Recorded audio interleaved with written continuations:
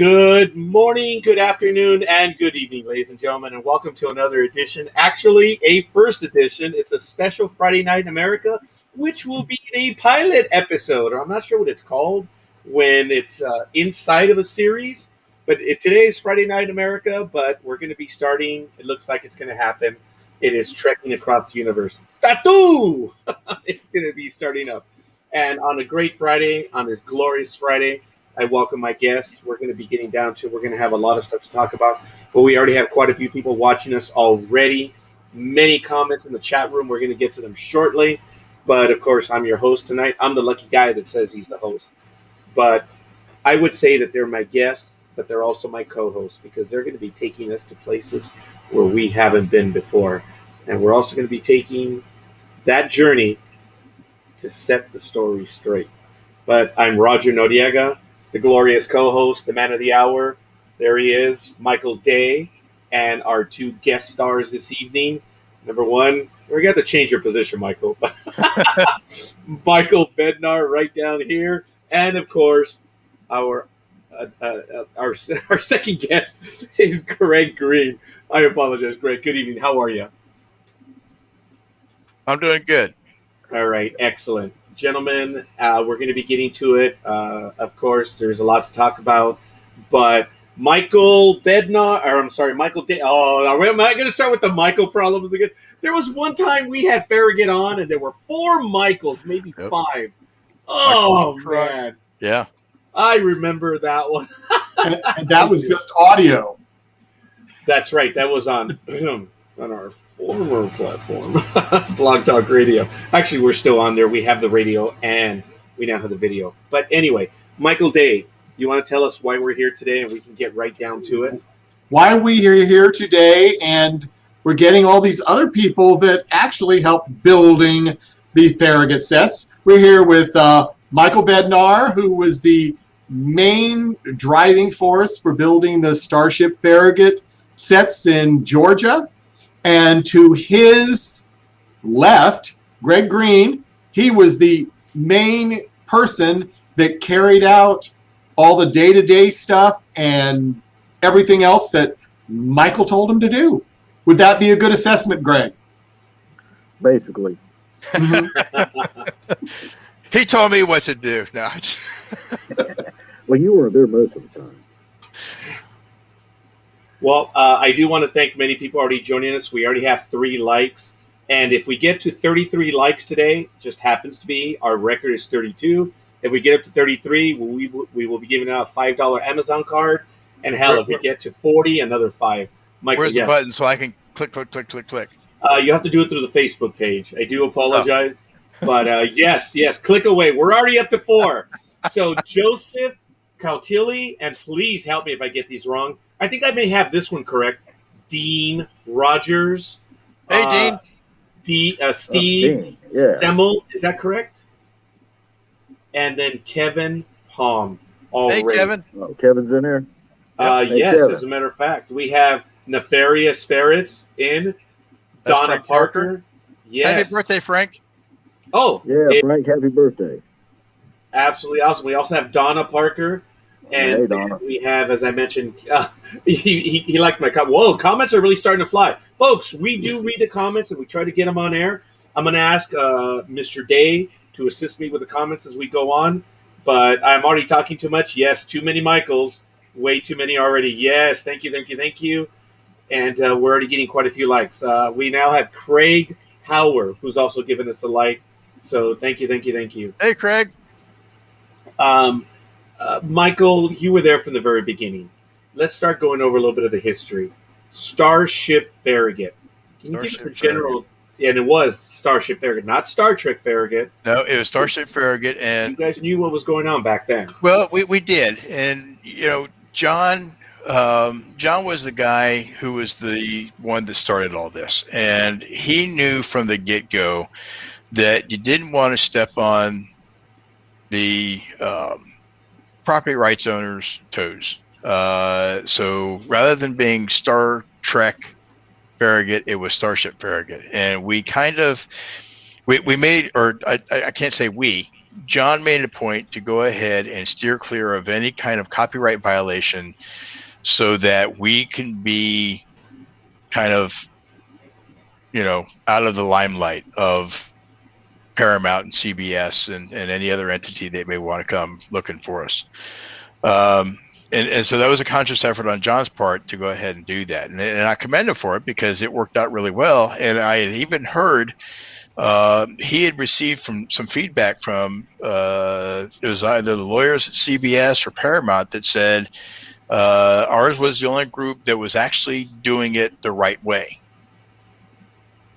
And so that came before the business with Axonar and the new regs and everything about 15-minute movies and things like that. So that was pretty good, and it got Farragut involved in a couple of shows that were on at the time. One of them being Big Bang Theory. John was able to supply a dress tunic and regular tunic through Anovos for the show, which we then auctioned off. So it was pretty decent. Heck yeah. A lot of people don't know that the episode, it was an important episode that prop came from. Were you guys mentioned in the credits? No. Nope. And it was all, we couldn't say anything about it at the time due to non-disclosure. But everything that we did was provided through Anovos, who provided it to the show. So yeah. But I know how that goes. Yeah, it happens, and the nice thing is, it was on the show. It wasn't something that we did and had on our show. It was something that was done on the Big Bang Theory, which was a an accomplishment for John to do that. So good job. Well, yes, it is something that John did, but by definition was something that everyone did. Yeah, Because, absolutely. It's obvious someone had the vision to get it going, and that says a lot. Yeah. But it was the vision, the leadership to bring everyone else, to get them involved. There's a lot to be said for that. Yeah. I've been fortunate. I've had the privilege of speaking to John on several one-on-ones. I think he's done 3 of them with us now. I think so. And he's given us a lot of time each and every time. Yeah. And I remember on one of them, he got a little mad too. I forget exactly what we were talking about, but for those of you that remember, yes, he had reason to. It wasn't mad at me. It was the conditions. But I remember he didn't share his emotion all that much in public, I should say. No, he didn't. He didn't. Very, very cool and calm. Yep. Yes. Now, if we can go back a little bit on the actual timeline, dates-wise, as I mentioned to you gentlemen, and before Greg joined us, I discovered Farragut roughly in 07, 08. So I'd even met you before I was doing Noriega.biz radio. That's how we started. It was my website to talk about institutional. I remember. Arrogance. It was Noriega.biz radio, and then I shortened it one day to NDB. That's all it was. Because my website was Noriega.biz. That was it. Talking about arrogance. But anyway, Michael, can you give us a timeline calendar-wise? Well, I wasn't in it at the beginning. John had started this with, I think, Paul Sieber and Amy Seppin. Amy Seppin at the time. She got married to Bob, Amy McDonough. Great couple. But anyway, I think it was around the 2003 timeframe that they actually got that John started the initial stuff for moving forward with Farragut. And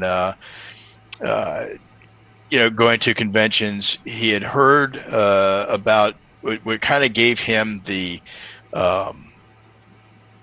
nudge to do it. He saw Starship Exeter, and he's like, Mike, here's a DVD. You got to see this. These guys are making Star Trek. And so I watched it. Everything was pretty cool. The creature at the time was a little campy, but you know, for being a people pouring their own money and heart into it, it was pretty awesome. And they had great stories.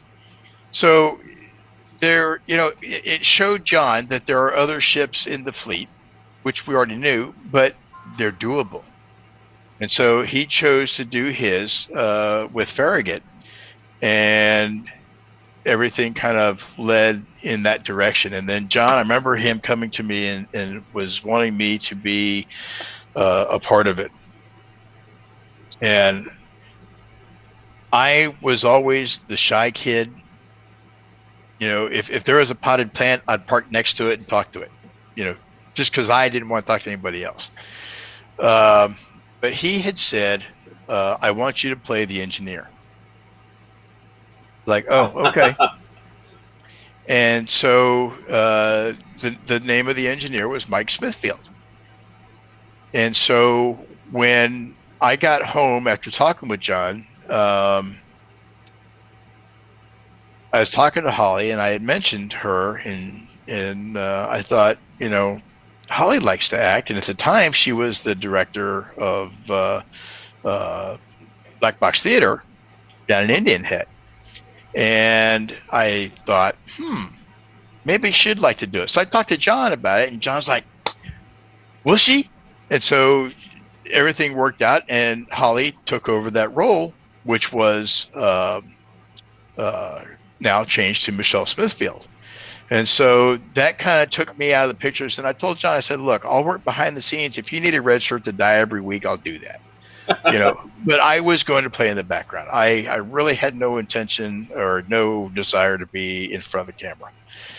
And I remember, let me post this up here so I can go through. All right. So you see this person here? Actually, what we need to do is change the screen. Give me a moment. Whoops, sorry. I think there it is. Yeah. Okay, very good. There we are. So that person standing next to me is Robert Turner. Sound familiar? RT? RT. That's where the RT came from. Robert Tackett. Robert Turner. Okay. Yes. Okay? So he was the original Tackett. And they had done a promotional video of him in the episode. And I'm not sure of all the specifics why he dropped out. I know he was getting married at the time and may not have had a large bandwidth to do any of this. So he talked to John about, not reprising the role and doing it. And so John had talked to me, and then I said, and by that time I saw how much fun they were having with this thing. And I was like, okay, I'm in. I said, if you're okay, I'll take over the Tackett character. And that's how I became Tackett. So when was that? About 2003 or 4? Let me see here. 2006, 2005? It was probably around 2006 then. Yeah, probably 2006 timeframe. 2005, 2006. There is a purpose for this time frame, and I'll get to in a moment. And before we get to Greg, and I apologize, I want to have him join us right now. I do want to give some shout outs. We're actually already up to 12 folks. We're doing very well. I want to thank you. As a matter of fact, let me get to them. I think I already announced the first 6, but I'm going to make sure we're going to do all 12. Kevin Palm, Steve Semo, Dean Rogers, Joseph Kautili, Craig Hauer, Nefarious Ferrets, Tony Konopka, Karen Cantor Robbins, Eric Ogle, Lisa, Mac Catchman, D.A. Roberts, and Randy Landers. And for those watching or don't know... Hey, Randy. Okay, yes, Michael knows who Randy is. A lot of people in the Star Trek universe do, from Potemkin Pictures. So, Randy, thank you for joining us. And, hell, if he's interested in joining, you never know. Just let us know. But I wanted to go back to Starship Exeter and a little bit of the Star Trek timeline. One of the things that was behind Starship Exeter is because, remember, we have Voyager that finished in 2001. You had Enterprise that picked up. And there was a lot of chatter about being able to do Star Trek. And I know that Hidden Frontier was around as well. And there was a whole talk about, well, you can't do Star Trek anymore the way it used to be because it just looks fake. And one of the mantras, if you gentlemen remember, was Starship Exeter said, you guys are wrong. Not only can you do Star Trek, but you can do TOS. Yes. And they went ahead to prove that it could be done. Yep. And let me tell you, look, again, the adventures of the USS Angeles, they're cool. They're awesome. We, as a matter of fact, Michael Day and I talked about it over the last few weeks. The first fan films were in the early 70s. Yes. It's crazy. Yes. George Takei was in one of them. Yes. I mean, there was a lot of love back then. So it's incredible how it morphed. But as technology got better, the stuff we were getting on television was just blowing everything away, period. Yep. So there was a lot of talk. Well, you can't do TOS. It'll look stupid. No. Exeter said, nah. Yeah, you're right. You can, and it's all about story. And and I say this respectfully, those kids down in Texas, because of what they did, Phase 2, Farragut, and a few others said, you know what, we can play as well. Yeah. And boy, did you guys play. Wow. It was fun. It was fun. It was Absolutely. You know, I think I look back on it. I miss it. I don't miss the expense. But I enjoyed myself enough that I wish I could still be doing it without the cost associated with it. I know that, you know, Ray Tessie, who owns the sets now, has a fundraiser almost every month to go ahead and raise funds to keep it going, because it is a big expense. And I know that the rent was going up after we had left. So I don't know what he's paying now in rent. For us, it was $1,500 a month for that 10,000 square foot studio. So it is cheap, but yeah, you know, Adds up quick. it does. and it's not a home. No. And it's not a money-making endeavor. We Nope. know that. Nope. It is very difficult. D.A. Roberts and I believe Randy Landers have said what we're going to get to. It's always about the stories. And I've repeated this absolutely. over and over. And I get a lot of flack for this, but even George Lucas himself said, special effects without a story is a sad thing. No comment on the prequels. Nothing whatsoever. He was a storyteller. Say what you want. Yep. Star Wars, hey, you know what? He created it, and I'm glad for it. And you guys had a chance to play in the sandbox. But okay, there's a reason why we're here, and it's a very big reason, and we're going to allude to it in a little bit. But, Michael, we got a bit of the background on what you were doing. Greg, talk about, biting his lip, man. We're 19 minutes in, and other than saying hello, why don't you tell us what you did or even your backstory, how you got involved with Starship Farragut and some of the stuff that you did, please. If not all of the stuff. I said some. All of it. I believe it was around maybe 2008 where I got involved, Michael. Yeah, but 2009. 2009. Yep. 2009. Yeah, and it was maybe once a month on a weekend that we started building. Yep. And every weekend we would build something, and Mike would go back home, and we'd have to wait another month. Then we'd Or a couple weeks. More. Yeah. So finally we convinced Mike to let us have a key. And boy, did we go crazy. So let me backtrack that a little bit. So at the time that you guys were asking for a key, John and I had already been talking about, and John was the one who brought it up to me, and I said, funny you should say that, because I had actually been thinking about giving them a key to the studio so that they could be in there when I can. I said they've earned my trust. They know what they're doing, and why not let them have the keys to the kingdom? And so, yeah. Yeah. the key to the playground. We're going to go at it. Now, I believe we even built an extra section onto the bridge before you even Several knew that. sections. Yeah. Matter of fact, I just put a picture of you on your knees there working on the bridge layout. Yes, I remember that. All right, so gentlemen, folks, I'm going to make this clear because I'm going to be an a-hole about this. This is a real picture. It is Greg is there. Who was taking this picture, Michael? Me. Okay, so folks, not making this a court of law or anything, but those are the sets being constructed or being built. Maybe it should be. That's actually the bridge. Yep. Okay. That's the bridge section. So, not only that, so that's the bridge, folks. And I need you to understand, two of the gentlemen that did that are here. And they did it under the Farragut banner. And even more so, it was Starship Farragut that built these sets. Michael, where are these sets at, please? They're located right now in Kingsland, Georgia. In this picture, they were in St. Mary's when we had the 3,000 square foot studio there.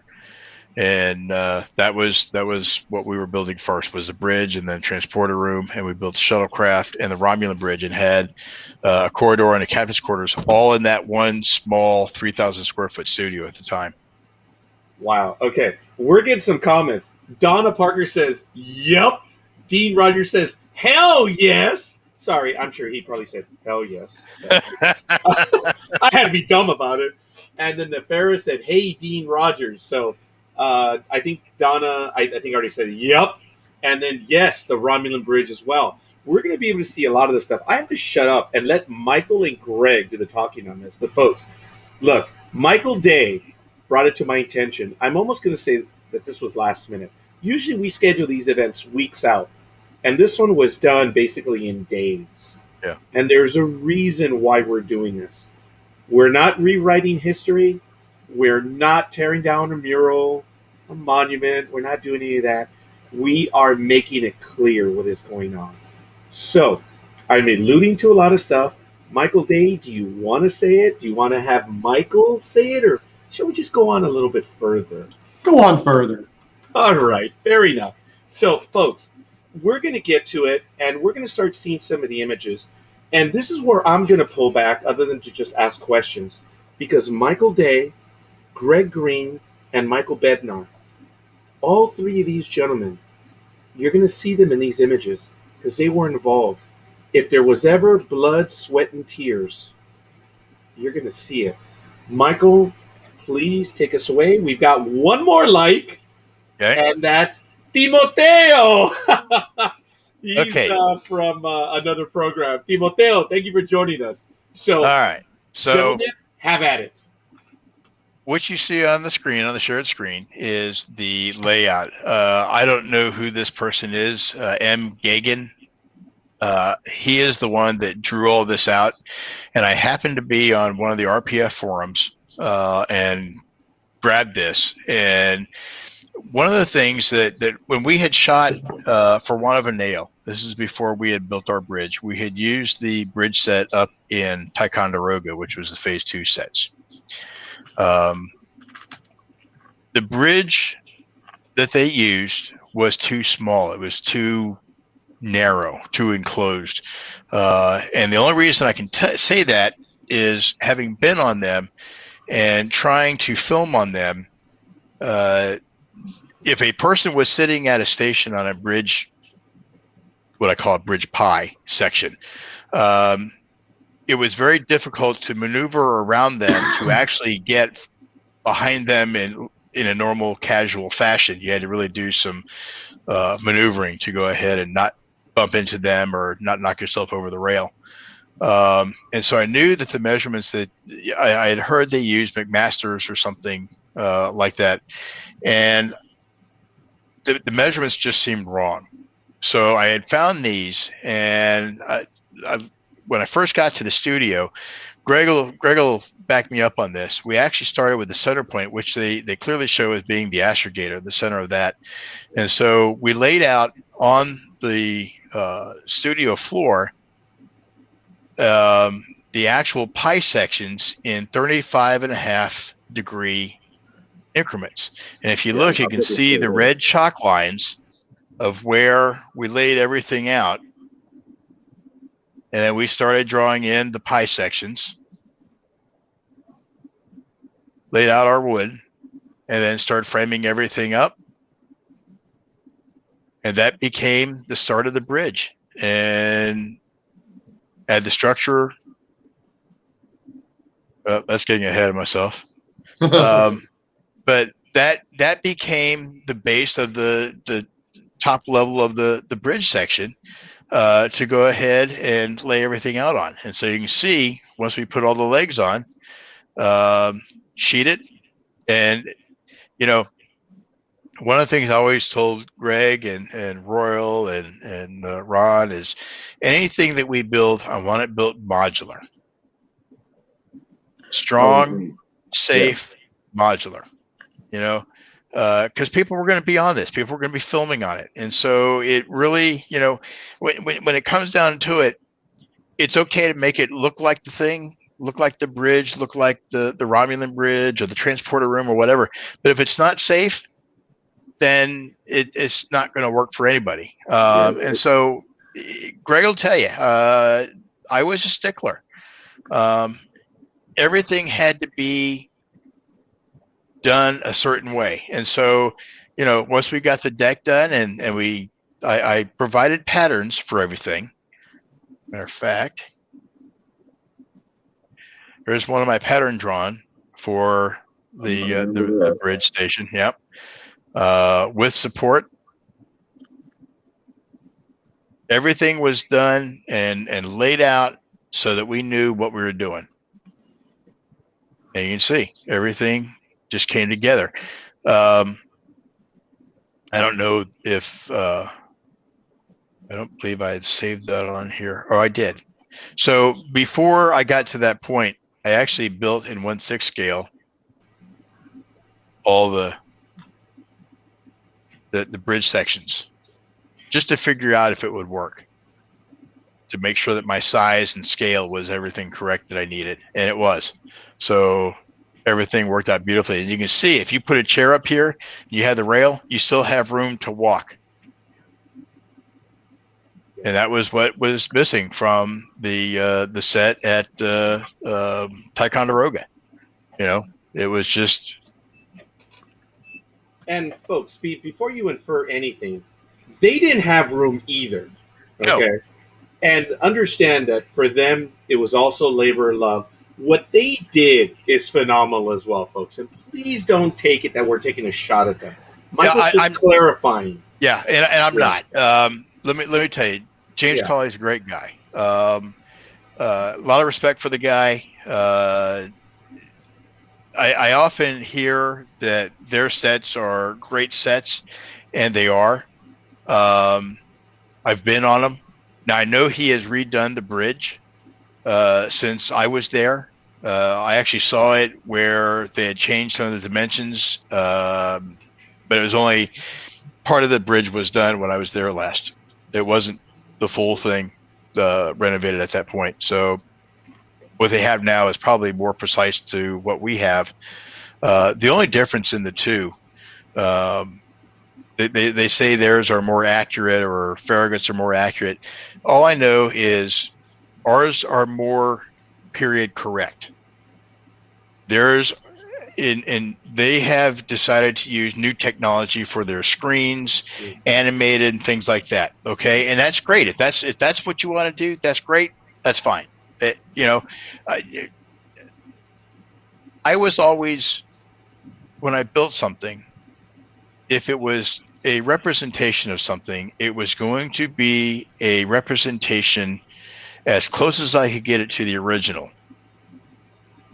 employing everything they did originally, not bettering it, not furthering it down the road. And so that's why I kind of wanted our sets to be more traditionally done than what Phase 2 had done. I mean, I could have gotten monitors together. I'm a computer guy. I could have done the same thing, but it for us, it wasn't advantageous. And Greg will tell you, I had at least 3 or 4 computers at the studio that we used for reference. Yeah. You know, it wasn't there to go ahead and make the screens animated or whatever. That just wasn't the route we were taking. You know, the 2 sets are both attractive, but ours are more traditional to the way that they were done back in the 60s. That's all. And it says a great deal. There's no doubt. The end product is clear. So again, folks, it's just a matter of taste of how it was being done. And I want to thank everyone. We're up to 15 likes now. So we're almost up to half. We're 30 minutes in. I want to thank Matthew Raymond for the like. And I also want to thank Scotty Whitehurst for the like. And Hey, Scotty. lots of comments. Yes. As a matter of fact, I did put a call at the bottom of the screen. Let us know who you are and where you hail from. That's an old Blog Talk Radio line, folks. The Parkers are in Gaston County, North Carolina. Or is that North Kakalaki? I don't know. But anyway. It's got to be Frank. And Craig Howard is from La Plata, Maryland. La Plata, Maryland. That's right down the road from me. So that is cool. Michael, where are you? Maryland. Me? Maryland. Yeah. I'm from Charlotte Hall, Maryland. Wow. All right. And Dave, where are you from? Chevy Chase, Maryland. All right. Or where you're at now. Mr. Green, where are you from? I'm in Jacksonville, Florida. Awesome. And I'm the only oddball on the West Coast. So that's about right. Oh, we got our 16th like already. Michael Thompson, thank you, thank you, thank you. And folks, if you have a drink, doesn't matter. I apologize. We're a bit behind, but we salute everyone that is spending time. Folks, I cannot believe the numbers that are here watching this program. I want to thank you, and we're going to get – I have to shut up. You want to hear from them. These numbers are so high. It's not for me. It's for that. All right. So let's go back to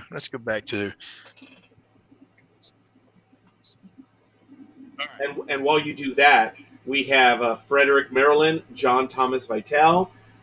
They're from Junction City, Kansas. No Budget Productions. Steve Semmel is from – oh, I missed that one. St. Petersburg, Florida. Yep. And I know. What's wrong, right? What's wrong? Well, Roger, let's tell you who Steve is. Steve is actually one of the people who has taken lead on finishing up our last episode. He is providing the musical score. He is doing all the coordination, and big props to him. Otherwise, I doubt Homecoming would ever get done. And that's one we've had in the works for a while. But when a lot of the major players that were involved in Farragut had kind of Left. and things just didn't get done. So, with that said, thank you, Steve, for continuing the torch. And I see Steve Stevers. Awesome. Yes. Michael Thompson, Kansas City. We have yet another like from Randy Wren. It's WRENN. Mhm. Oh, there he is. I know Randy. Yeah, Hey, Randy. Charlotte, North Carolina. I'm only kidding about that North Kakalaki line, folks. I don't know what it means. It's just I heard it before. But actually, we may have a question right now, or a comment from Timoteo. Very briefly meet at Shore Leave in Maryland some years ago. I didn't get a chance to tell you how much I love your work behind and in front of the camera. Oh, thank you. Thank you. As a matter of fact, Timoteo has been on with us numerous times in the past, and I don't think he saw it last time when we did an episode. I believe Randy was on with us, Randy Landers. And Timoteo's Johnny on the spot, man. I mean, right, Michael Day, in all the episodes, we'd mention something, and within 30 seconds, boom, it was in the chat room. And I'm looking like, oh, yeah, there it is. Chat room. Timoteo, I thank you. I gave you a lot of love on air, but you left last time, so I apologize. But now that you're with us, I thank you. It means a great deal. You're not associated with us, but you've been supporting this tiny little endeavor of what we do. But the numbers keep going higher. I got to shut up. Michael, keep going. All right. So anyway, a lot of things that we did, everything had to be drawn out or plans done. We didn't waste time. This drawing here was provided by Matt Busey. We kind of gave him what we knew, and he ran with it and did that for us. But everything that we did we went ahead and Wow.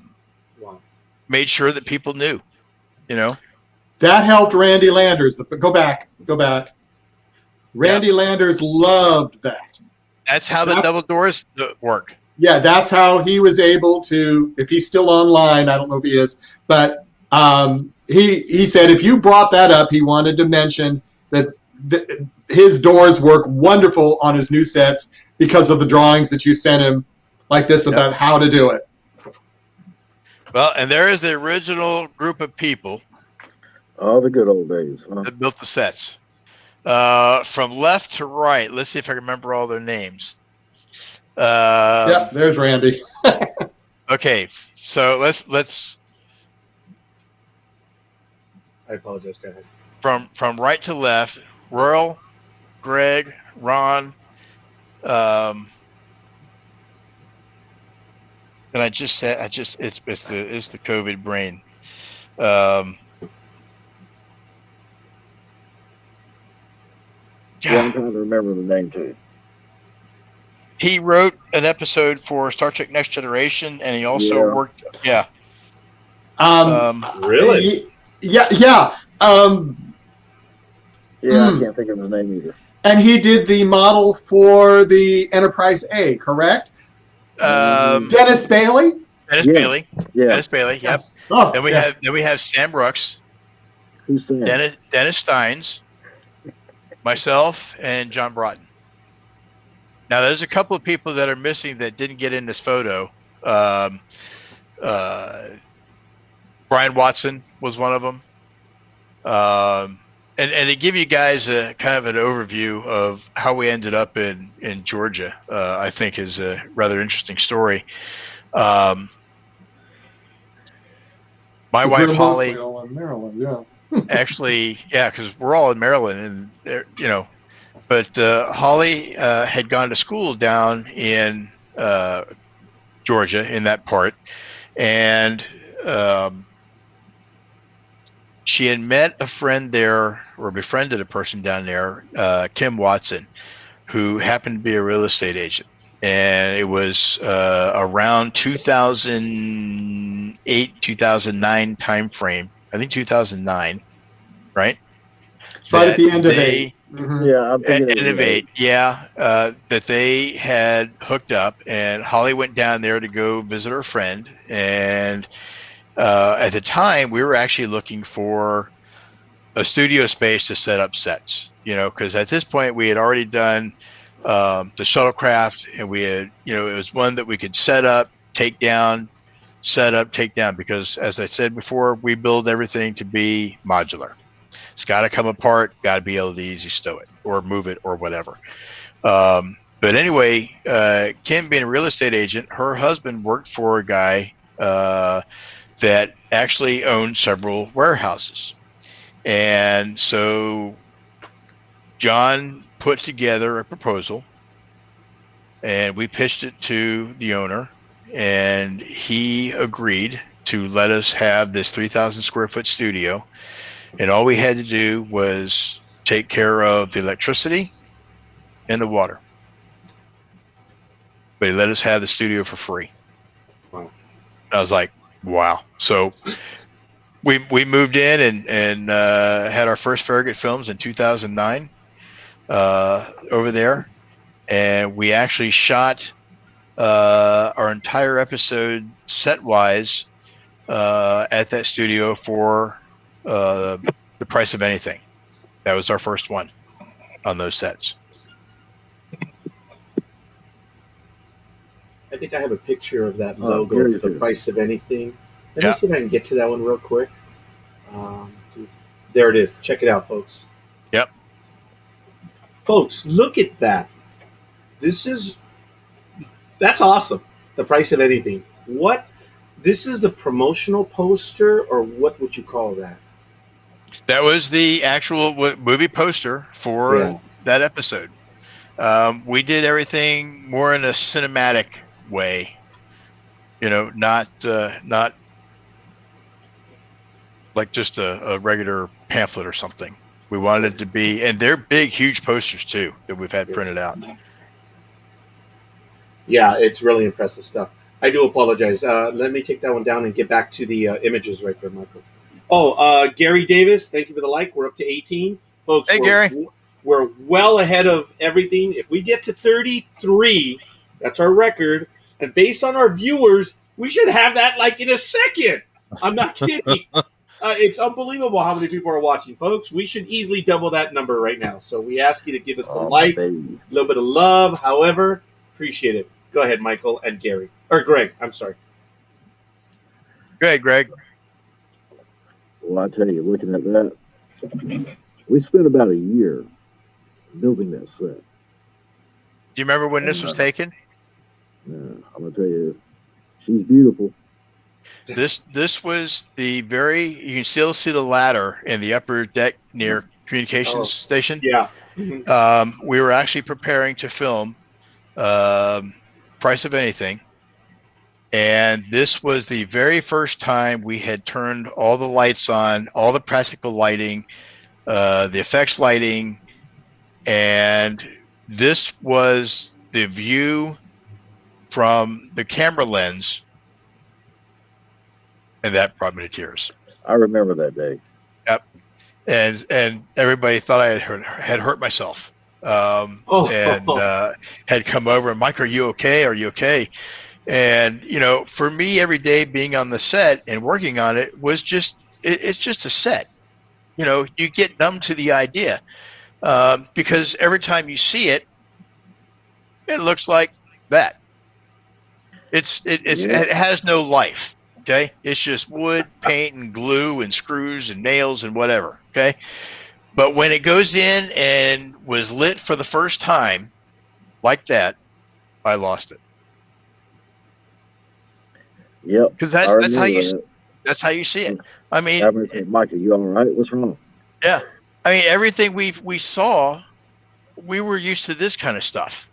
You know, we were used to building this stuff. It was just a piece of hunk of wood. You know, John Broughton's dad built the transporter console, and I brought it back to my dad's workshop and did the final sanding, the painting, and got it ready, and brought it over to the studio. But that's how it looked for us. Everything had a beginning. You know, here's the Romulan bridge being laid out. You know. Yeah. Now Frank Parker has lots of memories of the Romulan bridge. That is Frank's, and to be honest, I Oh, that's Frank right there, isn't it? Yep, right there. Yeah. Frank, I think, would agree. It's our favorite set. It was the toughest set we had to build. I thought the bridge was bad. This was way worse because there's no right angles anywhere. Oh, someone commented about that earlier. No right angles. Yeah, that was Frank, yeah. Oh, yeah. It was Frank, yes. And what's worse is, as you go through it, you know, you had the support coming up this way, the walls, but then you had a piece that came back in over the top to give it kind of a crowning effect. And so, yeah, it was. Let me see if we can find a better picture. Here we go. Oh yeah. I mean, that's the final outcome of what it looked like when we were done. That was shooting the Price of Anything episode. But that was how we had it lit. Actually, that's not how we had it lit. I think we changed it. Yeah, that's how we had it lit. But yeah, everything, you know, the walls were all green, but by the time we put all the gels in everything, it's all gray looking and red. And, yeah. What is amazing sets the mood. Yes, Greg, I'm sorry I interrupted you. What is amazing to a fan is the sets obviously look bigger. I remember, and here it is, I got to say it because I had the chance. On June 12th, 1998, Joe Menosky! That's who I was talking about earlier before we went live. Joe Menosky, writer, producer on Star Trek, TNG, and Voyager. Okay. He arranged for a tour on our 5th anniversary. And we were able to go to the Voyager sets. And it was amazing because folks, being there was, I mean, the wet dream of wet dreams. I'm sorry, I use the language. It was, and I get what these gentlemen are talking about. But I had commented that when I walked into Janeway's ready room, my office at home was bigger than her ready room. Yeah. And one of the gentlemen that we caught, because he was on break, he was so cool, he was talking to us in the mess hall, said, the camera's this big. Yeah. This is it. That's all you see. And when Michael was talking about that, Greg and Michael were talking about the image where Michael got emotional. If you look at where the camera is placed right by the bridge console, it kind of gives you an idea of the way the lens distorts everything. Yes. Yep. When I was in the engineering set of Voyager, folks, it looked so huge. But when I was there, I was able to reach across to the left side and touch the consoles, and reach across to the right side and touch it. Like, hey, it should be a lot bigger. Don't get me wrong. The engineering set was big, but it looks bigger on television. And seeing what you guys did for the Romulan bridge, it looks like this big, man. Yeah. It really came out. I got to tell you, it is. It was one of the toughest sets we had to do. Look, there's no right angles there. No, nothing. You know. Look at Frank's face. I mean, it was just like, look at these angles. It was a nightmare. And if you look at the legs of this thing, the legs actually taper up. They're not straight up. And there's only 3 of them. Anything was straight on that. Yeah, it was definitely one of the toughest set pieces that I have ever done. I mean, even if you remember, Greg, we had to go out and buy a laser, so we could cut the line here, so they could put the flat wall up. Whenever we started putting that thing together. Yeah. Greg, there's some comments going on in the chat room of who has the Romulan console now. What's the deal with that? I don't know who has that. I think so. It's no longer down there in Kingsland. I think it still is down.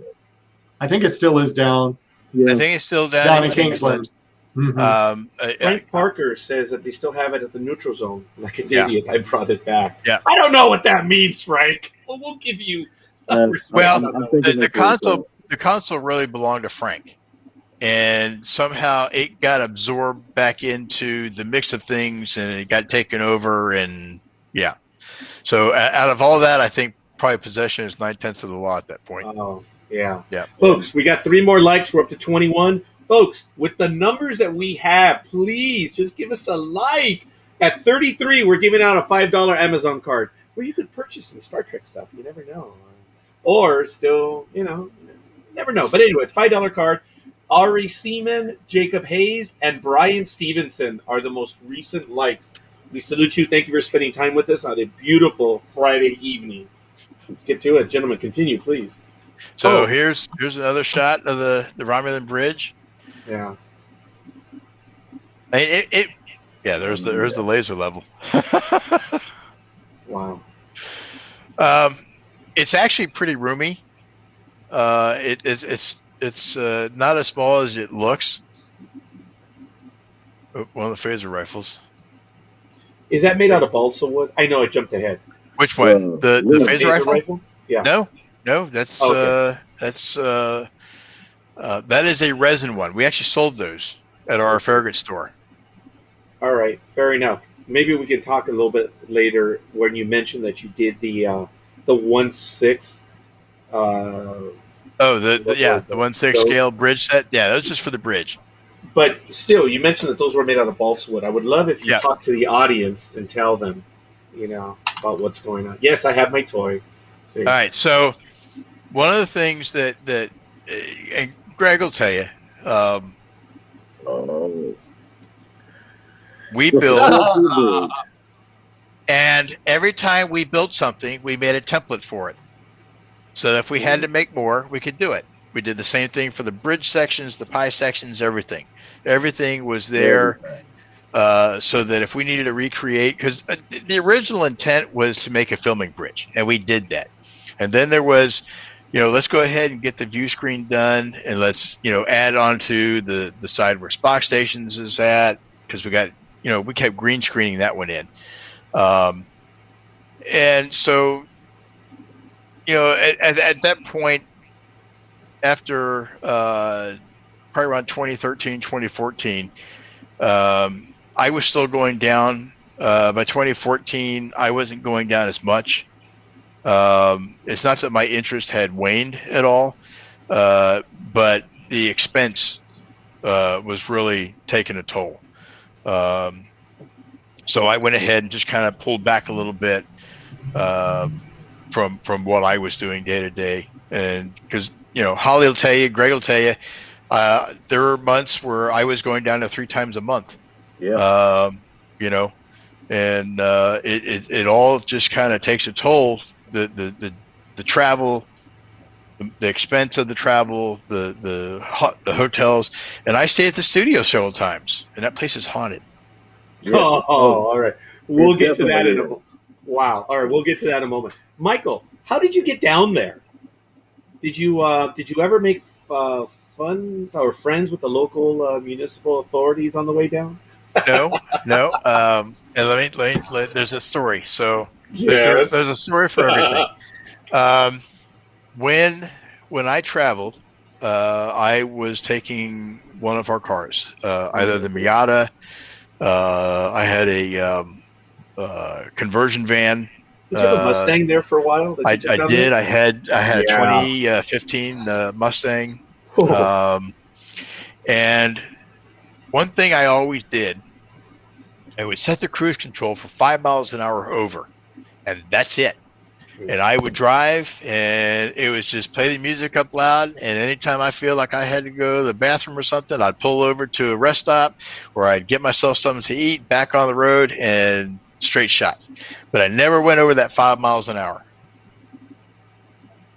yeah. There were guys that passed me like I was standing still, and a couple miles up the road, you see them pulled over by Johnny Law on the side. I'm like, yep, see, there's a Dodge Charger for you. Bye.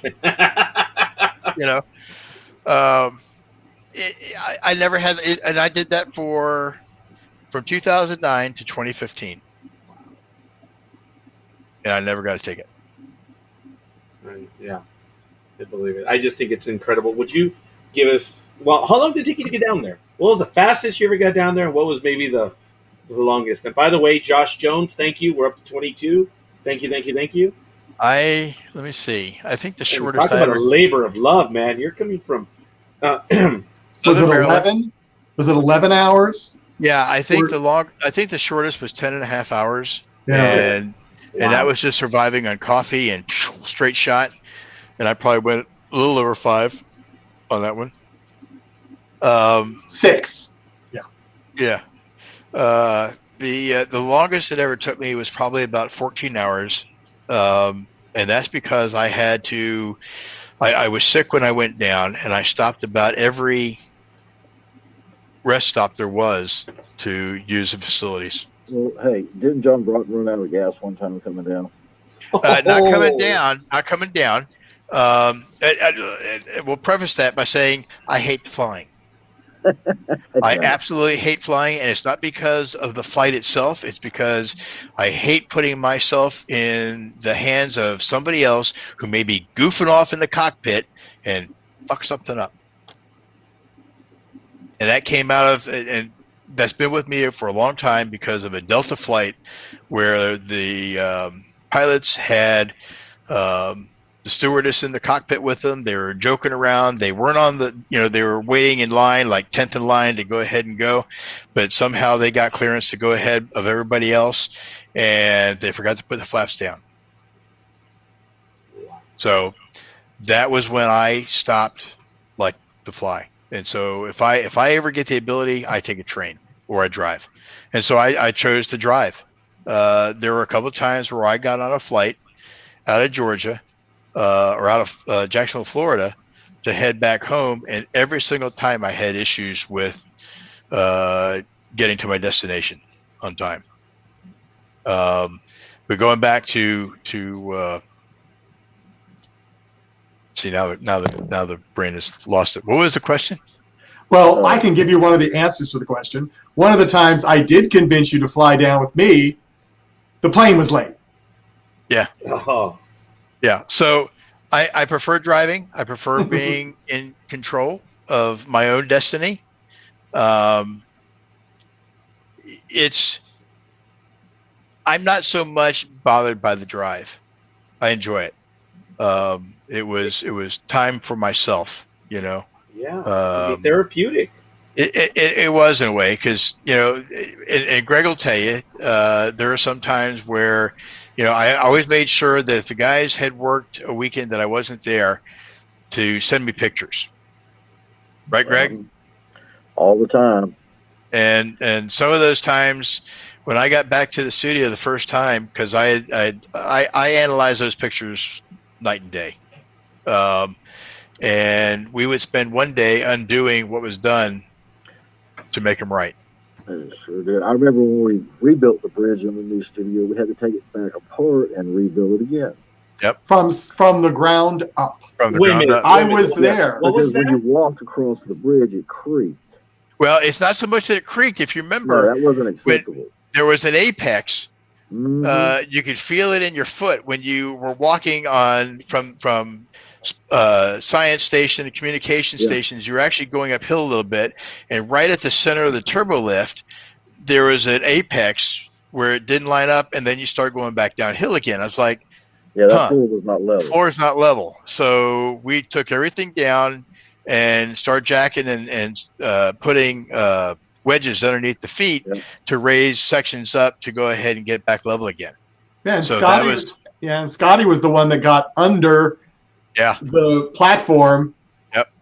And was putting everything underneath. I don't know if he's still online or not, but but he was doing all that. Wow. So I'm a stickler for detail. Mm-hmm.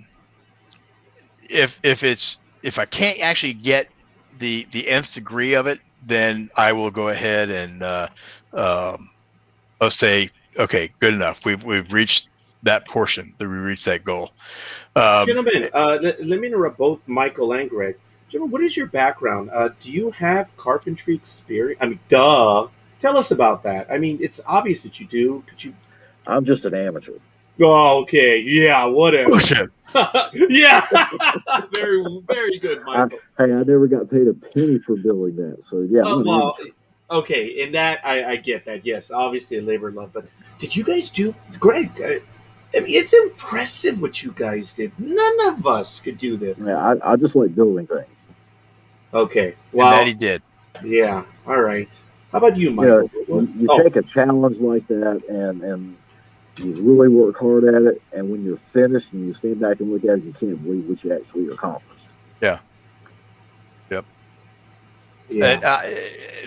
And as I mentioned before we actually went on air, Greg has my utmost respect for what he did. He has, he was single-handedly the go-to guy to get this stuff done. He managed to go ahead and pull off a tremendous feat that if I didn't have him, the sets would not be, one, as good as they are,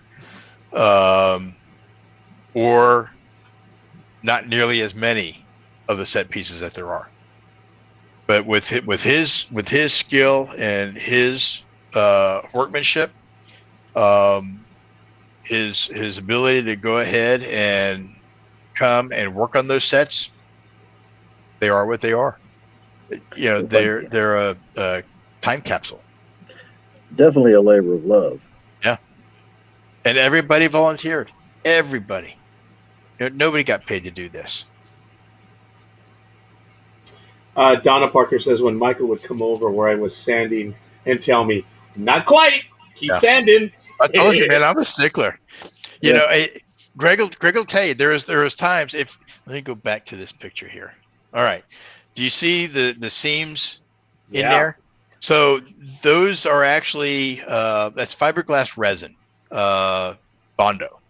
So it's Bondo with fiberglass hair in it to make it structural sound because we didn't want it to keep cracking on any of those spots.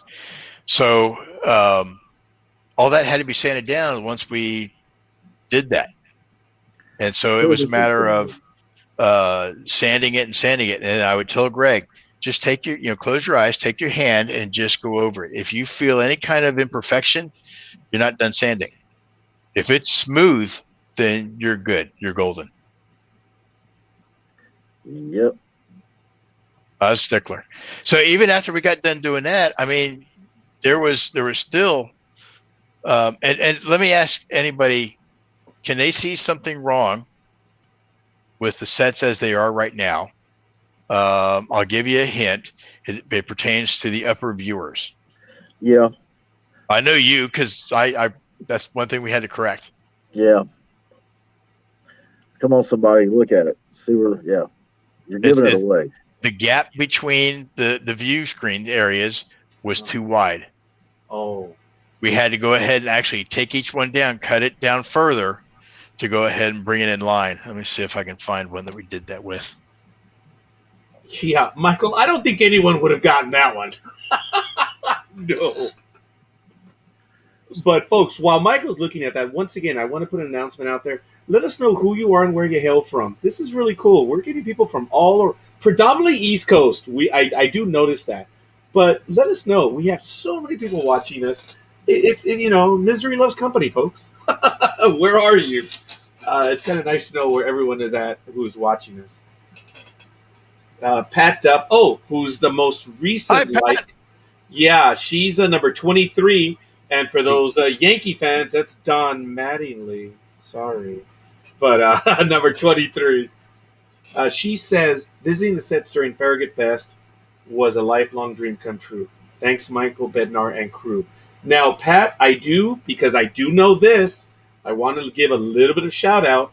The gentleman that was coordinating and doing quite a bit of Farragut Fest. I mean, they all were. But I think the one that was maybe the responsible one for that. Michael Day. Yeah, right there, Michael Day. Yep. The stuff that you were doing there. Well, okay, I'm being stupid. I'm being pedantic at this point.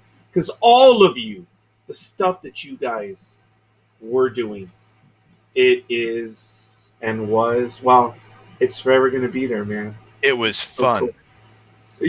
It was fun. Absolutely. It was fun. But you're not leaving us yet, Captain Kirk. I think those were his last words. But anyway, Michael, you did, how many Farragut Fests were there? We did 3 Farragut Fests, and then we did 2 just general open houses. And the first open house was when Greg came, when he got introduced to us. Yep. Yes. Yeah, matter of fact, it was. And I apologize that I haven't been able to get to all the comments because we have so many going on. But there are people thanking you guys for giving you them tours when they showed up, which is really absolutely awesome. And I'm going to see if I get... Oh, there they are. The studs. Mm-hmm. Oh, there they are. Hey, is that Michael in there? Yeah. Michael Day. Yeah, there's 2 Michaels in there. And, of course, John over on the left. John Broughton. Yes. Now, what is this comment that Timoteo says? Michael B. Oh, it's a question. Who designed the Constitution patch? So the patch was done. We actually went ahead and sent out a kind of a contest about what the design was going to look like, and part of that design. Oh, wow. Hi, Neo Effects. Hi, Michael. Hey, there's one of the other Michaels. Yeah. Yes, as a matter of fact, he's been on with us in the past, and we need to get Michael back because talk about an unsung hero. Oh, absolutely. Yes. Is it improper? Michael, you want in? We'll send you the link. Yeah. So, yes, continue. I know. So I got to shut up. What was my question again? It was about the Constitution patch. Oh, yeah. So we had sent out a contest. John did, and he received a submission, and the actual script that was in here was something that I had thought about, but didn't really talk to anybody about it. But I know that John Sims was the one who actually did the layout, which is actually supposed to be the scroll with the feathered pen. And I said, well, I want the delta in there. So it was a combined effort where we added the delta from what I had wanted. to go ahead and bring that back in there. So there you go. Excellent. That is sweet. I didn't recognize that one earlier. I thought it was different. That is cool, man. Yeah. The USS Constitution. Thank you, Michael. That is sweet.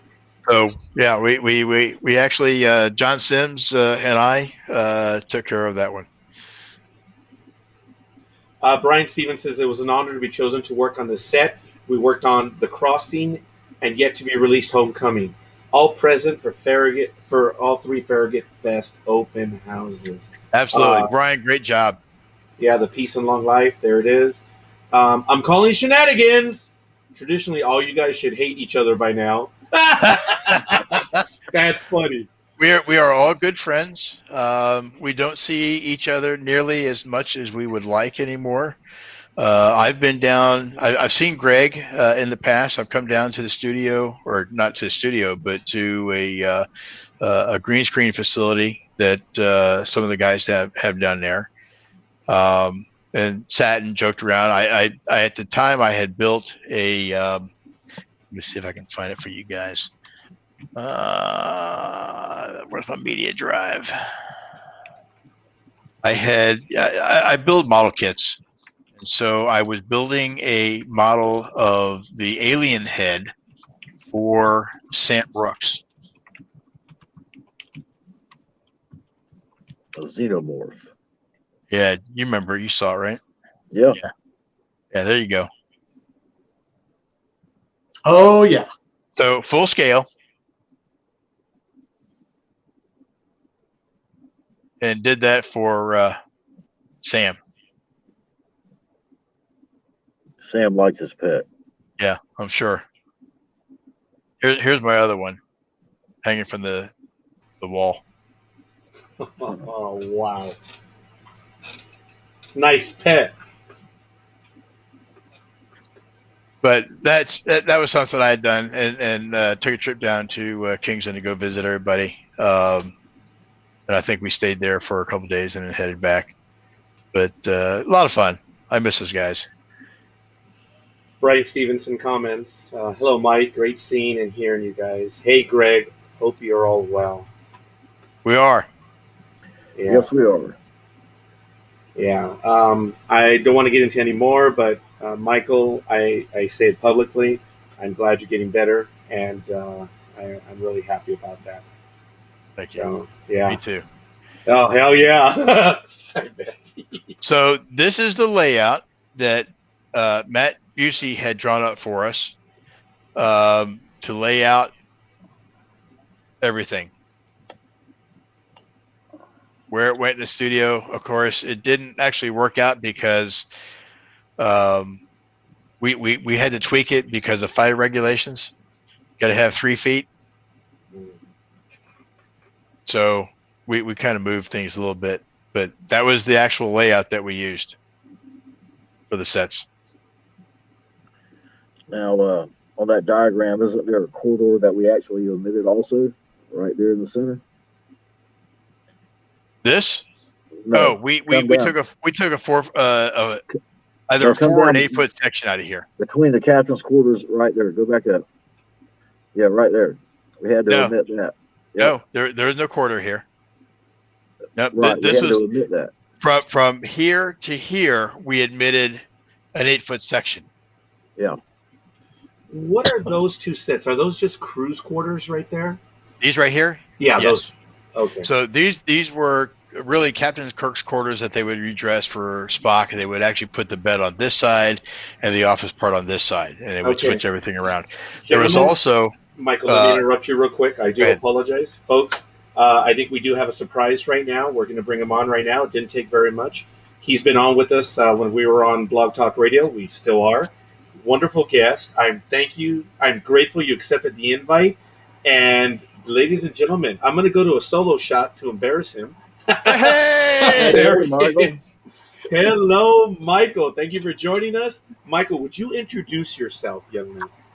Yeah, I'm Michael Struck, formerly of NeoFX, the visual effects company that did all of the visual effects, CGI, everything for for Farragut, and I wouldn't normally jump in and jump on Mr. Bednar's. No, much speech, appreciated. Glad you're here. It seemed like a safe place, so I thought I'd come in and say hello. Always safe welcome. place, huh? We'll have to fix that. A safe place. I don't know. But Michael, seriously, thank you. This is your second visit or third visit with us now? I haven't done one of these. It's been a while. You were on with us back in like. Oh yeah, we did the radio. We did the radio podcast thing. Yeah, but I know you were on a solo, but I think you may have joined another one. That's why this might be your third or second. Doesn't matter. Welcome back, Michael. Thank you for accepting our invite. No problem. I don't want to take away from what Michael was saying and stuff, but I got an invite, and it's like, you know what? I've been having my head under the sand for years now, so I figured I'd come and say hi and just really show my appreciation for what Michael, John, and everybody else did behind the scenes, in front of the scenes, for making all this stuff happen, because I wouldn't be doing it if they hadn't have done their part. So it's less about me and more about them. And we did try to stop saying we'll fix it in post. We really did try. It always Didn't happens. happen. This is funny. Planet of the Michaels. There's another comment.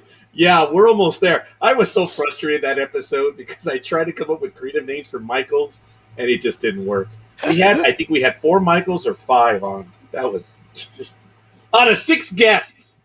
4 or 5 of them were Michael. Wow. That was funny. Michael, Roger. Yeah, that was funny. And I forget who it was, but there was a little smart mouth one there. That was me. Nah, you've always been cool, man. But anyway, Timo Tail says, well, Michael, does he who is like God?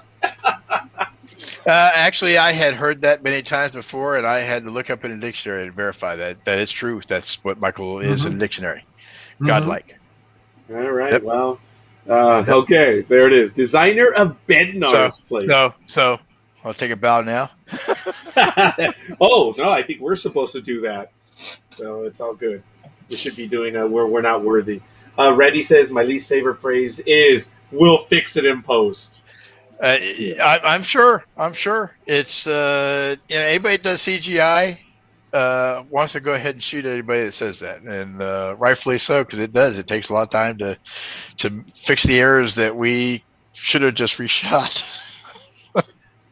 Michael from Neo, when you feel that you want to jump in, by all means, go ahead, because I'm sure we're talking about the set construction, but there's comments from you as well. So well, yeah, and quite honestly, you can't talk about visual effects without talking about the sets and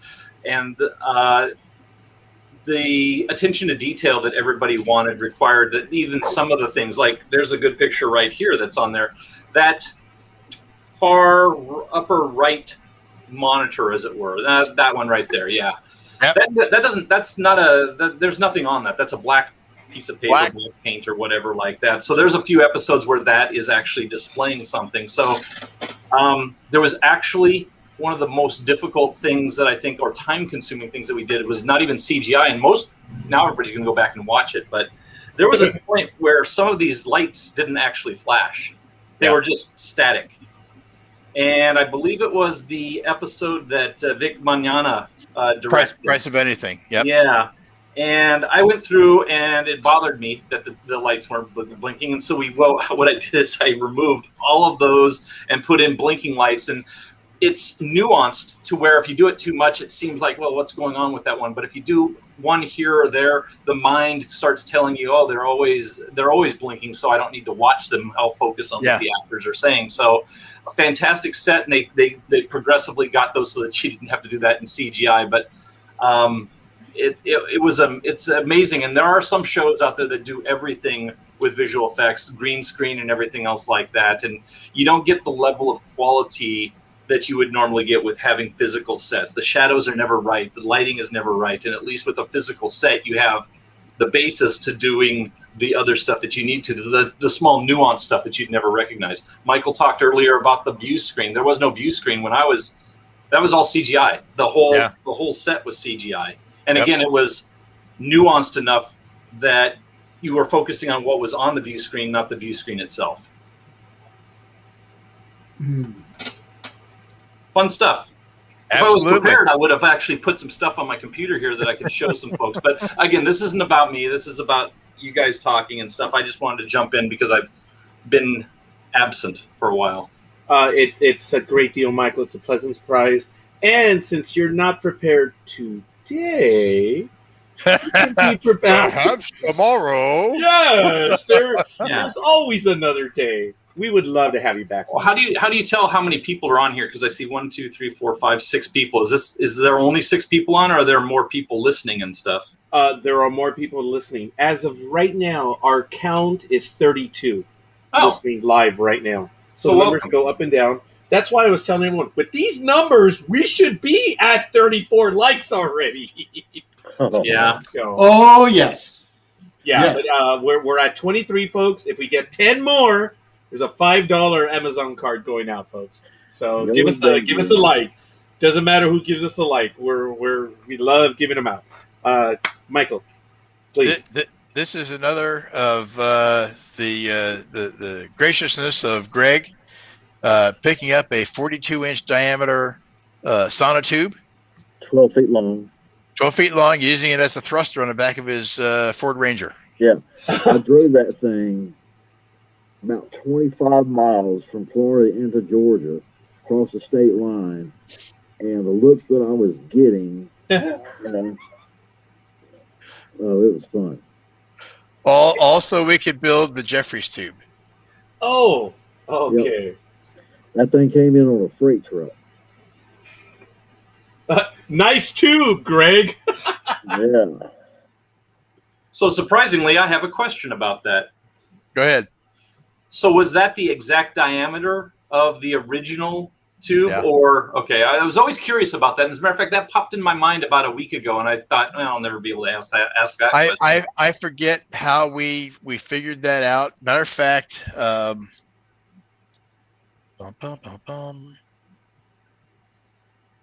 this was. Oh, wow. There you go.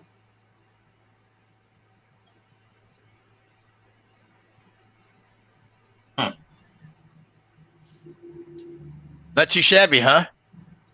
And even this platform that's up here, we actually used that platform to shoot down to get those shots. Yeah. You could get up there with a camera. You had a nice base. Everything was structurally sound and fantastic. Yeah. And you had a really nice view of the top of the sets around the whole studio. Yep. Oh, yeah. That was good, too. But all the lights were pointed down so that you could go ahead and get those shots.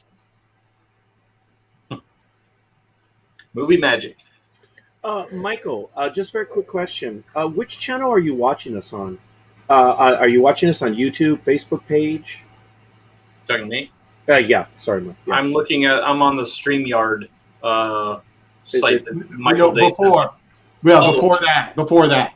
Yeah. I was just watching on you. I was just watching on Facebook. I had received, what was it? I think Steve sent me a note saying, "Hey, 22 people are live," and I usually ignore that, but I haven't seen Mr. Bednar in a while, so it's like, okay, I'll see what they're doing. It's like, I didn't want to take away from him, but at this, it was an opportunity I couldn't pass up.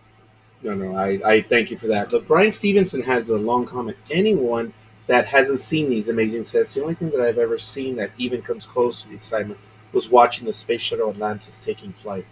Walking onto these sets, you actually feel like you're on board a Constitution-class starship. And before I get a comment from anyone, when you got emotional, Michael, when you said that earlier, and sorry for going back to it, when you guys were on the set, you talked about this is what you guys saw until the lights went on. Did you guys hum the noise, or did you hear it in the back? In your head, you do. But so let me. The ambiance, it's not just me. So when we would do an open house, Michael Day and Greg, they'll all tell you the same thing. We made a point to keep the doors closed at the entrance to the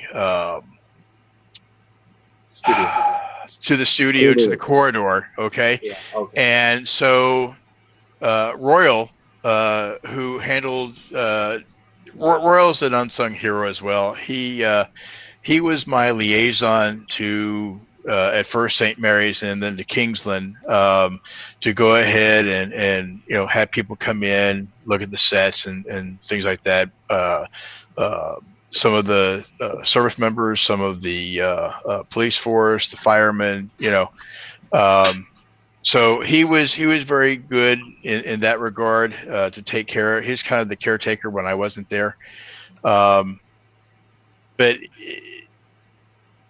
when we had the Farragut Fest, he always did the doors, whether we were filming or not. You don't touch the doors unless Royal gave you permission. Those were his babies. So Royal would be there ready on the pull string to go ahead and open the doors. And when it was time, I made a point to not watch down the corridor, but to be in front of the people and watch their faces when the doors opened up. And honest to God, you'd see their jaws drop. Because they literally, at that point, when the doors opened up and you saw the corridor going down to infinitum around the corner, you're like, holy crap, I'm on the ship. And that was the sensation that you got. Because everything was lit at that point. It wasn't just, a couple overhead lights on here and there to kind of, guide you through, but everything was lit the way you would do it when you were filming. All the practical lights, the gels, the special effects lighting, all that. Now, this is a technical question to all three of you, or all four of you. There was a problem when Paramount Pictures, or when the production was trying to do Trials and Tribulations, because there are a lot of diagrams, there's a lot of stuff that they could replicate, but there's stuff that just isn't done anymore. Right. And I understand it was some of the lighting. Now, did you guys have those same issues? Well, I imagine you did.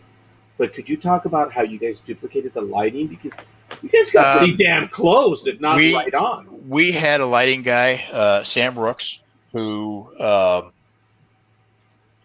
wife hired him, not fired him. My wife hired him, and he constantly reminds me that I can't fire him, only Harley can. I've heard that a few times. He came with his own equipment. He has all the gels, everything, and did just an outstanding job of lighting. And then Matt Busey, he's no slouch either when it comes to lighting and setting up a scene. Matter of fact, I remember Matt coming to me when we were shooting, getting ready to shoot Price of Anything. He said, how do you want this episode to look? And I said, do you remember? And it's my favorite TOS episode, Balance of Terror. Oh. That's my favorite. And the lighting, it's kind of it's not overly dark, but it's only highlighting the things that you need to see, right? And so it kind of sets a tone while you're on the bridge. And so he took that to that level to go ahead and give me that kind of lighting. And same way with the Romulan Bridge, when we lit it up, I'll go back to, let me see, where's, this is what it looked like outside. She's standing in front of the sets doing her monologue, but everything, even if you look, while it's red lights here, it's supposed to be blue lights in there, but we didn't have enough gels to do that, so I settled for red. But I still, if you look at the original TOS episode in Balance of Terror, it has those patterns of light in the back, on that back wall. And so we were able to replicate even that kind of moment from that episode. Oh, hell yeah. It's phenomenal stuff. As a matter of fact, we've had quite a few comments that I've been trying to post. Everyone talking about their being on the sets. Yeah. Someone mentioned you absolutely hear it in your head, the music. Or not the music, but the what is it? The background ambiance or whatever. All the noise and the deck plates and Yes. The hum. Those clay helmets. Yeah. Yes. Now, did you guys ever get around to building the engineering sets? We did not. We didn't really have the space for it. We could have done Right. some. We could have done the initial opening with the monitor at that time. But at the time, and to backtrack, there was one of the, I think, second to the last Farragut Fest that we had. There was a guy that came up to John and I at different points of the evening or the day, and later on, I found out that he would actually be working with us because Vic hired him. Vic actually pleaded with me to let him work there. I didn't want him because the first thing he came and said to us was, these sets are not accurate. This is wrong. This is wrong. This is wrong. This is wrong. And at that point, I'm thinking to myself, dude, this is the Farragut. This isn't the Enterprise. Okay. So there's going to be some differences, but he was really this hardcore fan that wanted to go ahead and nitpick every, and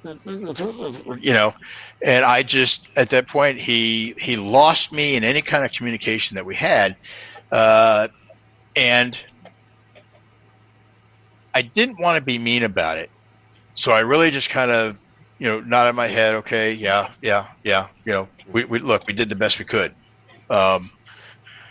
So I kind of excused myself from him, and Vic's like, dude, you really ought to, let him come and work. I mean, he's a stickler for detail like you are and like I am, blah, blah, blah. And I'm like, no, he's an asshole, He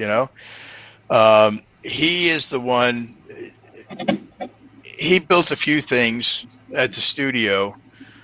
One of them being the round circular enclave with the triladder in it.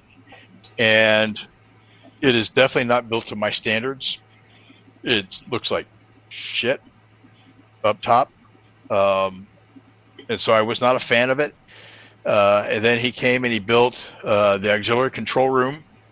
And the first day that I was there to go over some of the things, as we were getting ready to film, and we needed the auxiliary control room, Greg will tell you, I walked up to the table and it was as flimsy as a sheet of plywood, 1/8 sheet of plywood, and I had to rebuild it, didn't I? Yeah, I remember rebuilding that thing. The tabletop. Mm-hmm. Remember that? Yeah. It was absolutely horrible. And one thing that I've always stressed from day one when we started building the sets was build them strong, build them safe, but also build them modular. And he supposedly is a craftsman, but in his work, I just didn't see the craftsmanship.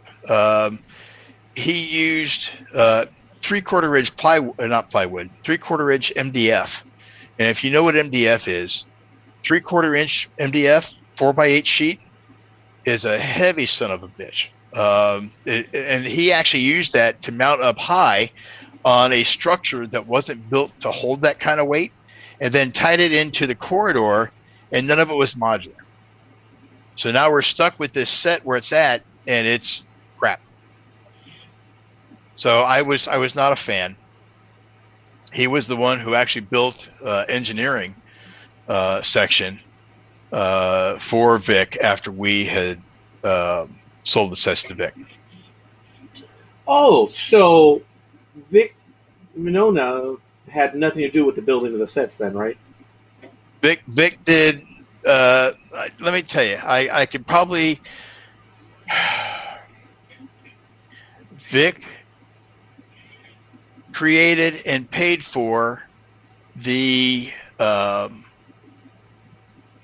piece of plastic trim that goes between the transporter posts, a couple of the set decoration pieces, but as far as actually building anything, I never saw him build anything.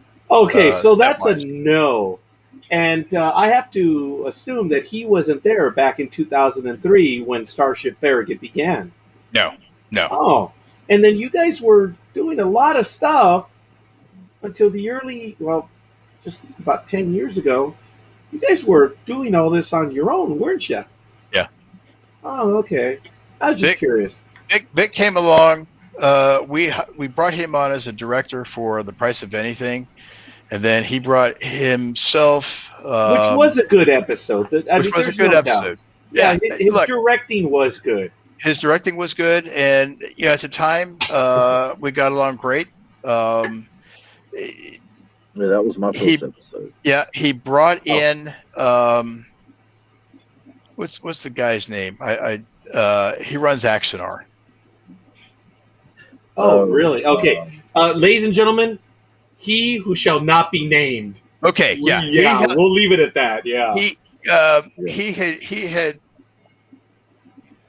he was in the original trio with Vic to go ahead and propose their show to us to let them use our sets. Yeah. And at the time, they were building sets down in Texas or Oklahoma or something like that with another group. I think it was Oklahoma. And they wanted to go ahead. Yeah. There you go, Kevin. You did it. But anyway, they were building their own sets, and Greg will tell you they were cheap. Greg had one of his guys go pick up the sets that Vic claimed were his and brought them to the Farragut studio for us to use with those sets that we had. And everything that he brought was crap. None of it was glued together. It was all just tack nailed. And if you do anything with wood, it just falls apart. So anything that he brought over, we had to completely rebuild anyway. Yeah, we literally had to take it apart, clean it up, and totally rebuild it from scratch. They used like a 1x3. Remember that? Yeah, and 1x3. it together, and that was it. And when they loaded it up in the U-Haul truck and they drove it from, what was it, Oklahoma, wherever, and brought it to us. It had just shook it all apart. Yep. It wasn't worth it was just lumber at that point. Yep.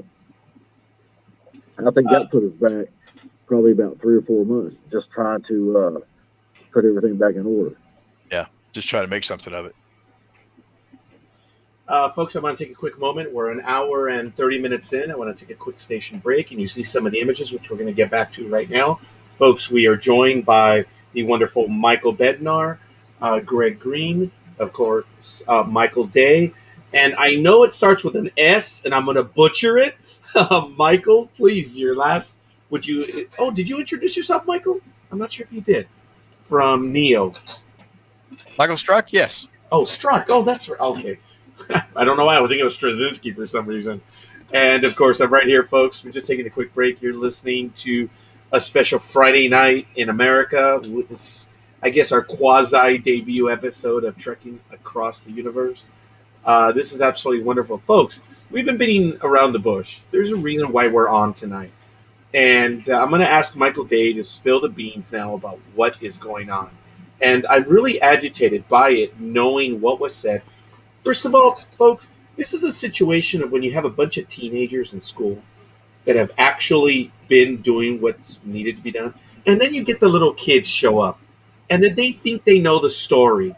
Or they know something and they want to be the little kid. You know, the apron stringer that doesn't have any brothers or sisters. The one that wants to be known and tells a story because they want attention, but they're wrong. Or it could be the cousin that's insecure and needs attention. But there's a reason why we're on tonight. And Michael Day, why don't you go share a little bit of it? I'll just share a little bit. We're basically on just to let people know that the sets in Georgia were created by Starship Farragut, and Starship Farragut has been around for a long time. As we said earlier, started to be conceived in 2003, really started to get going in 2005, 2006, and started some filming, and shot up in Ticonderoga for the first 2 episodes, and started our own sets, and we moved to Georgia, and built in St. Mary's to start with, as you have seen the pictures, which is wonderful. But, some people have said that we didn't exist, but we did exist. And we are here. And we have proof that we were here. That's basically why we're doing this, and just, all the labor of everybody that has worked on this for years. You can't dismiss us because we worked hard. Yeah, you did. I'm lucky that I can say I have tangential connection to Farragut, because when I discovered them, I asked them if they wanted to be on our program. They were one of our first gets. I mean, serious. Within the first 2 months, we asked them to be on the program, and they joined us. And I still think that having them on is what put us on the map. And any chance that I could help by getting word out for Farragut. I am not their biggest fan, but I'd like to believe I contributed a little bit to get word out. Because, folks, it's what these guys, the ones right above me, they were all doing the work. And when you look at what they do, man, or what they did, and because it's going to live forever. What did Peter Jackson say? Pain is temporary, but film is eternal or forever. What you guys did, it stands the test of time. And yeah, we tied it in with Exeter. Exeter got a lot of people going. Yeah. And if anyone had vision, forgive me, guys, this is a shot against it. If anyone had vision, it was Exeter. Yeah. Oh, absolutely. As I mentioned earlier, they said, hey, you don't need these modern, awesome looking things, which their sets were. The special effects, the sound, everything. It was phenomenal. What phase 2, Farragut, Star Trek continues. Okay, they did some phenomenal stuff too.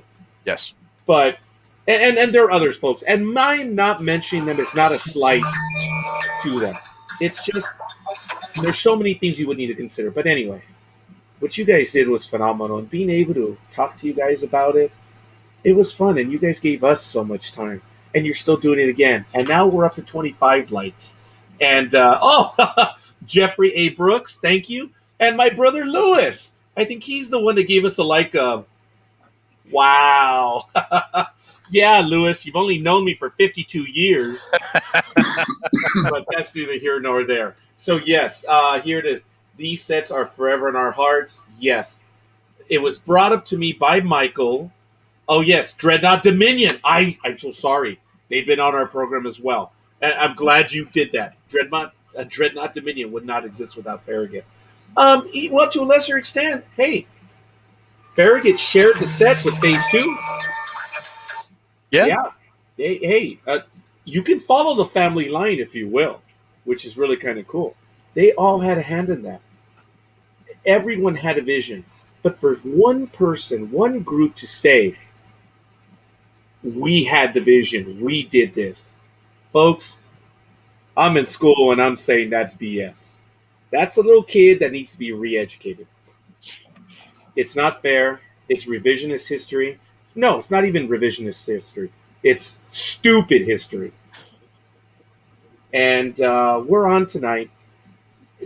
My anger is, get your head out of your ass, people. It wasn't them. It wasn't this one person. It was many people. Yep. And to quote Doc Brown, what does he say? Your pictographic fakery or something? There is none. Your photographic fakery, there's none of that here. This is them. This is their younger selves. Everyone involved. It was there. Well, it still is. To help you out with that, the communicator that you see is one that I did for Vic in his show. Oh wow, that's sweet. If you look up here, there's the title, Vic's communicator. You know, these are all Vic's. This is the one I did for him. You know, I paid for mine, the Bluetooth one. See, and you should have said something, because at the time I was all the props that I had built that had been used. I have no communicators from the show. You gave them all away. At the end of every film shoot, if it wasn't nailed down, I gave it away because I knew it was something we could recreate. Turbo lift handles, yeah. You gave away hundreds of those things. Yeah. Mm-hmm. I didn't know. Comes to me, Greg, I need you to build some more of these. I said, what happened to them? Oh, I gave them away. I'm like, what? I gave them away. Yeah, I gave them away. Well, here I go. But it was fun to do it. Look, I always looked at it this way, and John was the same way. John made the costumes for everybody, made the outfits, the wardrobe. He was single-handedly. He did the design for them. He actually helped Anobos with the design, and John got some of his tutelage from James Cawley. You know, there's that line going down, and John perfected the craft. John taught himself how to sew. He bought, I can't tell you how many sewing machines, and had work parties at his house. But anybody who worked on Farragut, who was on screen, got to keep their outfit. That was John's way of saying, here, I can't afford to pay you, but it's the least I can do is to let you go ahead and take your own uniform home. Wow. You know, and what's Nova's charging for these things? You know, $350 a piece. Yeah. That's good. Yeah, and these were custom made to fit you. You know, if you get one from Novos, it's just a general shirt. Donna Parker says, I learned a lot from John. We all did.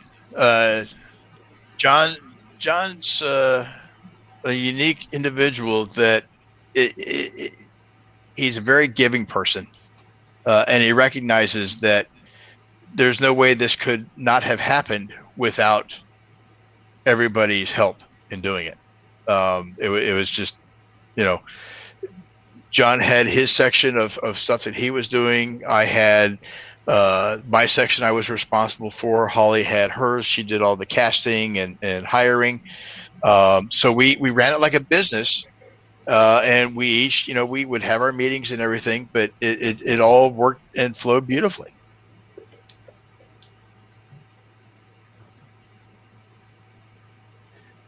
My brother asked, what about the phasers? Would you put that image back up one more time, Michael, where you had the communicator and the Type 1 phaser? Or I think there were two Type 1 phasers. Yeah, there it is. Yeah. There they are, phasers. Wow. Now, did you go as far as designing it where you could put the Type 1 inside the Type 2? We never got that far. Okay. It's one that I have that I am working on that is still sitting in the closet somewhere. But this is a hero phaser that I did, which shortly after we filmed the show, I gave it to John Broughton as a gift. Wow. Randy Lander says, Michael Bednar has been so kind with Potemkin Pictures. He's a font of knowledge and frequently shares it with us. Yeah. Kevin Palm says, I have my UFP technician jumpsuit from Homecoming. And I'm still planning on stealing the Romulan console. All right, Randy, you should not have said that here. Our audience is a little bit too big for that. Well, how many, if go back to the early sci-fi shows we used to watch. How many here have watched Lost in Space? Okay. Do you remember when you saw, when I watched those shows, I'm a detail-oriented person. And it always used to bother me that on some of the tubes, I would see the spiral, so I knew it was a paper roll. Oh. Right? Okay, yeah. Remember seeing those? Yeah. Well, that always used to annoy the hell out of me. So if you look at the picture I got up there, one of the things we did was line the inside of the tube with Luan wood. Wow. That got rid of that effect of you wouldn't see the like the cardboard, yeah. Yeah, you wouldn't see the swirl, okay? And so you ended up with something that was smooth and looked like it had purpose. It wasn't just something that was thrown together set wise. Yeah, that is amazing. And the thing is that the sets are still there. Yes. A lot of people don't know that they're still there. Wow. Absolutely amazing. They the sets still look great. I was there maybe a month ago. Oh, okay. They've held up very well. Are there any additions to the set ever since you guys kind of like I just know. added the view screen. Oh, really? Okay. Yeah, they built a view screen. It was never our intent to really. We had talked about doing a full 360, but we wanted to put it on wheels so that we could move it, because the full 360 bridge really only benefits the fan coming in to see it as it was in their mind. Okay, what we did, we recognized it as it was a filming set. It was something that we needed to be able to get equipment into and out of with ease, and be able to set up tracks and so forth. So there's when we shot the captain's, or not the captaincy, the Price of Anything. Mm-hmm. I'm sitting in a chair, and they set up this long dolly shot on tracks, and so as the camera pans in, it kind of builds up that tension. And so if we had the full 360 bridge there, you couldn't do it. Mm. So we recognized early on we weren't going to do the full 360 bridge. It just, cost-wise, was something we didn't want to worry about, but it was also something that made it so that we could film. And that's what the whole plan was. Use it as a filming bridge. It wasn't meant for anything else but. Yeah, guys, in the original series, I remember Kirk did a 360. He walked around the bridge once. And then it was gone. Yeah, and then no, go ahead. If you look at a couple of shots where Spock's had his scanner, yes, I was thinking of that. Yeah, you can actually see the edge, the drop off. Yeah, and I was like, "Where's that at?" Yeah, you're right. You can't see it. Now, there was another thing that Kirk did in an episode, which was, if you're thinking of the set, looking at it from Khan, to the left of it, there was a standing part of it, which was rarely ever seen, which I believe was the atmosphere, or it was something having to do with the the environmental controls, I think they were. Yes. Yeah, and that's the only other time I remember seeing, maybe right next to the view screen, and that was it. We just never did. I'm being paged. Hold on. Okay. All right, Michael, I want to thank you no matter what. I appreciate you joining us. Hopefully we can have you join us again. I'll be right back. All right. We'll see if we can have you back on, huh? Okay, thanks. Yeah, let me know. I'm not doing special effects anymore. And, I don't know if we're going to talk a little bit about the final Homecoming episode, but I did contribute a little bit to that behind the scenes. So hopefully, if there's an interest, I'll talk about it. It's been a long journey. It's been, how many years has it been? I have the whole story in my mind about how I got into this whole thing. 10, 15, somewhere around there. So it's been a long time, a good portion of my life. So if anyone is interested in hearing it, I mean, I can talk to myself all day, but if anyone else is interested in hearing it, I will certainly expound on it a little bit. I just never thought anybody else was interested. So if they are, then let me know, and I'll definitely, we can always do this. I obviously have a camera. I am. Okay, well, you know everything about it. Not everything. Look, I was always amazed by your stuff. I mean, you would crank this stuff out. I'm like, wow. I wish I could do that stuff. I wish I could build I was soldering the other day for a prop of sorts. And I end up grabbing the soldering iron with my bare hand and burn the heck out of my hand. And I did actually think about you guys. And it's like, I don't know how people build models or do those types of things with such intricacy, especially since I'm getting into the age to where my eyes don't work anymore. Apparently my hands don't work anymore. The only thing that seems to work is my brain, and I can actually translate that to a mouse movement that I can get stuff to happen on the screen. So, well, Michael, I don't know if I ever told you, but it was your visuals on Starship Farragut that got me to contact the other Michael up there. Said I was very impressed with them, and and I enjoyed the show, and then Michael said those lines I will never forget. Well, thank you very much. Would you like to help? Yeah, it's strange how we get into this, and then we're 10, 15 years later, we're still into it and stuff. So what's on the screen now is not something I did, but that's something I'm working on right now. Oh, that's your work. Okay, that's a real life physical thing then, huh? That's this physical model, and it is coming along. It's probably about 50% complete. I just did the photon torpedo effect. I'm waiting on another circuit board to arrive, and let to get this thing going.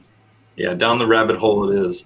I mean, yes. We could talk all day about that, but again, I've got to run. So it was really good seeing everyone again and catching Mike, good up. seeing you, bud. Yeah. It sounds like we both have a little bit of gray hair going on now, so it's looking good.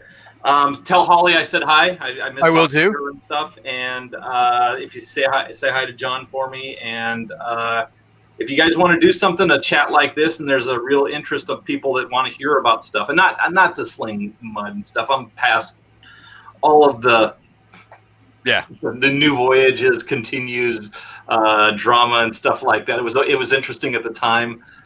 Everybody was trying to one up each other, but at the end of the day, I think somebody said it here. We all created something that's unique and special, and I can attest. I'll put my hand on the Bible and say, we were here.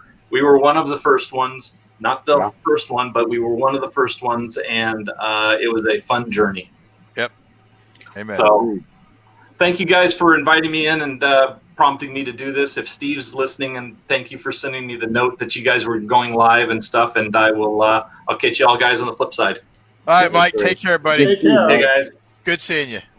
All right. Yes, that was a pleasant surprise. We're actually up to 26 likes now. Forgive me. The most recent one now is Jeff Mitchell. Thank you, Jeff. Did I mark my brother down? Oh, Luis Noriega gave us a like. And Jeff Mitchell. So we are up to 26, folks. And wonderful comments. Sorry about that, Kevin. Later, Michael. You may see it a little bit later, but this was a pleasant surprise. I was not expecting Michael to be here. And when I saw the comment, and we had mentioned something about right there, he commented, I'm like, hey, dude, you got to be in. And I'm glad he accepted the invite. Thank you, Michael Dave, for getting it to him, because I know I didn't. But Gary says, yeah, okay, gray hair. Hey, it is what it is. Might have to go with a Greg Green look. Yeah, I'm not prepared to do that yet. Hey, I almost did. Really? They say God created two perfect heads. When I was in the hospital, the high fever said we found out that the high fever, I started combing my hair and hair was falling out at rapid rates. Wow. And it finally started growing back in past month. So I'm glad it was thin. Yeah, mine quit growing years ago.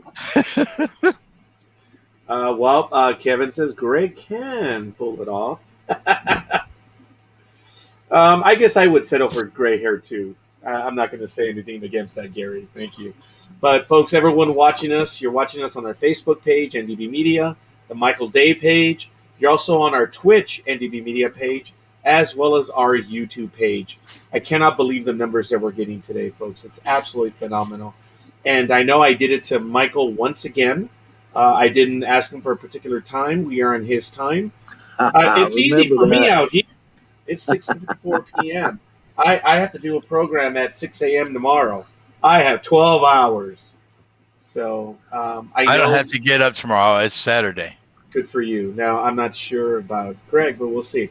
Nefarious says, I already have the Greg look. He drew a smiley on top of my head when I was working on the bridge.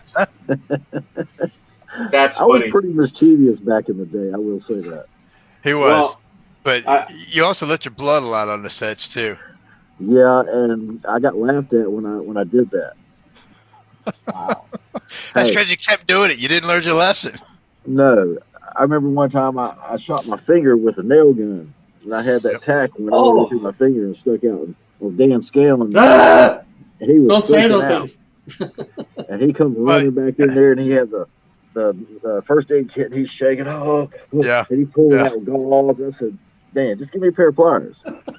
So I took a Oh, pair of pliers and jerked the nail out, and he's like weak at the knees. He's like, oh. Kevin, you retired? God damn, I got 4 more Oh, it years was to so go. funny. wow. Whew, Yeah. that's Yeah, crazy. so What's this? so that box of props no longer exists. It's gone. Nah. All those communicators have been given out. Phasers have been given out. I still have the logbook. you do have Actually, the no. logbook still. Actually, that logbook was given away to a gal at a convention because she liked it, and so I made a new one.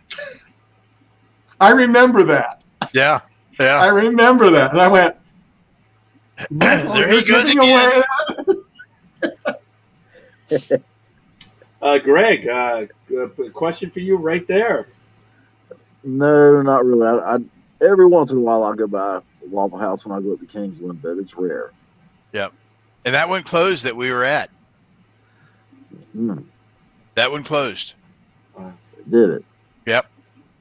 The one next to the restaurant we used to go to. Yeah. Yeah. Yeah. That one closed down. Oh, it did. Oh. Yep. The only Waffle House that's still there that I heard of was the other one on the other side of 95. Oh, see, and I thought that one had closed down. Yeah. Yeah. That one now is a Subway. Is it And I really? think the one that we originally went to, it does still exist. It does still exist. I told it Yeah, was they built a new one down further down Highway 40 almost to Okay. Walmart. okay.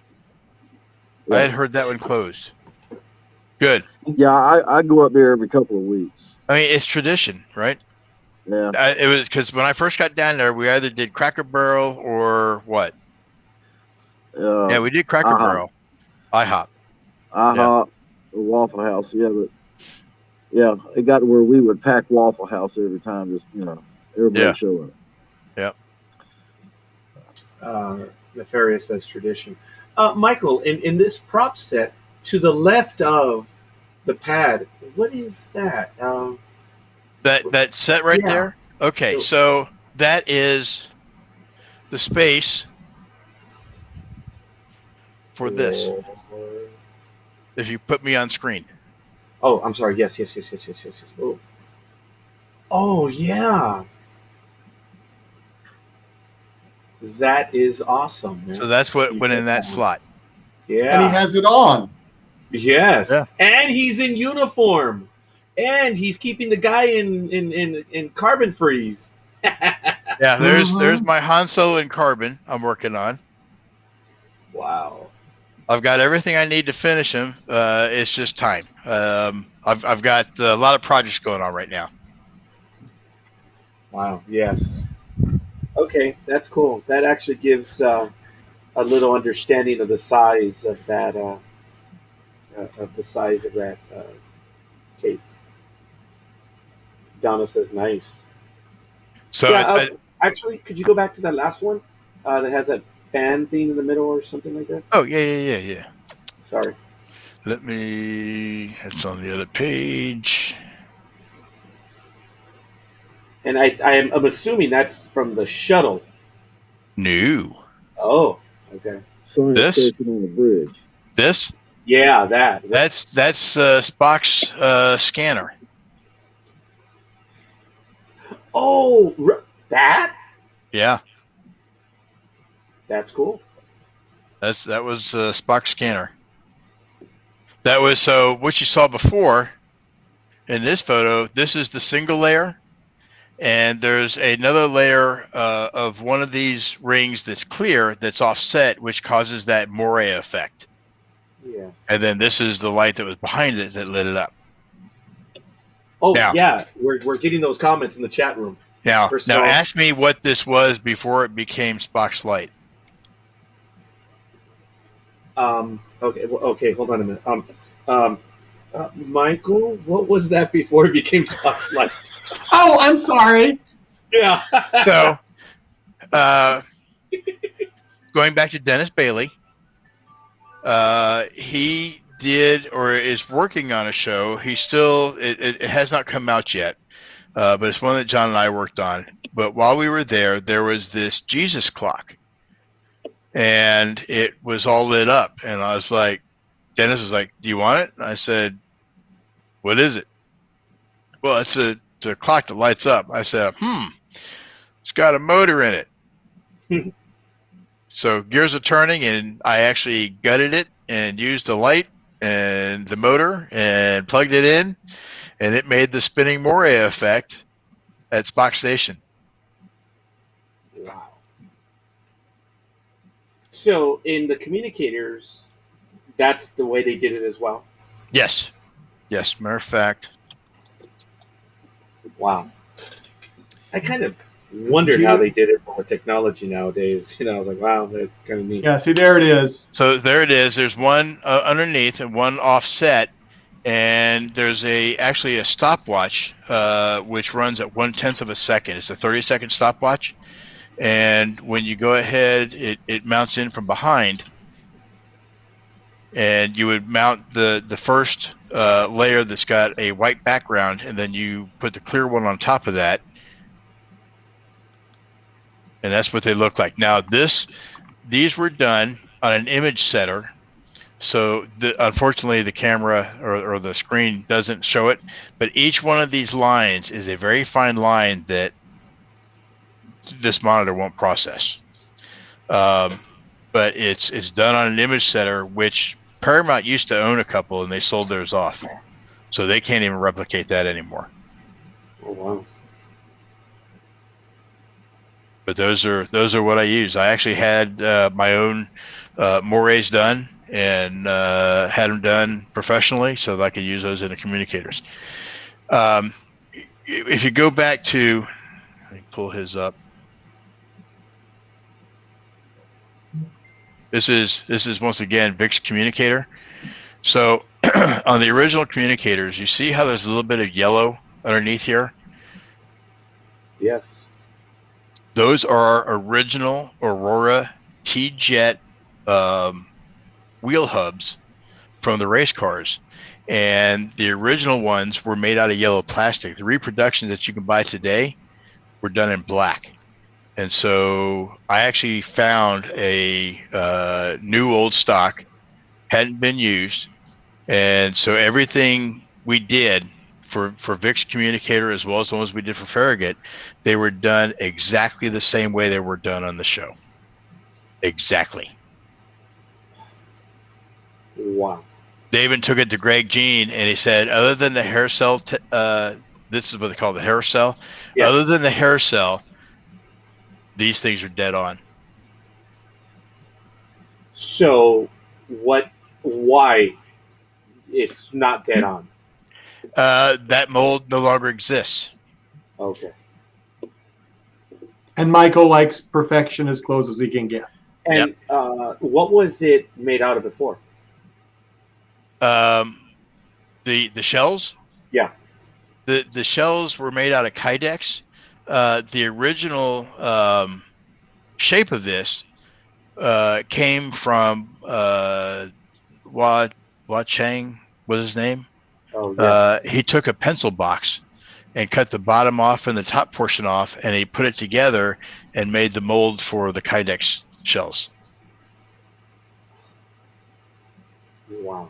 But these are as close as you can get. Matter of fact, all the shells that I have and the ones that I've got left were done off the original Alpha communicator. Okay, what do you mean off the original Alpha? The hero prop? Actually, the Alpha hero prop that was used, Dennis Science was able to get a hold of the guy that owns it, and they did a casting of it. And so all the castings that I have are first generations off that cast.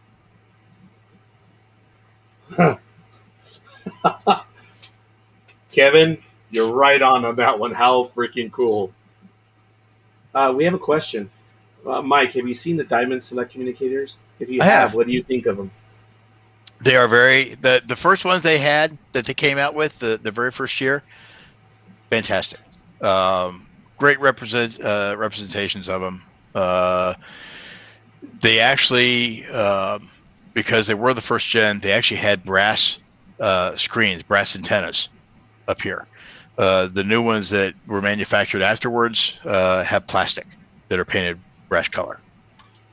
That's the only difference. Did you ever get a chance to see the Bluetooth one? Did you ever? I have not. I wish I had ordered one when they came out, but I have the wand phaser, which I used in the Crossing. Oh, okay, yes. Because I actually do have that one, the Bluetooth one. How I you only like it? regret with you know what? It's great. It is awesome. I programmed the sound, Mm-hmm. so when I get a call, it's that beep, Yep. beep, Yep. and I have it on my belt. It's under my shirt, so people don't know. When I get the sound, I could answer it through my earpiece, or if I'm in the mood, You can flip it open and yeah. makes the sound. I'm like, "This is Roger. Go ahead." Yeah. And I've done that, and people just lose their mind because they hear the beep beep, and I just go to it, and it's funny because I've worn the Discovery one, and people say, "Oh, is that the Bluetooth one?" I said, "No," Yeah. and then I whip this one out. I was like, "But this one is."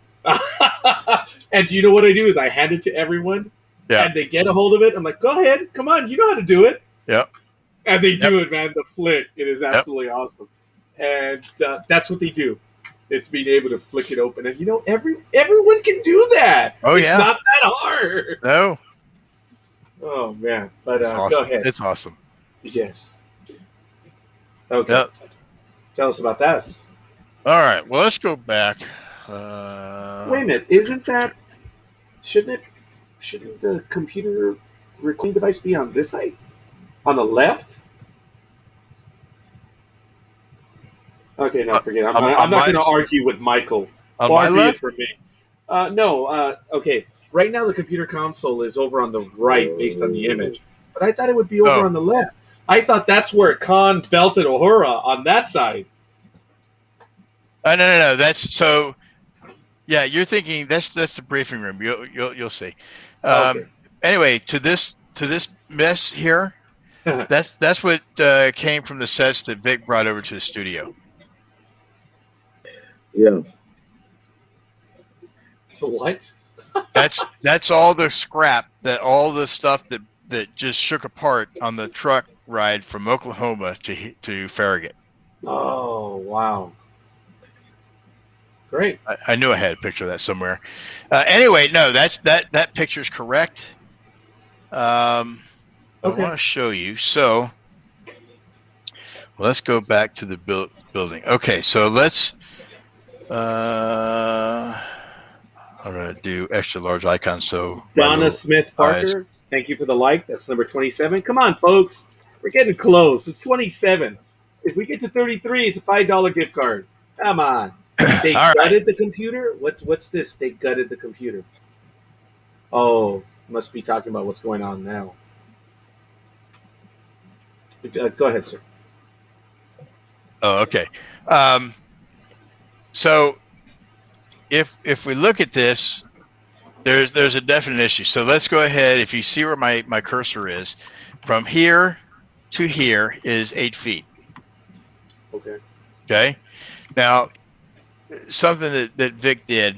Vic hired some of construction guys to come in and build these arches based off of the Desilu plans, and they're wrong. This piece right here is supposed to be at this level down here, at the 8 foot level height. Okay, so that didn't work out too well. Okay. Let me go back to. All right, so here they are corrected. Now the other thing, when they built them, they didn't build them glue and screw. They just, like Oklahoma, tack nailed it with little brad nails, didn't hold squat diddly. So Greg will tell you, we had to Oh, do yeah. some engineering to support all this stuff. You can see they're kind of crooked and bent a little bit, but this is just in the mock-up phase. But we had to glue everything that was done, pour massive amounts of glue down to let it set before we could start really getting some structure to these things. Yeah, Michael, believe it or not, that set still stands just the way we built it. Yep. And, there might be a little bit of settling in there, but it's very hard to, every time I go in there, I look around and I see just how much, like, something's cracked, settled, or whatever. And there's very little, but, it's been, 10 years since we built most of the stuff. So, Yep. yeah, it's held up fairly well. Well, in that image, like if you could go back to the young lady that's painting, what's that over on the left? Adopt a set. Oh, that was I'm part sure of that's our where you could go ahead and donate some money to Farragut and adopt a set Oh wow. Okay. back in the day. Yeah. All right. I hear you.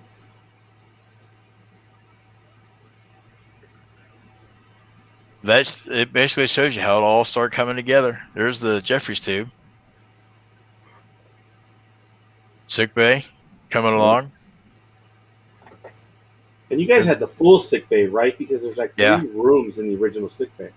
Yeah, we had we had the main walk-in sick bay. We didn't have the other part in there because you had auxiliary control room, which took that space from us. And because they didn't make it modular, we couldn't take it down and put it aside to build those other sets to do the other stuff. Right. There you Still go. Beautiful, man. Absolutely beautiful. There. Ooh, a sweet picture. Getting ready for filming. So right there on that setup, Uh-huh. What is that called? The tracks or the rail? That's a dolly setup. It's a dolly setup. Yeah, because camera can move, right? Yep. Camera's actually sitting on a platform down here, and it goes along this way, and you can see they've got shims in to go ahead and make it level so that they can glide it over and get those shots. Right. And you have, I don't know if you can, this white dial here. So here's the main lens of the camera. This is the back of it. This is the back of it this way. So this dial right here, when you go to set up the shot originally, the cameraman's going to go ahead and he's going to find a focal point on the actor sitting down, and he makes a little mark with a grease pencil on this dial. Then he goes to another shot down the ways on the dolly track, and he makes another focal point, and he makes another hash mark with the grease pencil. And so what you do, and we did this for Price of Anything, for when we shot the Romulan scene, where you had focus on one, and then as you pull back, you actually turn that dial to the next focus point during the travel so that everything stays in focus, and then all of a sudden flips to the foreground of focus. Wow. Whose camera? And first of all, wow, that's an impressive camera there. Yeah, that one actually shoots in candlelight. Wow, really? The body of that, I think it's Matt Busey's. I think he told me it was like 14,000. Wow. Yeah. That's crazy. My brother asked a question, and I think I know this, and all the Star Trek fans, you can correct me if I'm wrong. When Paramount decided to do Star Trek The Experience, it was an in-house production when they worked with the Hilton Resort. So it was done by the Star Trek team. Right. I know several of the producers were involved and stuff, and they hadn't settled on the. It was done at such a time that they did not have all the stuff for First Contact yet. That's why they still used the Next Generation stuff, because if I remember, it opened on or about the time of First Contact. I'll have to remember the exact dates, But people are like, well, this is next generation stuff. Why wasn't it First Contact? And it's because of the timeline and everything being done. They just didn't want to change it because it had taken so long to do it. But it was done in-house by Paramount. I believe that. Yeah. Oh, and I got to tell you, being able to be on that was phenomenal. I bet. And when the shuttlecraft made the jump, well, I take it back. No, did not make the jump. I'm thinking of Star Tours when it went to warp. Oh man, it was awesome. It was. This is one of the Farragut Fests. Wow. Anybody have at it. It was good to have people. And, got to take a break sometime. Yeah. There's all the graphics.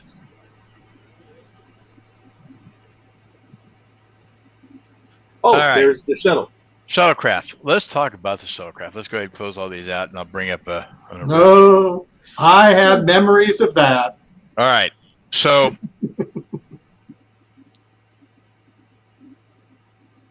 John Broughton's dad is an excellent craftsman when it comes to building stuff. Said the kettle to the pot. Well, I give him tremendous props.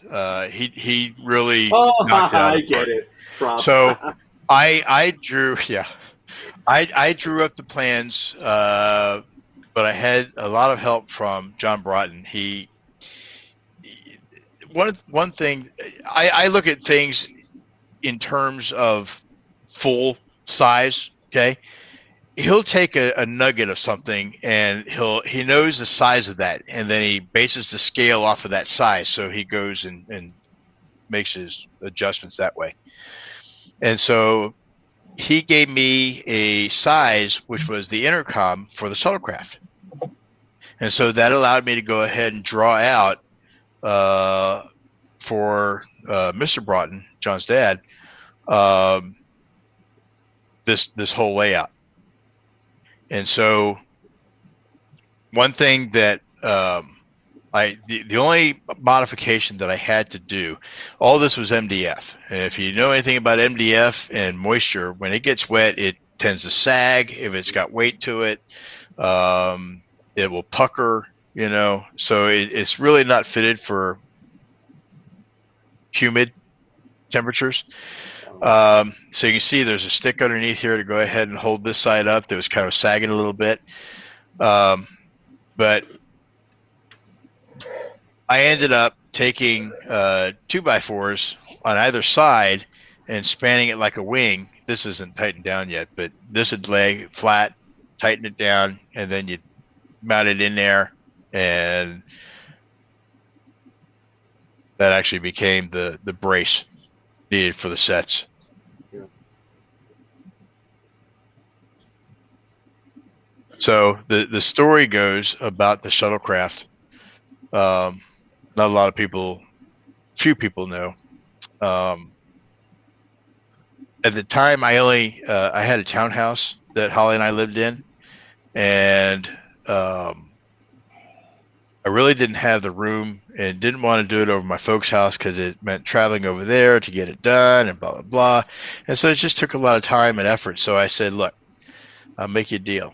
If I can build this in the living room, I'll tear out the carpeting and put in wood floors. So I got to work on the shuttlecraft console in my living room, build it out, and package it away, where we then went off to Paul Sieber's house and did the frame and everything else for the shuttlecraft. That's how the shuttlecraft came into being.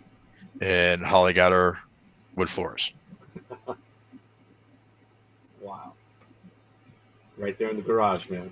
Yep. And just something also I want to point out that some people might not have realized it. Michael has said it before. Things were built modularly. Yep. And that could be taken apart. That was not just one piece. No. That was several pieces. So this is a piece. this is a piece, this is a piece, and this is a piece. All these wall flats are individual pieces. The biggest piece on the shuttlecraft is the view screen, which was one piece. And that was big. And that was 2007. Wow.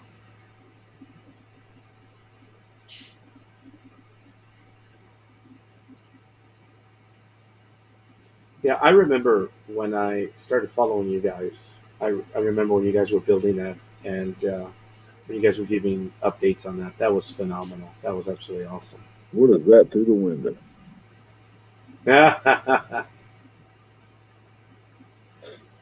There's another. Oh, yeah. Yep, base of the transporter pad. Mm-hmm.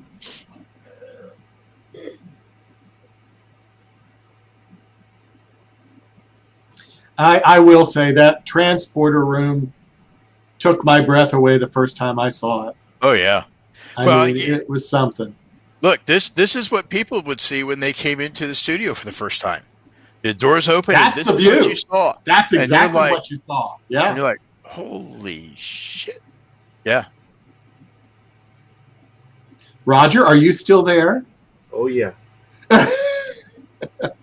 And if you make a left turn, you go right into sick bay.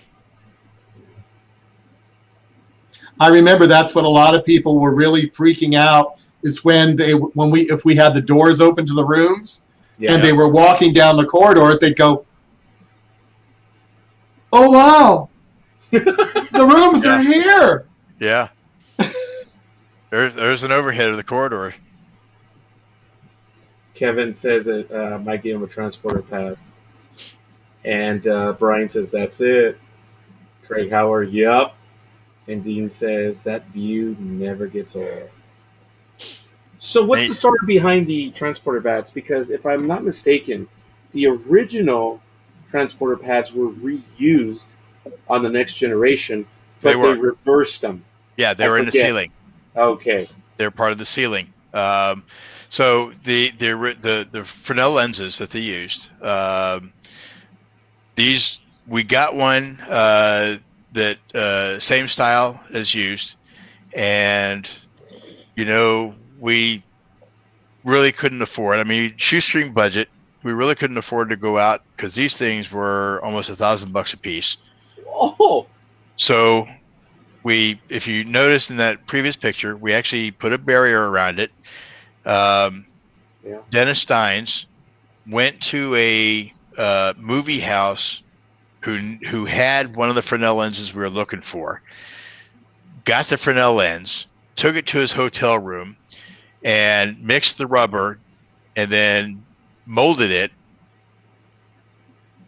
And there's the rubber mold where he made, I think, 8 or 9 of those transporter discs.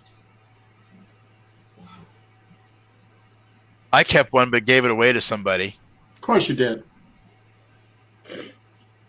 And he's in the chat room. Oh. Yeah, someone said so. There it is, Kevin. Yeah. Yeah. Oh, he said that earlier, yeah. So yeah, that's where they came from, and that's how we got it done. Hey, by the way, just give them a little play. They were involved as well, right? Kevin was in. Oh yeah, Craig is in our latest episode, Homecoming. Yeah. I wish we could have had him for more. He's a great guy. He's funny. Kevin, we've worked with Kevin since doing Just Passing Through. Okay. And he also did Homecoming as well. Am I right? And didn't he do? Yeah, he's been. I thought he did the one where you left the Farragut. Wasn't he in that one too, or was he? The mind is a terrible thing to waste. I know. I Don't do that when I'm drinking. I don't remember. Am I correct, Kevin? I know there's a delay, so maybe I am. Yeah, The crossing. Okay, yeah, that was the last one we did. Yeah, gentlemen, just Okay. keep in mind the delay is anywhere from 20 to 30 seconds. It's about the same thing that it was on Blog Talk Radio for some reason. Dean says, "Yep, you're correct about JPT," and then Brian says the crossing as well. Mm-hmm. And I'll tell you right now, there's only one person who actually has slept in the shuttlecraft. Oh yes, they mentioned that as well. I wonder who could that be? Brian. Yeah. Mikey sleeping on the job. Mike sleeping on a job. I was actually laying carpet. Oh, very good. Laying carpet. Yeah. Mm-hmm. There he says, me. See, he's wrapped up like a blanket. Don't believe him. Well, and Dennis Bailey was really happy about this picture because it was a selfless plug for Starship Polaris, which is the show that he was working on. Oh, yeah. Yeah, so we're still waiting for that one to come out. Yeah. But look, I'm telling you, when we did everything was spot on.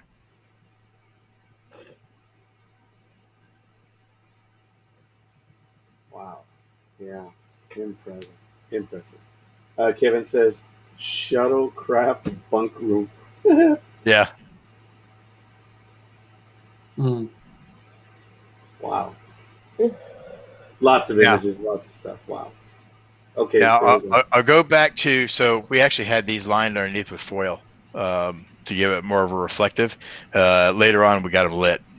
Okay. But anyway, some interesting stories from past. Some dealings I had with Vic.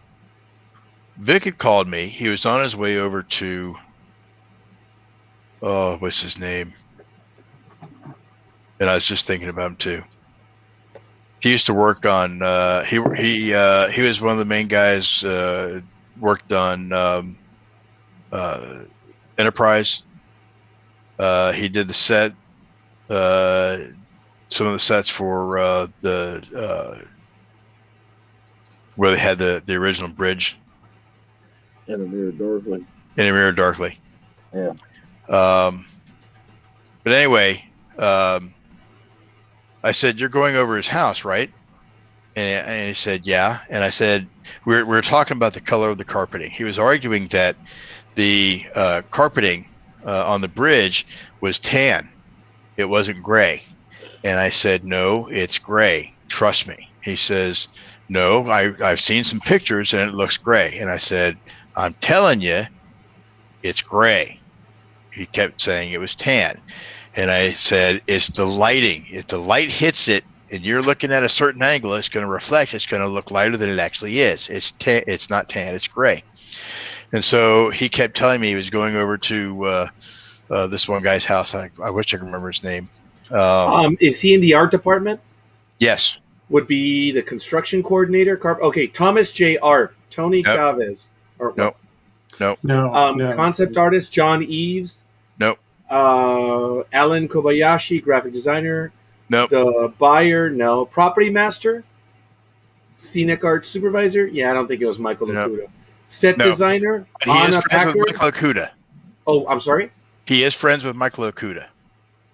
Charles Peter Russo, assistant property master. I even made him a communicator. He did the Have Gun Will Travel outfit. Oh, Doug Drexler. Doug Drexler. Oh, Doug Drexler? Doug Drexler. So Vic's on his way over to Doug Drexler's house, and I said, "Okay, so you told me that Nichelle Nichols was going to be over there too, right?" He said, "Yeah." I said, "Well, why don't you ask her? She knows. She was there. You know." And so, sure enough, she says it was gray. So I'm like, trust me, okay? I know what I'm doing. Trust me. So that was one of the many, phone calls that I had with him about colors on the sets. The last one I had with him was the transporter room where, if you remember, the back wall area lit up green. And he would swear up and down that the ceiling had a green hue to it. No. I said, "Yeah, it's getting the wash of the green." I said, "No, Mike, I'm telling you, I think it's green." It's like, so we used to have these arguments all over the place, But that was how we resolved them. Look at here. Look at here. You can see, and I'd have to go and get screenshots of TOS episodes and show them that the transporter room, when it wasn't on, was gray, had a gray roof to it, with the black lines, but didn't have any kind of green hue to it. So it's just, frustrating. Do I just saw this the other day. The walls in the transporter room, to the left of, the platform, before the platform, those walls, they were purple. Yes. That just dawned on me a few weeks ago. I saw the set and it was purple. That was awesome. There you go, right there. Yeah, look at that. I did not know that. And it was so subtle. Wow. Let me see. Nice there you color. go. But yeah. Uh-huh. I did not know that. Yep. But that was the one amazing thing about Star Trek. All the colors they tried to use. Oh yeah, well they were selling color television sets back then. Yep. So you had to plug it. I mean, think the primary colors, right? Yep. Red, yellow, blue. And look at that shot. Yeah, that is sweet. Yeah, that's cool. So you can see back here, there's another dolly shot set to go, so you can go from one person to the next. Yeah, but is that camera on a remote? No, somebody actually is back there when we started filming. So we're probably just rehearsing right now. But yeah, it slide it on this and actually record it. Is this a like duh? Are the Farragut sets authentic or what? And when we filmed, this side over here was opened up. Sure. Yeah. Did you ever lose yourself, Michael? Me? Yeah. Did you ever, for a few moments, really think that you were there? Yeah. Wow. When everything is lit. When everything is lit. Yeah. Yeah. Because normally it's not. No, I beat you to it, Brian, on the duh. Yeah. Oh, awesome picture. I think that's one that I had downloaded that's on the internet. And that is cool. That's a beautiful picture. There's Frankie. Yeah. Mark Hildebrand. Yes. Look at that. That's some set dressing. Got the mirror group in there. Yeah, the Empire. Look at the back on the chair. Yes, I noticed that. Craig says, now I want to go back and watch all of the Farragut episodes. Yes. I guess it's time to start a watch party, isn't it? Yeah.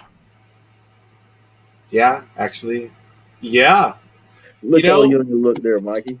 Yep. Did you guys ever think of doing the watch party, but having people commenting about all the work like they did on the DVDs? The commentary track. Huh, no. Would you guys be up for it? I know we have to get John's permission for it, but we should see if we can get John to do a commentary track, man. You know what? That would be cool, man. That would be. Let me see what we got here, because I want to... Well, I'll tell you what. Let me go through a couple more of these pictures here, and then sure, of course, please. I'll go... Okay, so I did that one. That one. Oh, Chris comments, how could a person not lose themselves there? I know. I get to ask the dumb questions. All right. So this picture here, yes. This lady right here, that's Kim Watson. That's the real estate agent that was Holly's friends when they were kids, when Holly was still in high school or going to college down in Georgia. So this room that we are in is the studio that we ended up in, but we didn't get. So this is the first studio that we had looked at that we wanted to move our sets into. And when we went to pitch the idea, we actually drove down there to look at the studio, and it was like Yeah, okay. But ended up getting a smaller studio, which was the 3,000 square foot studio. So that came full circle because once we left the 3,000 square foot, we ended right back to where we had originally looked at. Interesting little tidbit. Okay, We're looking. Michael, can we time out? What is he talking about here? What? On August 1st with the cat. Are they doing that? Because he What? said earlier that they have John's permission on No Budget Productions, Field Fair Productions. Yeah, Are they doing do. this? They're So- not doing commentary, but they are doing a watch party. Yes. Yes. Oh, okay. They beat you to it, Roger. What a shock! I got beat to something. Mm-hmm. If they give us the link, we'll gladly have them put the link right here, and then people can go and join. Hell yeah! Yeah. That's Yeah, neat. it's going to be soon. I don't know when, but He says August 1st. But whatever. yeah. Uh-oh, here we go. We have a life form that just beamed in. Who is that, Greg? That's Frank Parker, Nefarious Ferrets. Oh, no, I apologize. I was talking about the life form that just beamed in. Oh, right the there. light farm? Which one? Yeah, the one with Greg. Oh, that's Dookie. Okay, Dookie. Yeah. Male or female? It's a male. Cool. All That's right. my daughter's cat. No, it's all good. It says they start August 1st. Yes, one episode a week. And then, oh, yeah, that's from the first episode, isn't it? This one here is from Rock and Hard Place.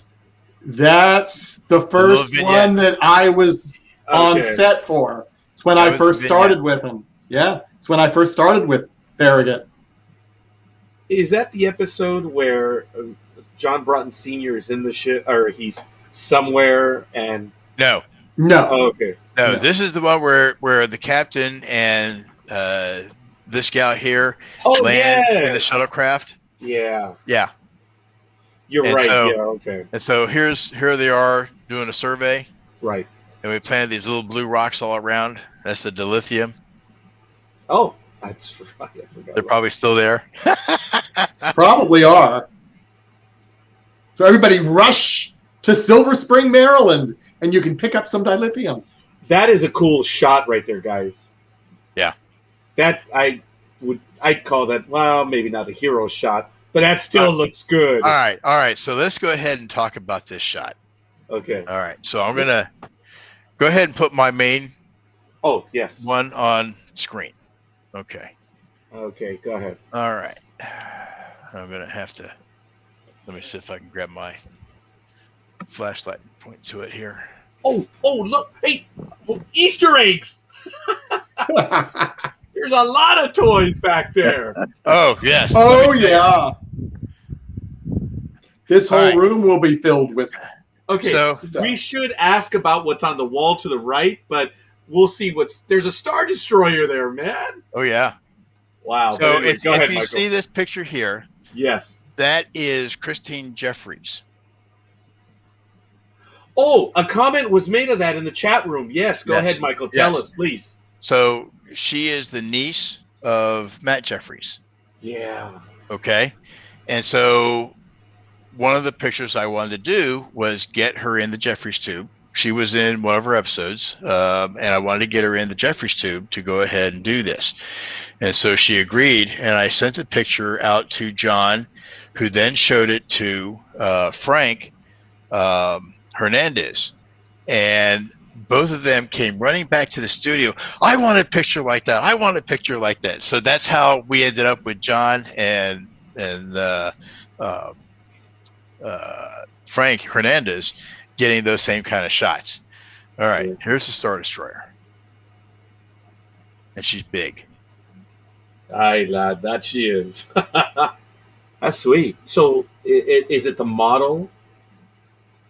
Or, It is a model, yes. Okay, so you built it. That's impressive. Yeah. That's neat. It is not painted yet. I had to do some seam work on it. Sure. This is the smaller of the ones that I've got. I've got a bigger one that's coming, which is probably about another 8 inches longer than that one. All right, what else you want to see? We have the I Dream a Genie bottle. You saw that earlier. Yes. Well, Okay. actually, we saw That was that off before we were Yeah. live. Ah, Oh, yeah. Yeah, please. So this I'm making for Holly. That's the I Dream of Genie bottle. Oh man. And then I'll try to lift up. Let me turn some of the lights on here. This side of the basement, I completely gutted and redid. So, let's see here. All back over there are model kits I have yet to build. I got my big screen over there. I got Han Solo and Carbonite up here. But everything is moving from that side of the basement over to this side so that I can then go ahead and start framing and getting that done. Craig says, show them the film reel.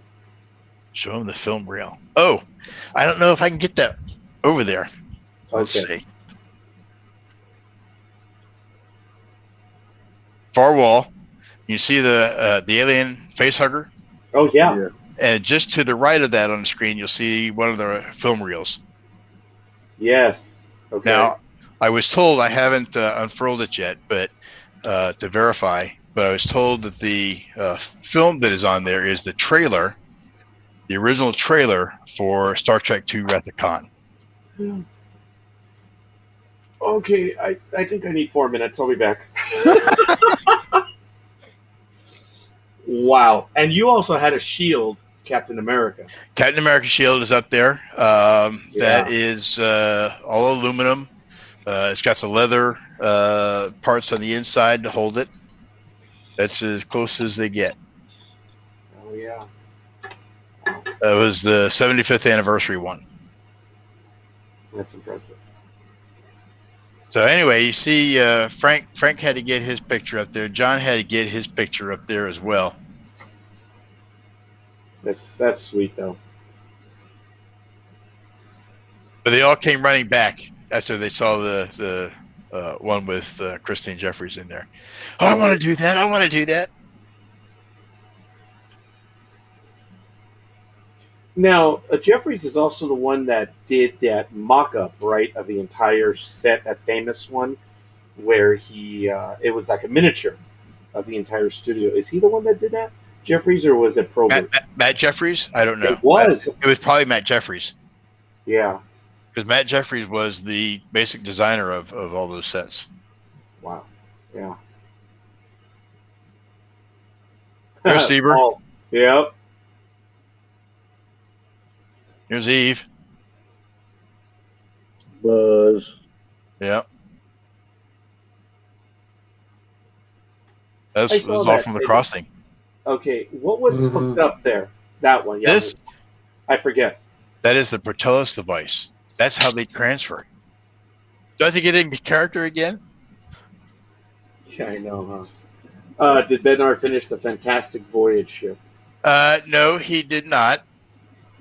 Sad to say, he is Behind? Oh, I'm behind on everything. I mean, if you really want to see what I'm working on, let me bring a few things over.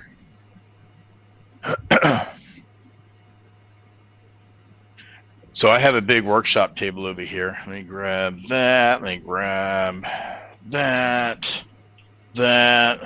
All right, and I'll grab those two pieces. All right, so I told you before I'm working on a Klingon bird of prey. Yes. Okay. I saw the image, yeah. So right now, it's I'm only about 50% done. So as you can see, this is one of the wing sections where it will actually do the movable. Let me get more on camera here. Oh, yeah. Okay, so it will actually go ahead and unfold and change position, which then goes into, and to tell you, I sign everything, guys. If I build a model, there you go. Yeah, I've learned that same habit from you. So I've been doing it since '93, since I've been building things professionally. So let's go ahead and get a mock-up of this guy. All right, so there it is. in position. Yeah. But all the brass work.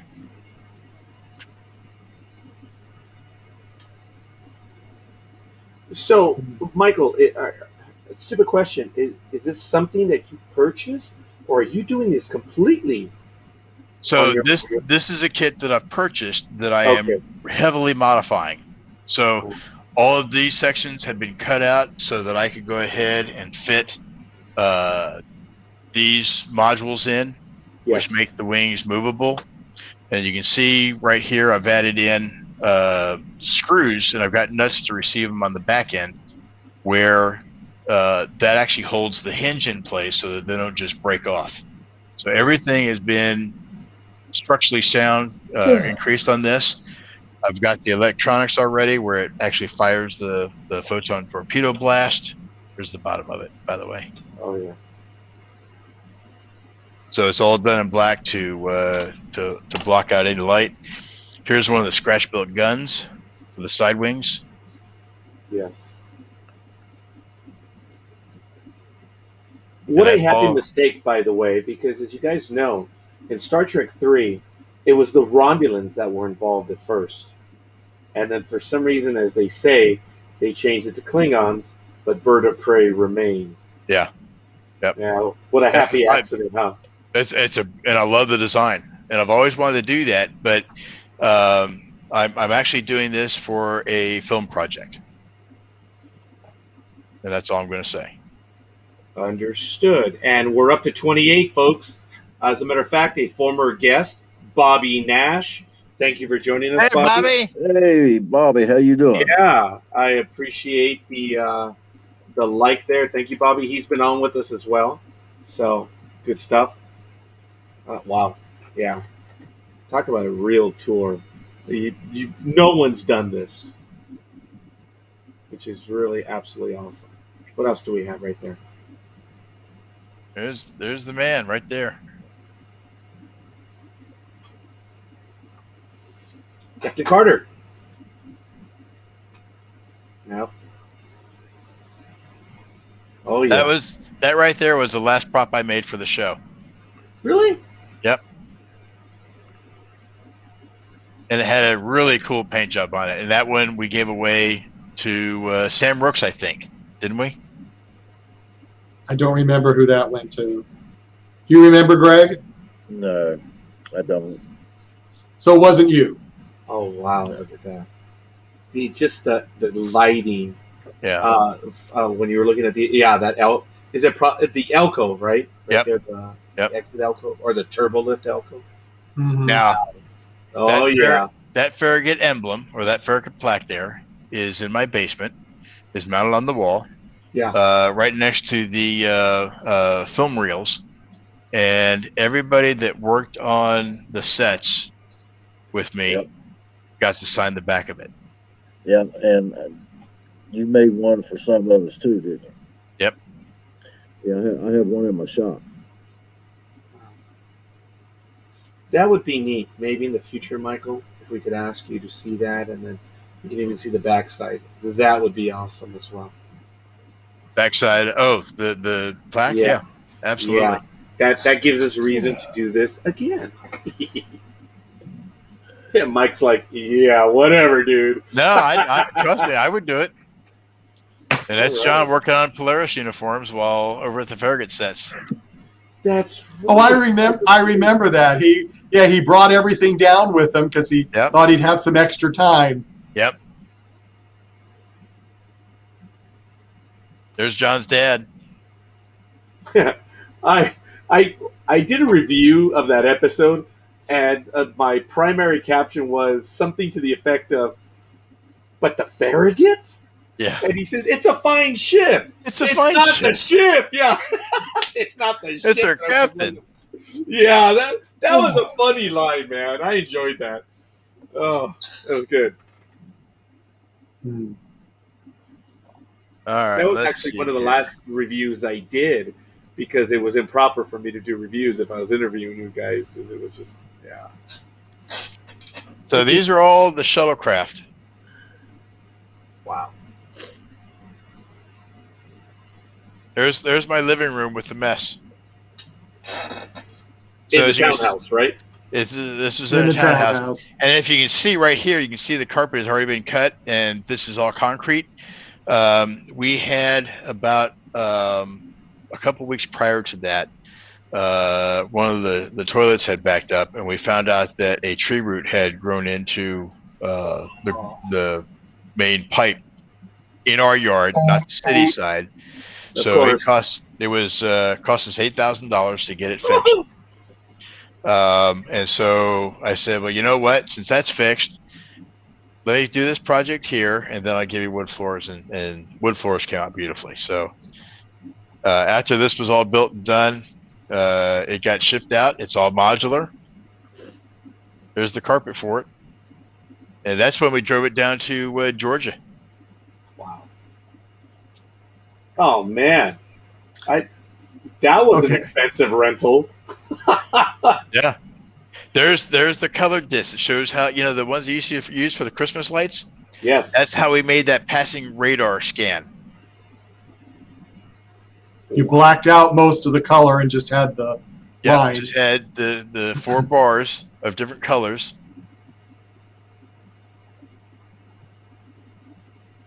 Gee, Michael, what were those? These? Yeah, These are the one right something. before. These are something that don't exist anymore. These were I made these out of decal sheet, clear decal sheet. This is silver print. But these were the original characters in the first episode, the captaincy, that I transferred, as well as the logos that were on the shuttlecraft right here. And the folks that bought the sets from us scratched all those names off, as well as I won't be too far behind you. Painted over this so that nobody, because from what I was told by certain people, they were told never to mention Farragut or they couldn't work for STC.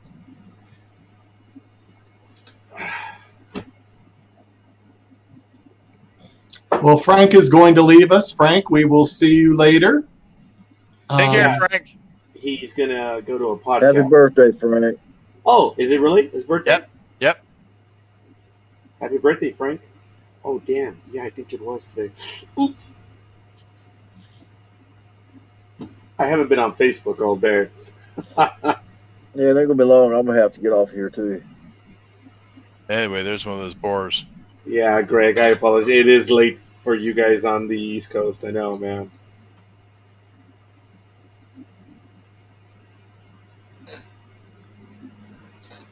Well, I'll tell you what, I sure have enjoyed looking at all these old pictures I haven't seen in years. Me too. Were you involved, Greg, in the shuttlecraft as well? No, that was already built. I came aboard probably in 2008 when we actually started the bridge. Yeah. And then it just blossomed from there. So, yeah, the shuttlecraft, it already existed. Wow. Okay. Let's see. When I came aboard, we had the captain's chair. The transporter console was there. There was a rudimentary kind of a captain's quarters that was set up, and I think there was a partial piece of a transporter room that was kind of the platform. That was it. Yeah. Yeah, we just went crazy on everything. Oh, yeah. So what do you think of that, Roger? That's my compulsive disorder. Wow. Yeah, Everything but that stuff everything worked. Yeah, that stuff worked, man. I saw it. It was live. It was amazing. It is amazing. Yeah, Michael Struck did not have to do any extra blinky lights for the shuttlecraft. This right here was one strip of light sheet, which takes 12 volts coming in, turns it into 120 volts. Yes. So if you touch the edges of this when it's hot, you're gonna feel it. Huh. You're gonna feel it. But that lit up that egg crate with the different colored gels in there. Yes, impressive. And then the Christmas lights on the other side. And we're just, at this point, we're taking everything apart. And there it is, all stored. That's crazy, seeing that. That's it. And I think that's when we shot the extra scene that you had not done for a while for Just Passing Through. Because I think that was at that place in Maryland that they let us use part of their, wasn't it their break room that we set up the shuttlecraft in? Yeah. That was set up there for a couple of weeks, and the staff got to go in and look at the shuttlecraft. I don't know that we kept it up that long. I thought we had taken it down that night. I think one time I think it was up for a couple of weeks when we were first doing it. I know Kevin, when he played the bagpipes when we were doing Just Passing Through, somebody started complaining about us making too much noise. So, just very quickly, what you were showing us on the back side, all those little connections were the lights above and those buttons. So when you press a button, the outline or the back of it, it would light up? These were actually incandescent bulbs, all of these, and these were the switches that controlled all of those. And so every switch, let me see if I can. That is so. Every switch controlled something. This button here turned on this white light here. Yeah, which is the comms unit. Yeah. Everything, if I could make it, and again, it goes back to practical effects. It saved Michael Struck from doing stuff.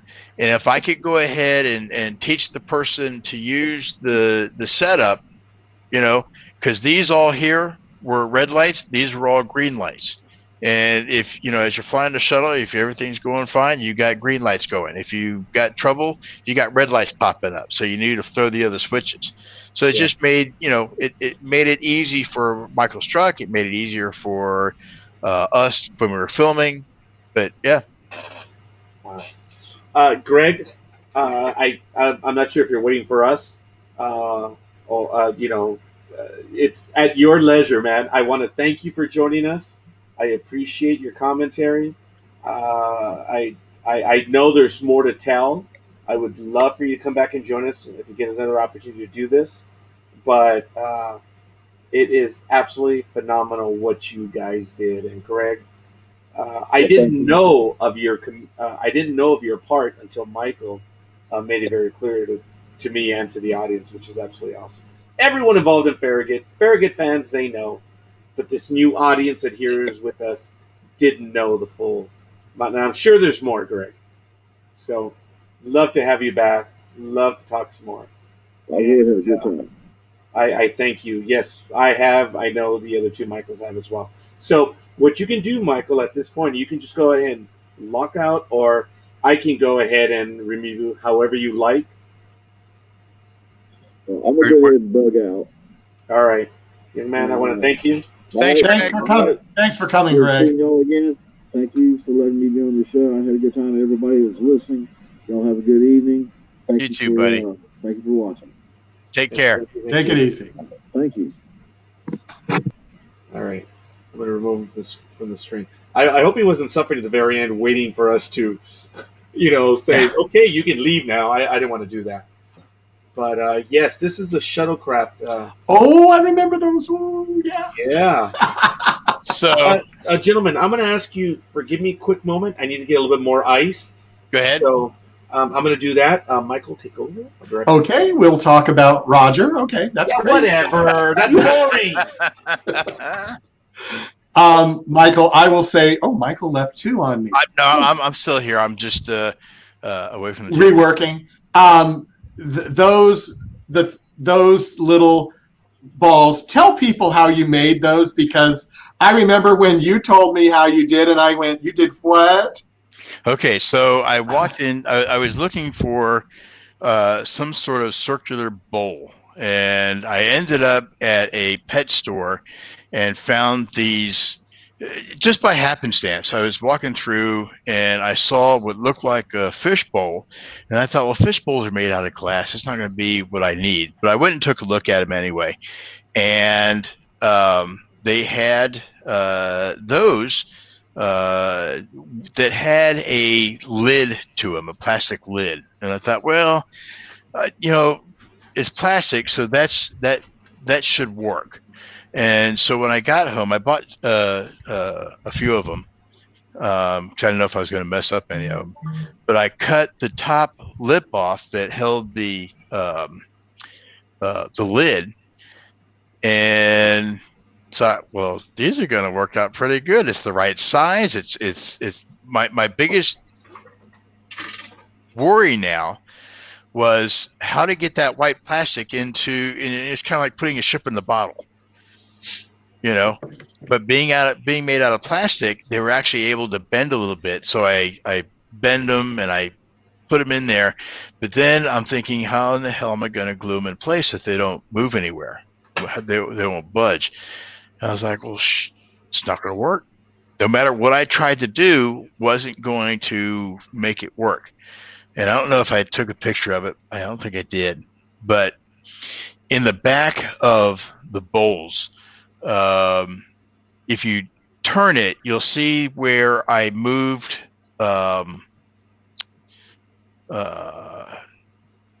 If you move it, you'll see I cut a hole out in half of the bottom of the base, but not the center because that's held on by a bolt and a nut inside the thing. So what I then decided to do was actually blow up a balloon on the inside back of it, and that applied the pressure I needed to force the white plexi piece up against the outer ridge, and then I just glued the inside of it with super glue, and that made it stay in place. And then I just popped the balloon and pulled it out, and done.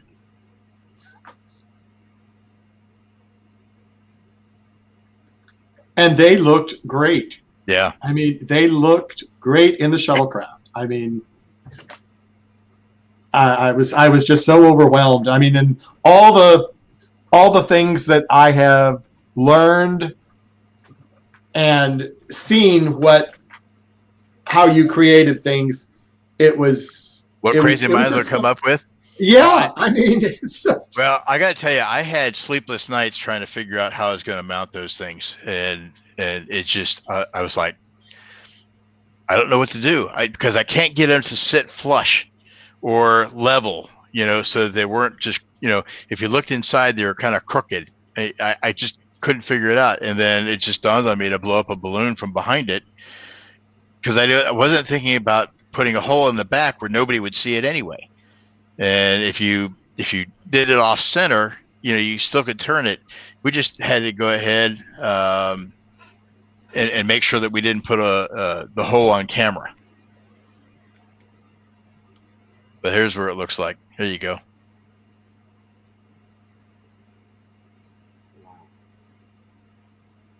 I mean, they moved. You just pull them, and you could pull them, and then you turn them. Turn them a little bit, yeah. And just like a scanning device. It was just so cool.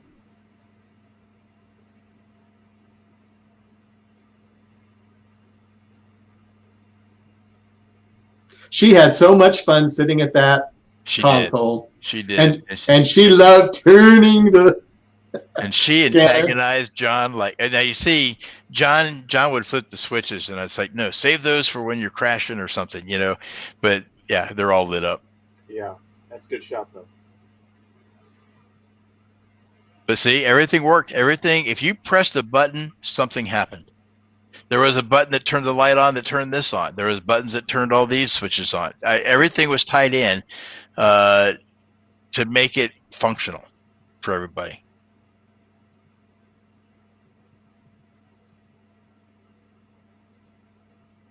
Yeah, it's an obvious scene, and you hear that when other performers, thespians say, when you have something, and I'm just using this term, to play with, it adds to the dimension on what you can do. Yes. I'm not sure. I'm sure you guys have seen Jurassic Park 2. Yep. that little baby dinosaur. It reacted, and I believe I forget her name. She said it was so awesome because you could play off of that little thing that would react, and it just makes it more real for them. Yep. Yep. And When you've got something there physically there, tangible, makes it easy. in Universal Studios in Hollywood, I was chosen to be on Star Trek: The Experience, and I was sitting in the back of the bridge before we went live, and I was looking down at the consoles, and I knew it was a Rathacon set, and it looked to me like the stuff was painted on. I'm like, oh man, this looks so cheap. Come on.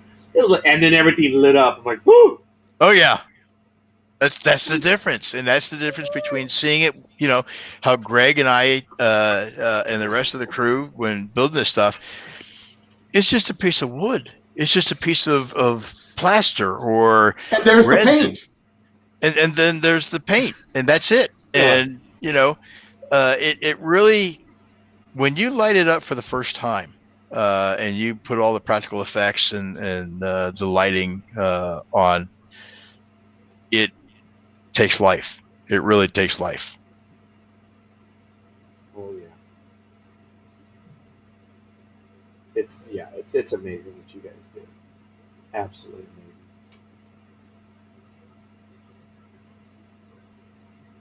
amazing. Dean says, miss those shuttlecraft. Yep. Now, that was hard to make. Yeah. That piece right there. I did that on a router table, and I didn't lose a finger. It's what you have to do. Oh my God. I was not posing for a picture. I was holding something on the wall and somebody snapped a picture. Just so you know. Okay, of course. That piece fell off. Okay, did you have anywhere on the walls or something GNDN? I think that was on there on some of the pipes. That was cool. Folks, that was actually one of the first in-jokes in the first series. Yep. GNDN goes nowhere, does nothing. Does nothing. Yep. But look at that set. Look at that. Oh, I mean, that's what you see when you go down the corridor. It's like, holy cow.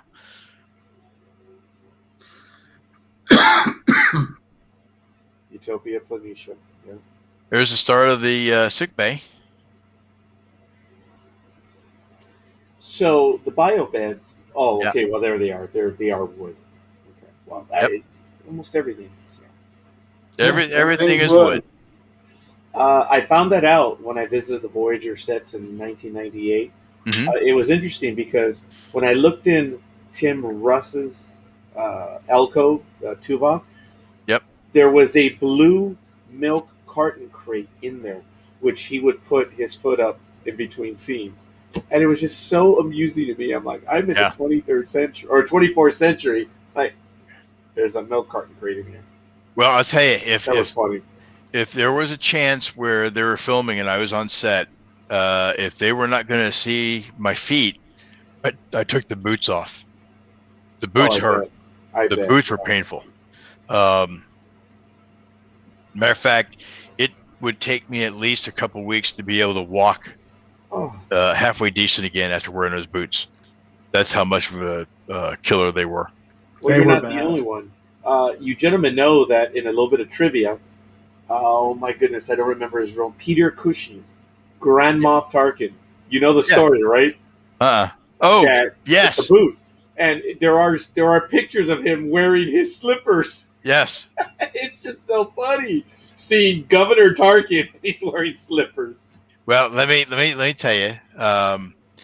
Ever since I got out of the hospital, I think I have worn my tennis shoes for maybe a dozen times since I've been out. The rest of the time, I have gone through 3 pair of house slippers. I wear them out to the stores. I'm comfortable in them, and that's just me. Yeah. But if I get a chance, and that's what I'm doing now. I got my house slippers on. Hey, it works. Craig says, your boots fit me better.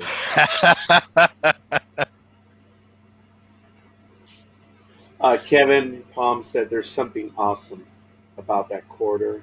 And then Gary commented on our YouTube, pissed off the sound editors that ship's crew kept pushing buttons because they had to put a sound with each. Oh, that's funny. That's true. Yeah. That's Well, I true. guess- You pressed anything and they had to have a click or a beep or a.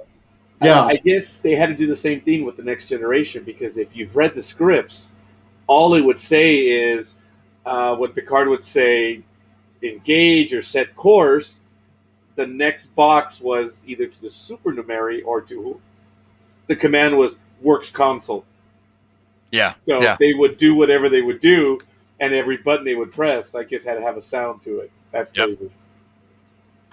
Now, what's this? Dina Rogers says, "Yes, I got a hard lesson on that from TTOA." So, all right. So Good old Dean and his button pushing. Dean Rogers, and I won't give him a hard time because he really saved our butts.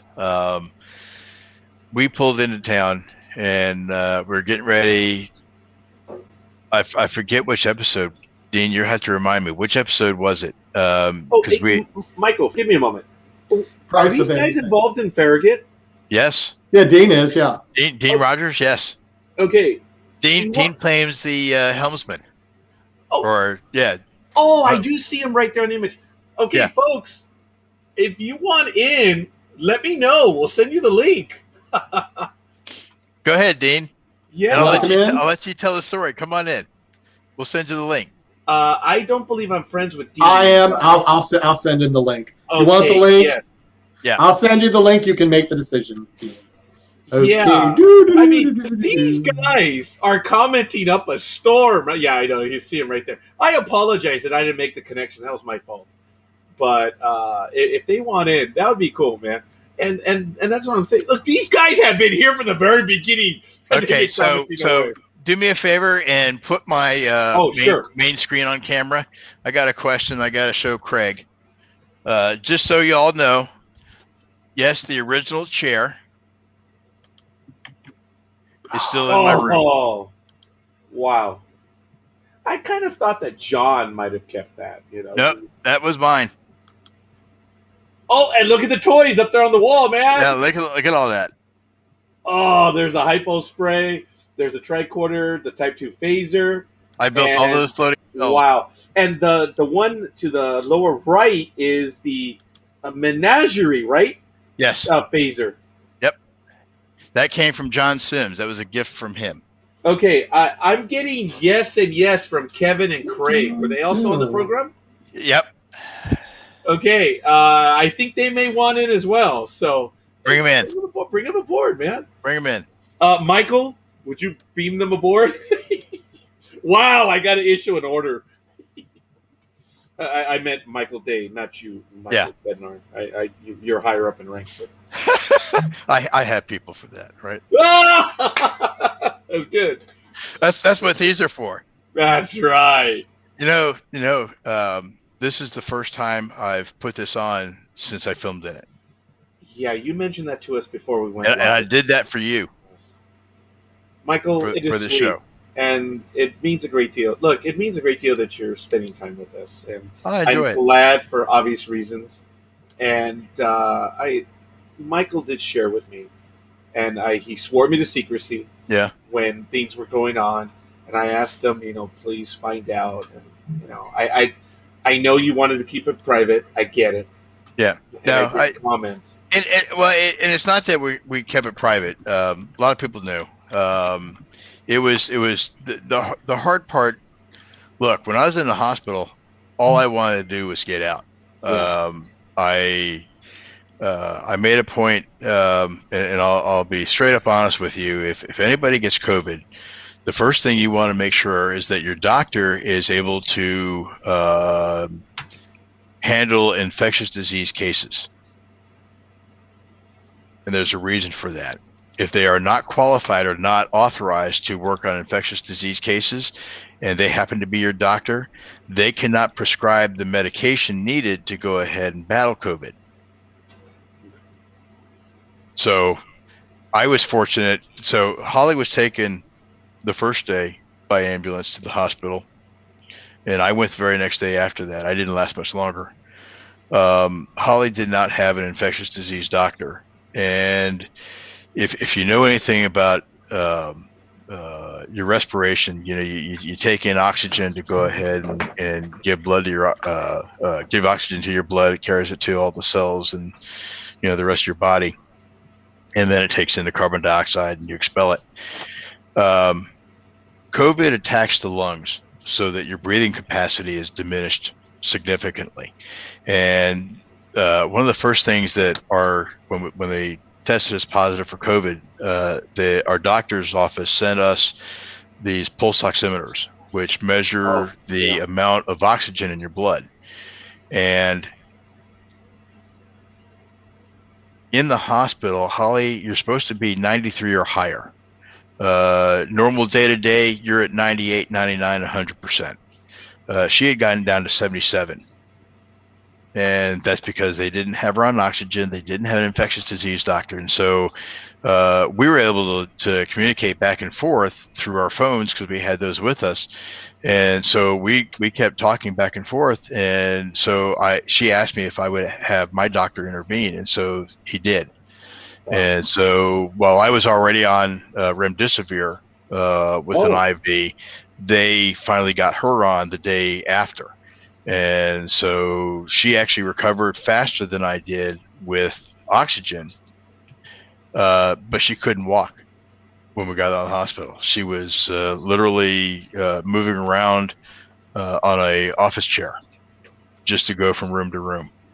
I was able to go from, say, bedroom to kitchen, but I was out of breath by the time I did that, and I would have to go ahead and sit on oxygen for a while to go ahead and be able to move again. But now I'm totally off. I'm glad. Michael, I'm going to remove you from, there it is. I'm going to bring him on right now. Okay. And let me move him on up just a little bit. Hey, Dean. Hello. There he is. Dean, thank you for joining us. Thank you for having me. It's great to be here. Dean, dude, your commentary throughout the entire program has been awesome.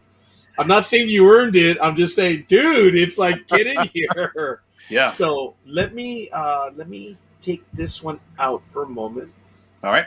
And here it is. Dean, good evening. Tell the audience. I love the T-shirt. I see it right there. The Farragut Films. Yeah, Farragut Films, and I've been part of Farragut Films from March of 2007 all the way through the last episode. I started off as a still photographer for the second episode, which was for One Up a Nail, and it was the coldest day of the year in this park. I believe it was Indian Head, Maryland. I forgot where it was, and I shot all the stills for the outdoor sets. And then was that when we did for One Up a Nail? Yes, that was the one.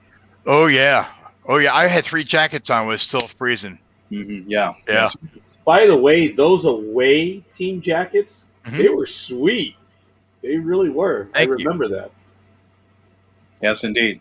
And then the next month, I believe, after I shot those pictures, they asked me would I like to be part of the bridge crew for the rest of the episode. And I said, am I going to get killed in this episode? Still, those words to this day ring true. And I went up to Ticonderoga and filmed my first episode, which was One Up a Nail, and I was the helmsman. And then Price of Anything came about, and then they switched me from helmsman to navigation. It's like I was just getting used to the helmsman console. Now I'm a navigator. And Mike will tell you that I think someone was supposed to be in my position, but I was there, I was ready, and it's like, let's go. So I'll backtrack a little bit. So there was somebody else that was supposed to play his role. And at the last minute, I kind of got the gut feeling that he was going to be a no-show. So that night, when I saw Dean, I said, here's a script, memorize those lines, because I'm not confident the other guy's going to be there. And damned if he knew his lines in less time. I didn't know all mine still. And I had way more than he did, and he nailed all his. So what they didn't tell me was, before I read the script, that I was to be blown out of my Have Nem console for that episode. So I had to practice falls on the deck of the bridge, and I did that flawlessly. They were never worried about how I would fall or if I was getting hurt. Well, we were worried about it. We just didn't want to tell you we were worried about it. Of course.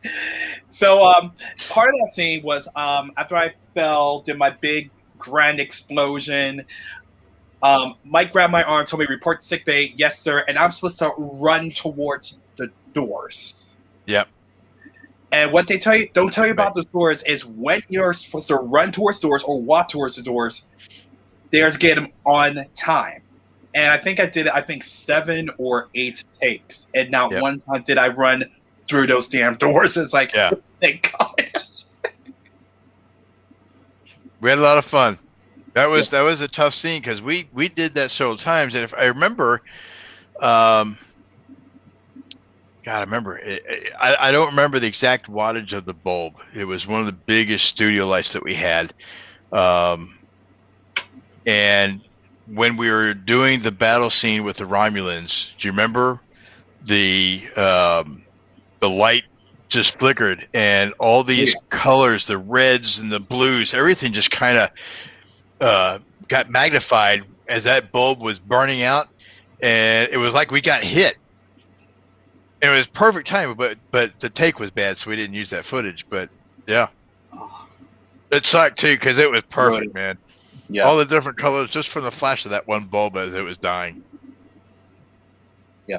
So going back to the commentary I was going to tell you earlier, when they were talking about the sound and they were mentioning don't push any of those buttons too many times. So I was thinking as a helmsman navigator trying to get the ship under control, remembering when the photon fields, and I think I pushed at least 50,000 buttons. So every button I pushed, it was literally a sound they had to make. So they had to remind me at the end, said, next episode, please. It's not a typewriter. Not a typewriter. Yes. You know, you're doing a course adjustment. You're just pressing a couple of buttons and that's it. Because every time you press a button, the guys in post have to add a beep or a squeak or something for that action. Yeah. And so, yeah, it's not a typewriter. Yep. So what actually, I will also add something to that because they actually fixed it in post because one of the buttons I was pushing frantically actually came off during the shot. Oh. So it's not shown on the episode, but one of them actually did, and you probably won't see my hand try to put the button back on so quickly. Well, if you switch to the other screen, you'll see his hands are on those buttons ready to go all the time. Oh, ha ha ha! I got him up on screen. Yeah, he says, I was pushing buttons like a madman. It's my fault homecoming is so delayed. That's probably right. Yeah.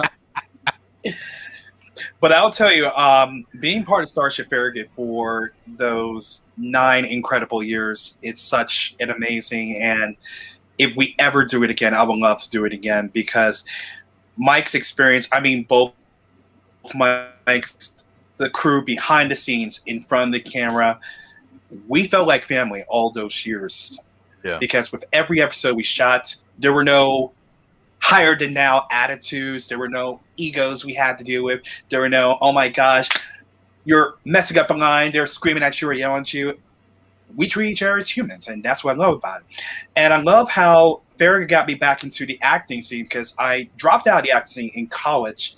And after college, actually it was during the latter half of my college years, Farragut got me back in and then allowed me to become a still photographer and a clap loader, and I was feeding lines to the crew in between takes, and then being a still photographer. And actually I did some interviews with the Farragut crew in some of the episodes. So throughout these 9 years, it's been one hell of a journey, and I really miss all that we put together because as Mike and John and Holly and everyone would tell you, it's been a great experience for all of us. Yep. It shows. I had fun. Yeah. Being able to speak with everyone, it was fun over the years. And is this your first time on with this, Greg, or were you on before? When we were on radio. Oh, me? Yeah. Greg. Actually, Yeah. I think we. Oh, I apologize. No, I'm sorry. Because I saw Greg's That was comment Greg's first right now. time. Yes. Yeah. Okay, no, I apologize. I just saw Greg's comment. That's why I said I apologize. Oh, no worries, no worries. Actually, John introduced me to you through the radio. I think you were one of the first contacts when I was the media relations, so we were able to connect through that all those years ago. But this is my first time actually being here and talking with you guys. So I'm glad. Yes, definitely. Well, all right, Michael, did I ruin it, or is that the story that you wanted him to tell? That was the story I wanted to tell. So, as far as the buttons, if you go to that other screen, you'll see his hands are on those buttons like he's ready to play them. It's like his grand piano, and he was not missing a beat. There he goes. So yeah. But I used to have to tell him, look, just a couple of buttons, okay? just a couple of buttons, Well, I will say I was on another set. I will not mention it, but I should. They were worse than Dean. oh dear God. Oh no. Worse than Dean.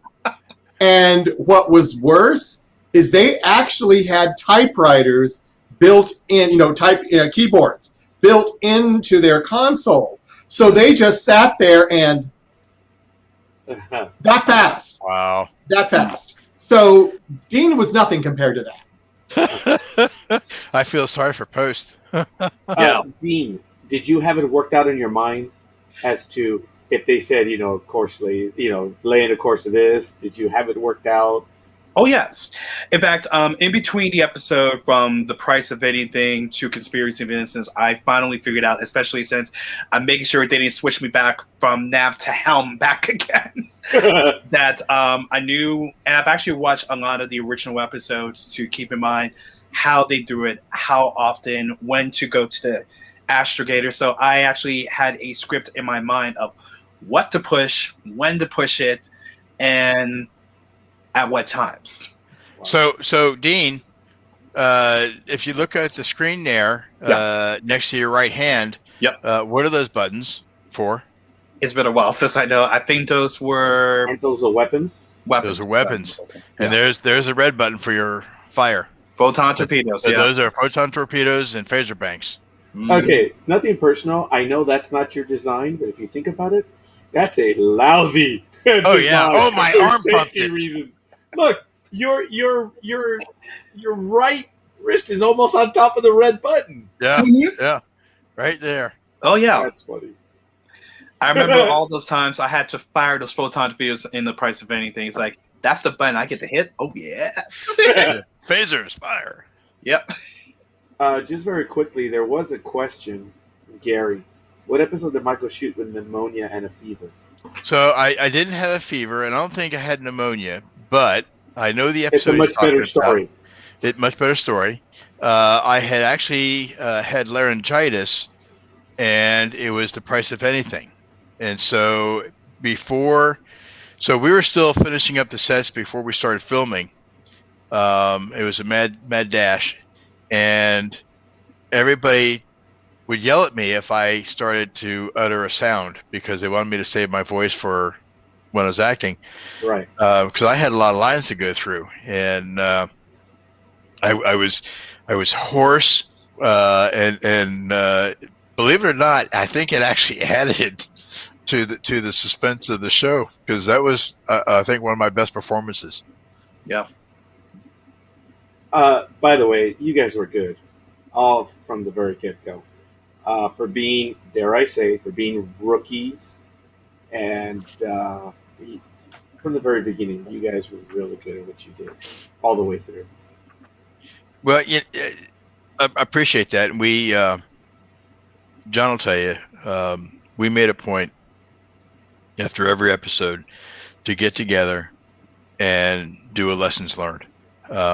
Take some of the critique that we had gotten, good and bad, and expand on those to see what we could do better. And I remember at the end of Price of Anything, that was actually John's swan song. That was going to be his last episode. and we even filmed the end scene for him, and nobody to this day has ever seen it because we didn't incorporate it into the film.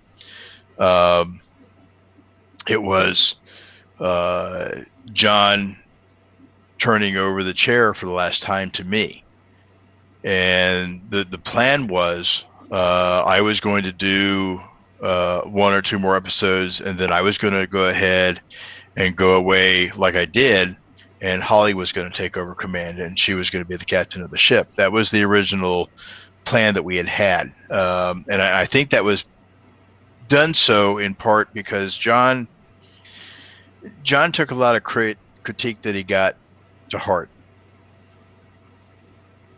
from For Want of a Nail and the captaincy, and I think that kind of got into his head a little bit and played on him. And so with Vic's direction, John came out of his shell and was, I think, one of John's best performances that I had ever seen. Was from that particular episode, The Price of Anything, especially where he had his interaction with his dad while in the shuttlecraft.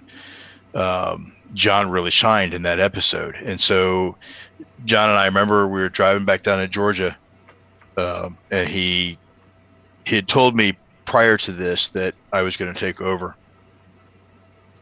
And I think after getting a lot of the positive feedback and knowing that, now he's got some confidence and he's able to go ahead and do the role, he said, "Would you mind if I didn't back out or didn't back down and stayed on as captain?" I said, "John, this is your ship. This is your creation." I said, "I would be happy if you would stay." And so that changed the dynamic, but I still made a point to go ahead and do my exit out so that Holly could take over. Little tidbit behind the scene. Heck yeah. So we actually filmed that, and I remember one of the bloopers that we filmed when John was leaving, he actually grabbed one of the handles of the chair and handed it to me. Not the chair itself, he took the handle off and handed it to me. We were both on opposing sides of the chair. Greg did. That was one of the things the pros got wrong about Trials and Tribulations. The DS9 actors were pushing TOS buttons too fast. That was a comment that was a little while ago. Yeah. Greg, I just want to answer your question without posting it on screen. It's just, it's not dead, and it is continuing still. It's just, it changed. So, but again, he who shall not be named will not be mentioned here. And I just don't want to do that. I have personal opinions, but his rabid fan base, yeah, yep, it just is what it is. And I would love to see new stuff come out of there, but oh well. I think, Michael, we forgot about a question that was asked a long time ago, What's that? I think I know the answer. Someone asked if you still have the original Farragut chair in your basement. I do. That's why I showed the on camera. Okay. I actually turned it and showed it. So I might have missed that when when I was doing something. So yeah, okay. I'll give you a little bit of information about that chair. So the screen I got up, like I said before, everything we built was modular. You could take it apart, carry sections away. When we sold the sets, the condition was that I keep my chair. And so I built a replacement chair for Vic, and the crew that was there manhandled it and picked it up by the consoles on the side and ripped them to shreds. So we knew never to do that because we knew that the chair does not support its weight. It supports people sitting in it, but it doesn't support the weight of the base and everything else by just doing that. So but underneath the chair that I have, everybody that acted on those sets signed the base of the chair. And so I still have that. I've got, everybody that was part of Farragut. I've got STC's signatures in there, including Lou Ferrigno's and a couple others. So I've got all their signatures in there. But I made sure that when I sold the sets to Vic, or I should say when we sold the sets to Vic, that I got to keep my chair. Gentlemen, it was your privilege of having one of the greatest creators in the Marvel Universe be on your program, was it? Yes. Yep. Yes. I'm going to go to him right here, right now. I had the chance of meeting him back in 2010 myself, and he was already well into his 80s, if I'm not mistaken. Could have been his 90s already. I don't know. But was he there in studio, or did he do it via video? He actually did. There was a mini studio set up there in California with him. Okay. And he did that there. Wow. Matter of fact, some of the behind the story on that was we knew who his but what do you call him? The person that manages them. Yes. Okay, so we approached him and said, "Hey, do you think he'd be interested in doing a Star Trek role for a fan film?" Blah blah blah, and pitched him the idea, and he said, "Are you kidding? He would love to do it." And so he did it for free. Yeah. Yeah, he jumped at the chance to do it, and so group flew out, took measurements of him, got him fitted for his costume, and they filmed him. Done.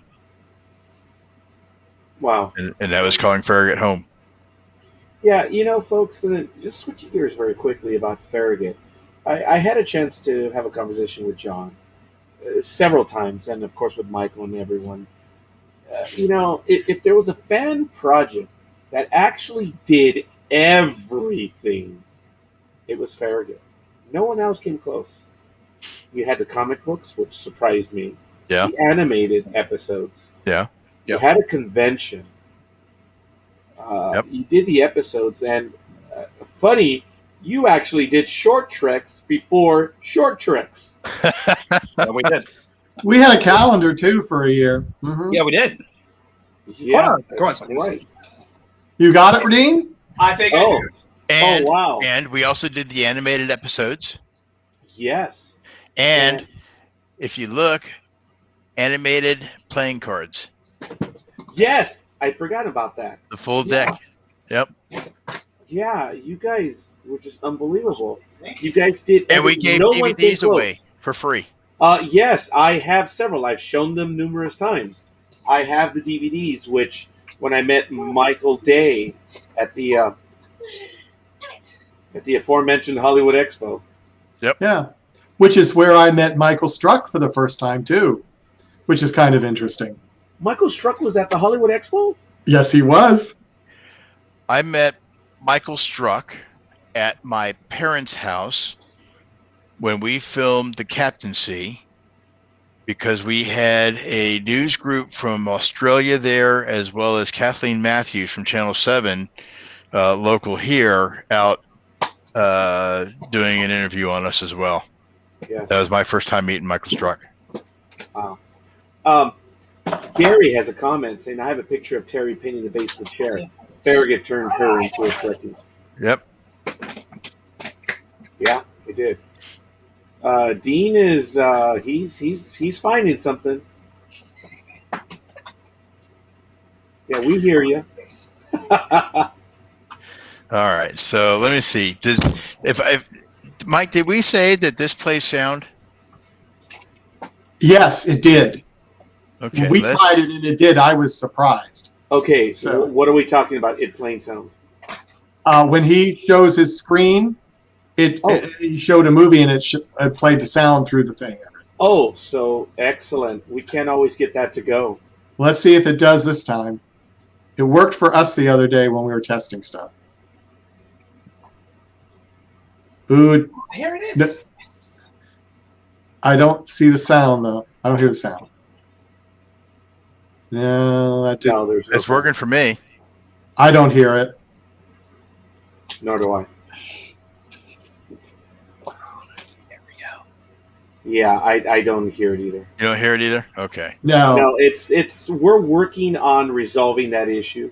Actually, what we're trying to do is, since I have some other programs that are joining the the network, we're trying to get back to hey, we're trying to get back to taking phone calls again, and I've been trying to get it to work with Log Talk Radio, but it won't. But I've been told, oh, here we go. Are you on Zoom?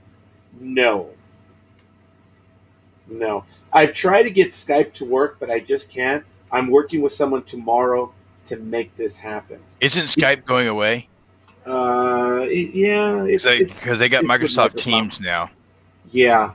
Now, I do know that if it's on Facebook, that's how we accidentally hear our echoes. Because let me show you. If I go to this page where the episode is playing, Right.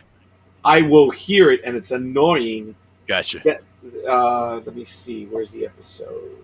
Once it starts playing, actually, it may not be on my personal page. But anyway, so I know it will play on Facebook. Craig says, I'll shut up now. No, Craig. Oh, but Dean, you returned. Yep, here it is. This was our calendar in 2015. Wow. I don't even have one of those. You That's don't. awesome. No. Yep. And different months have different anime of the crew.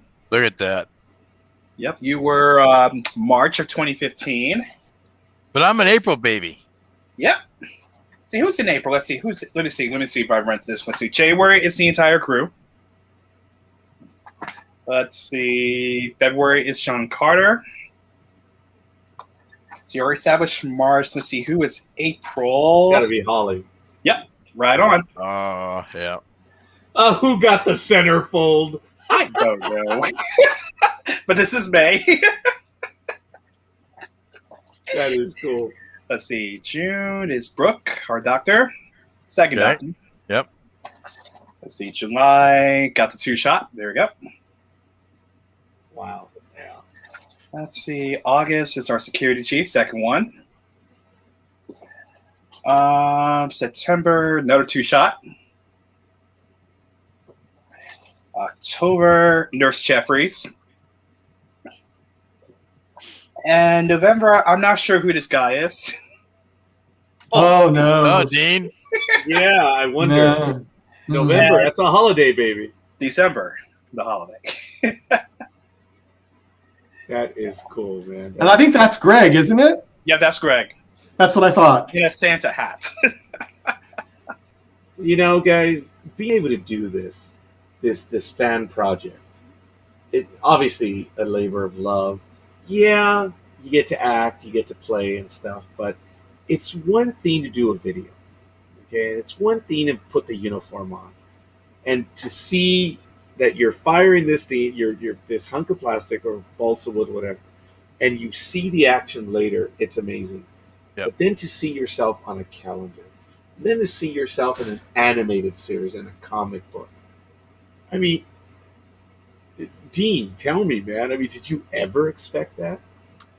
Honestly, no. And I'm trying not to cry a little bit because one of the very reasons I actually chose to be with Starship Farragut was Star Trek was my mom and I's favorite show. And she was the one that got me into it at a very young age and got me to my first convention when I was 12, went to my first Star Trek Sci-Fi Club chapter meeting, went to the Air and Space Museum when they had that 25th anniversary exhibit and got the tickets for me, waited in line and got those tickets for me. And she passed away 24 years ago, November. Very young. And actually there's 2 dedications to this. I'm thinking about it, I'm crying about it.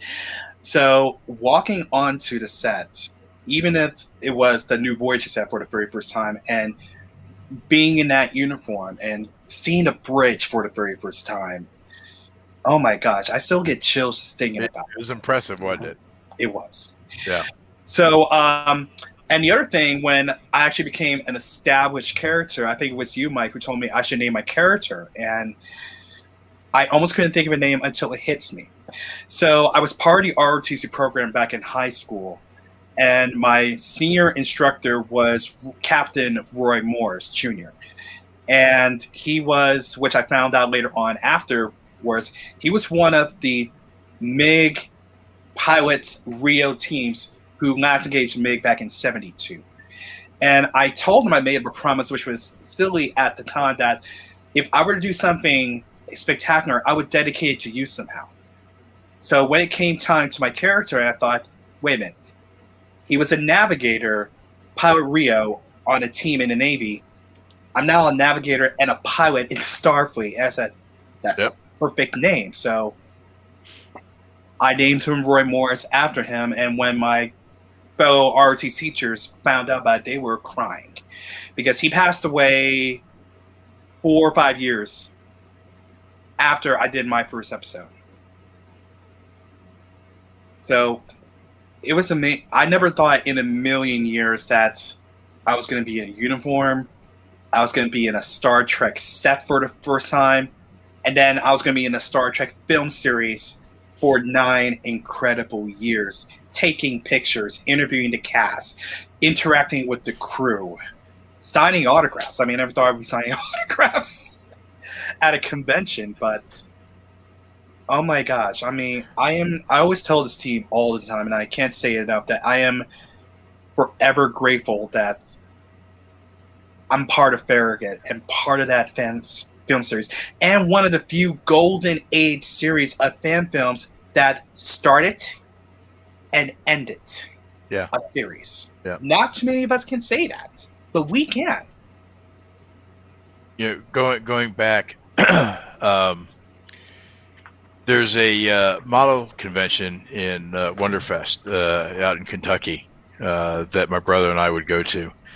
And I remember the first year that we had gone as 2013, I think it was 2012, 2013 timeframe. So we were still doing Farragut pretty strong at that point. And some people had recognized me. And with my brother standing there, you know, both him and I have been avid model builders since we were kids. Well before even teen years. We were probably 6, 7, 8 building models. But some guy came up to me and asked for my autograph. And my brother was like, who the hell are you? You know, nobody asked you for your autograph.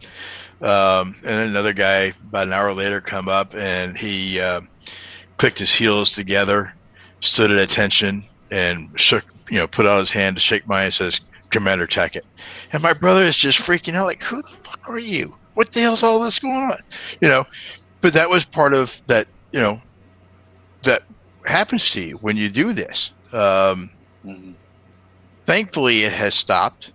I mean, there's still occasional somebody at a convention I go to, but I, you know, like I said before, I always wanted to be behind the scenes. I didn't want to be out in the forefront of it. It was a lot of fun. I think my favorite time for doing all the episodes that we did was not so much the filming, but was seeing everybody, and it was the after party. After all the long days were over with, you know, because let's face it, we got there at dark freaking 30 in the morning. When it was still cool, we would get into costume, get into makeup, go in and rehearse our lines, take direction while on set, and get ready to film it. And they would finally film it. And by this time, we're you know, thinking about lunchtime. And then we had every time that we filmed, John made sure that it was all catered and everybody got something to eat. And then Royal and his wife Gull would make you know, lunch meals for us, or dinner, and or we'd, you know, we're talking 10, 12, 14 hour days of filming. and then would wrap it and then meet back in the Dark 30 again the next day. And we did that pretty much straight through until we were finished. And by the time we were finished, it was time to relax, take off the boots, get out of the uniform, and have a cold one, take a couple shots. Yeah. So it was a very nice, family-oriented, fun, karaoke, kick-ass time. Yeah, especially I enjoyed it. That one year. Yep, that was good. Was that after what was the one we did with the kids? That was Conspiracy of Innocence. Yes. Conspiracy of Innocence. That was probably the best after party. Yes, it was. After the kids left. Yeah. But but man, those kids have done amazing things since. In fact, I met Bryn.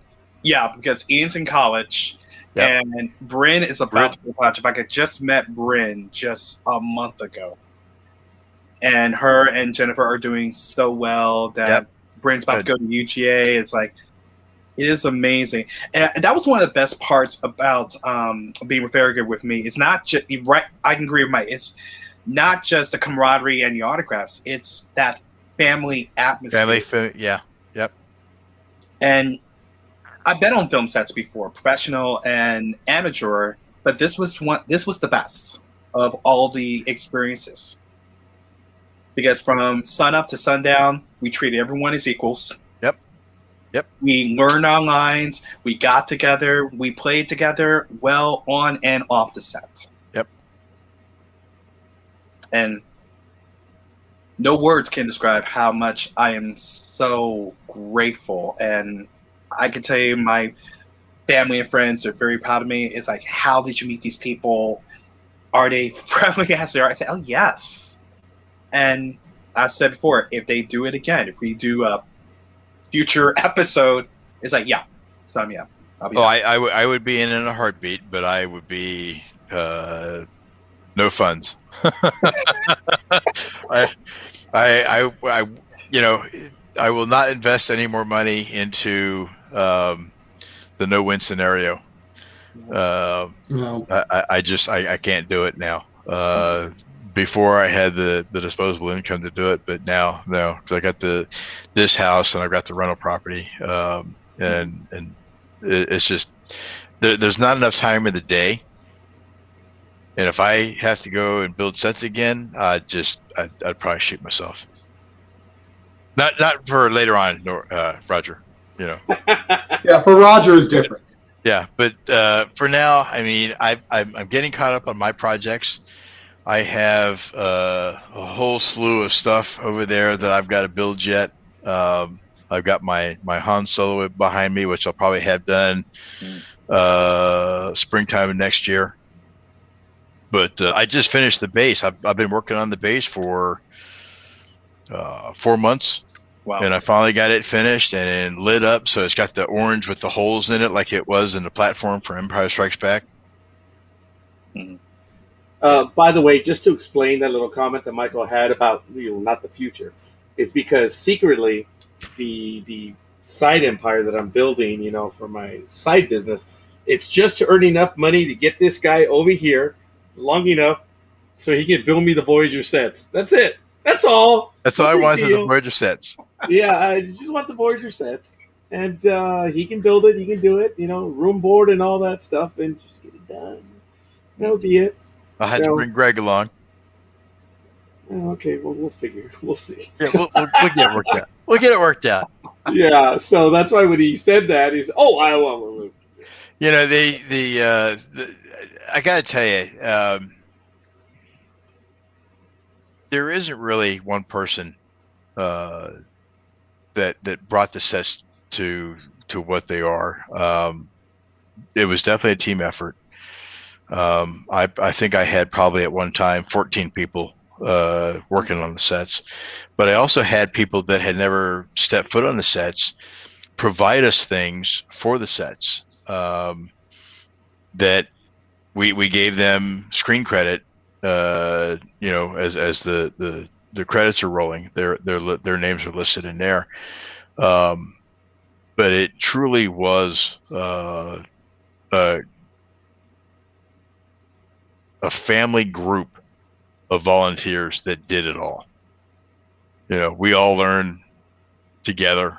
We all learned, well, that's not gonna look right. That looks too thin. All those things you learn as you go. And I remember, we'd always have time for discussion about things. Be it set stuff, prop stuff, or family stuff. But it was definitely a nice group to work with all those years. I enjoyed it. Mm-hmm.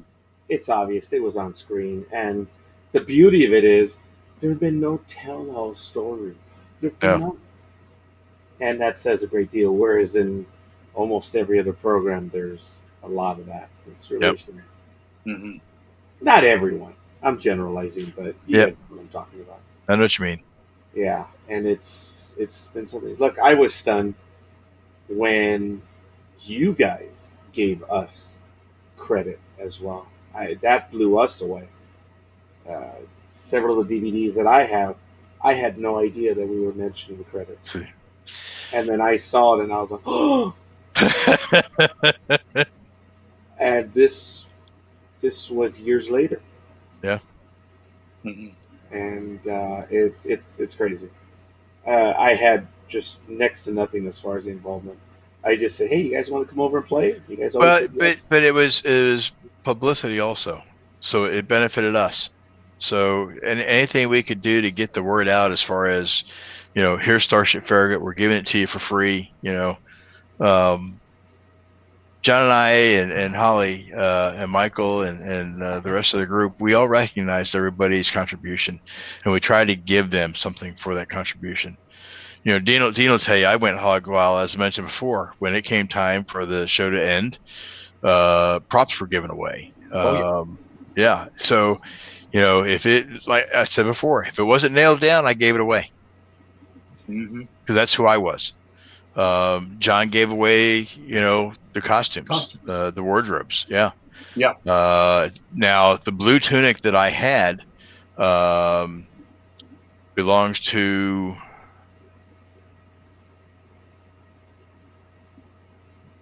I think they posted it. Yeah. So I told John, I said, since I'm not going to have this anymore, I'm not needed, we can put it back into wardrobe cycle, even though it was my personal tunic. And I said, well, you can do that, or we can auction it off. We'd probably make some more money auctioning it off, so you can buy more fabric or stuff that you need. And so we did it. We auctioned it off at one of the Farragut Fest that we had. Mm-hmm. And it was just one of those unplanned things that we had at the time. It wasn't something that we were going to do. It just turned out to be something we did. And then I got to keep this one. So. And you fit in it now. Yeah. And I fit in it. Yeah. I still fit in it. Yeah. And for the record, I still have the uniform. It's been the same uniform for 9 years, from ensign to lieutenant. Even when the first episode I was in, the patch was crooked sideways. Shouldn't you get the rest of the braid on there? You got to talk to John. I'm sure he's got extra braid around somewhere. No, I told John that I like progression since I'm sticking for a uniform, so I'd rather keep the uniform out of lieutenants. Well, it's been at least 15 years. Come on. Yeah, you're right. But then I'll be captain of the Farragut. I was like, I don't want to be captain of the Farragut. Maybe later on, but not. Well, why not? No, I mean, I like the Farragut as lieutenant back in that era. But if it's future Constitution class upgrade, maybe Constellation or Excelsior, yeah. But no. Oh, okay. Oh, all right. Constitution or Excelsior. All right, fair enough. There's a younger group. Oh yeah, no kidding. Oh my goodness, Michael had hair. I had and well, I also mean Michael Day had. Oh hair, yeah. and it wasn't white. Good for you, Michael. I never had hair, so don't worry about it. Yeah, when was this? This had to have been, what, 2003 or 2004? No, No, it was like 2009. Yeah, Really? actually, it was November 9th, 2008. Oh, Or okay. was it? Oh, okay. It was then Yep. it was right at the end of the 8. 2:05 in the afternoon, and that was Oh. taken at Mark's place. That taken at Mark's place. Yeah, that was the and that was another one of the modular sets. Right, that's the And- entire set right there, right? Yes, that's the entire That's set. entire Turbolist set. It's in That's all it his was. laundry room. That was in his laundry room. There it is. Yep, check it Yeah, out. that's at the studio, but with the one we just saw, but it's the same set. Yep. Wow. So right there, looking at that image, the one on the right is the one that would indicate the up and down movement, right? And the one on the These. left, Mhm. yeah, Both the one on did. the left was the oh, I thought one was the alert. We added those in post. No, there's no alert inside here. Okay. But these were the ones that would light up with the bar that went up or down, and both of Michael them did. Struck did those in post. This was the only working handle. The others were just handles that you would grab, and Michael would light those up in post. And I think, yeah, Out for repair. That's funny. It's just still amazing how you see it's just a little corner right there. Yep. Mhm. easy stuff to build. But like I said, everything we did, we built templates for, so that if we need to recreate something, we could do it. It was that simple. Yeah. And you mentioned these before.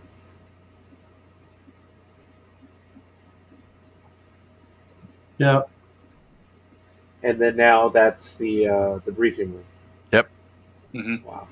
And so beyond this wall is the corridor, and then beyond that is the transporter room. Here's the corridor in through here, and there's another corridor behind this wall here. And in between the sets, you got little cubby holes that people could get into to operate the doors. And so while it looked like each room was encapsulated itself, it still had hollow walls that people could get into to operate everything that needed to be doing, whether it was the red alerts to light up or to operate the doors, whatever needed to be done. It had catacombs. And Greg, if he was still here, he'd tell you he actually had, I think it was right in this area here, within the walls, had his office. He had his computer set up, and that's where he would go and hide every now and then. And I can tell you the last episode that we filmed, well, the last episode that I filmed there, because the last one was Homecoming, when we filmed The Crossing and I was leaving ship, there was that send off where everybody was doing the greetings and saying goodbye to me. And I happened to go behind the wall looking for Greg or something, and I found a blow-up doll.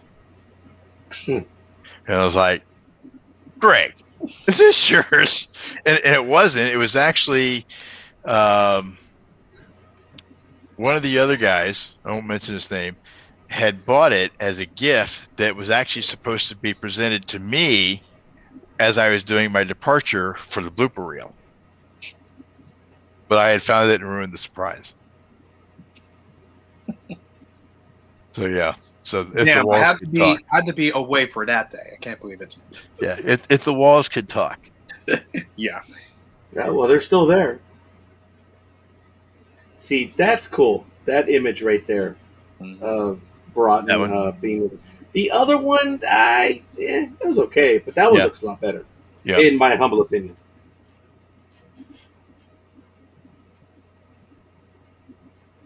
Yeah. That one, this one here, that will always be my favorite. Mm-hmm. Actually, That was will one of the always first be my ones. favorite. That's Yeah. that's the one that brought me to tears. Yeah. And then just with the ladder back there, it it makes it real. It's like, Yeah. oh, it's just that shot. There are the boots that you were talking about. Yep. Oh, they're killer. God, they're a killer. I hated those things. I still have them too. Oh, wow. So there's Dean, Christine Jeffries, and Greg.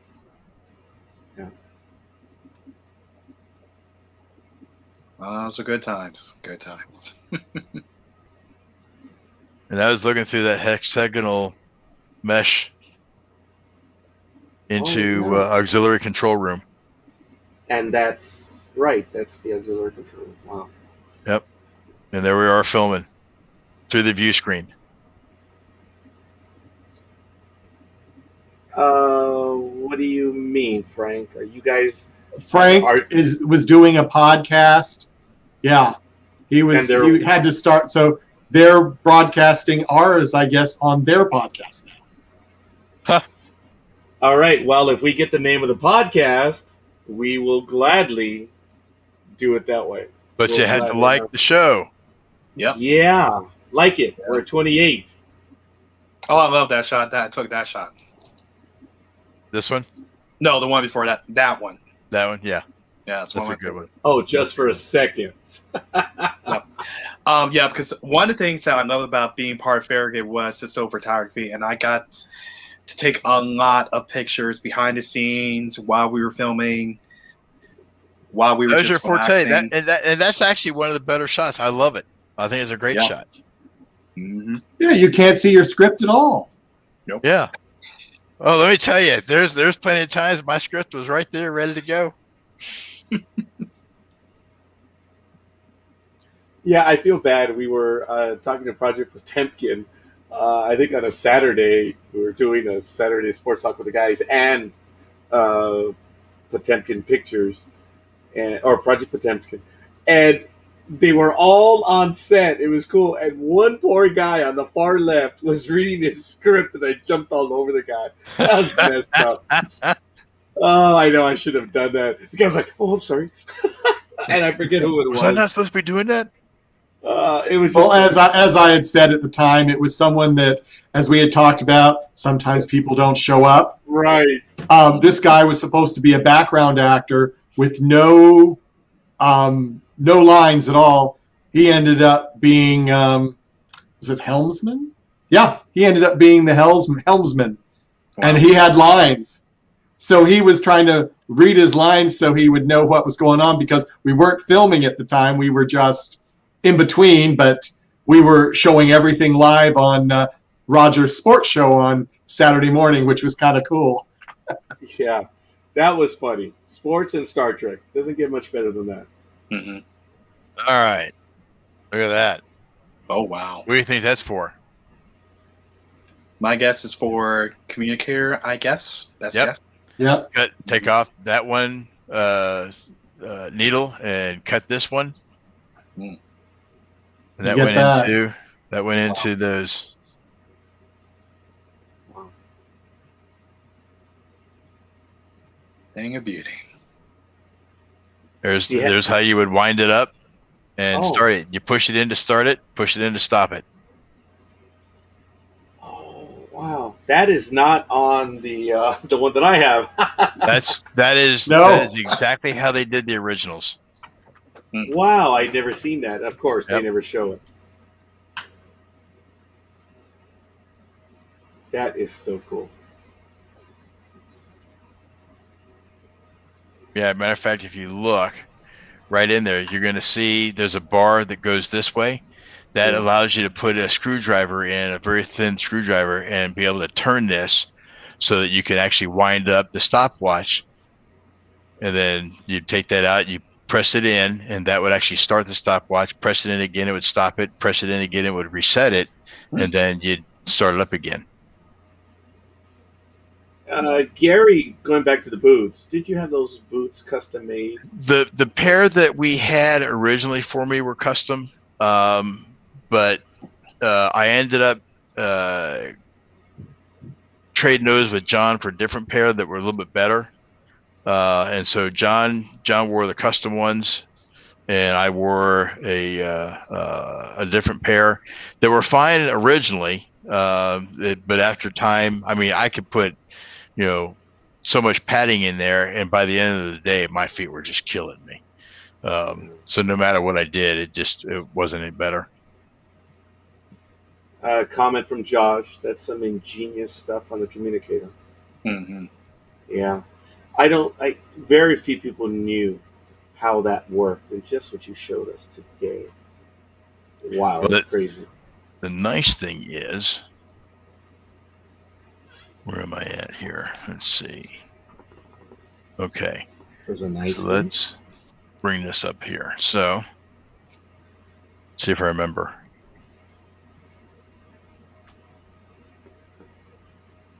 Oop.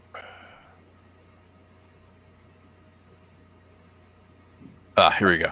So, anything you ever wanted to know about the communicators that were used on the show, they're all in here. Wow. Everything. At herocom.com?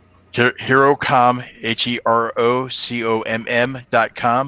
HEROCOMM.com. And they go over screen captures, everything. So they actually have the alpha. They know who owns it. They've managed to scan it and do everything. And so here's the inside. There's the stopwatch.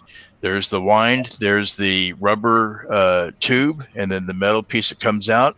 The grid. All the blueprints. You name it, it's all here. Wow.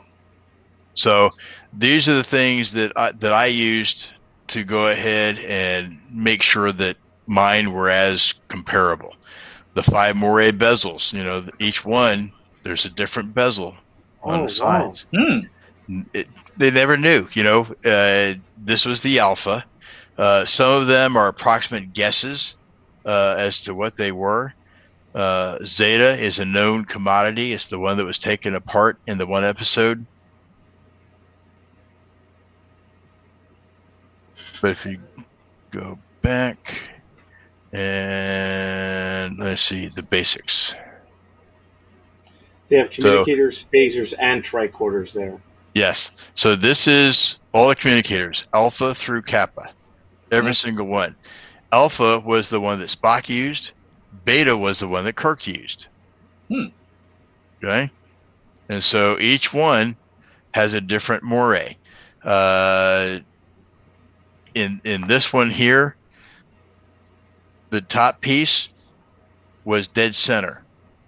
Or no, I forget. But anyway, Alpha and Beta, they were reversed. So if the bottom piece was centered on the Alpha, the top piece was centered on the Beta. And so that created the different moray effect for both of those. Fascinating. But there's alpha, beta, gamma, delta, epsilon, zeta, eta, theta, iota, and kappa. And there's zeta. Wow. That's just surviving. Wow. Yeah, I see that. That's crazy. See the yellow? Yeah. Yep. So you said those were wheels?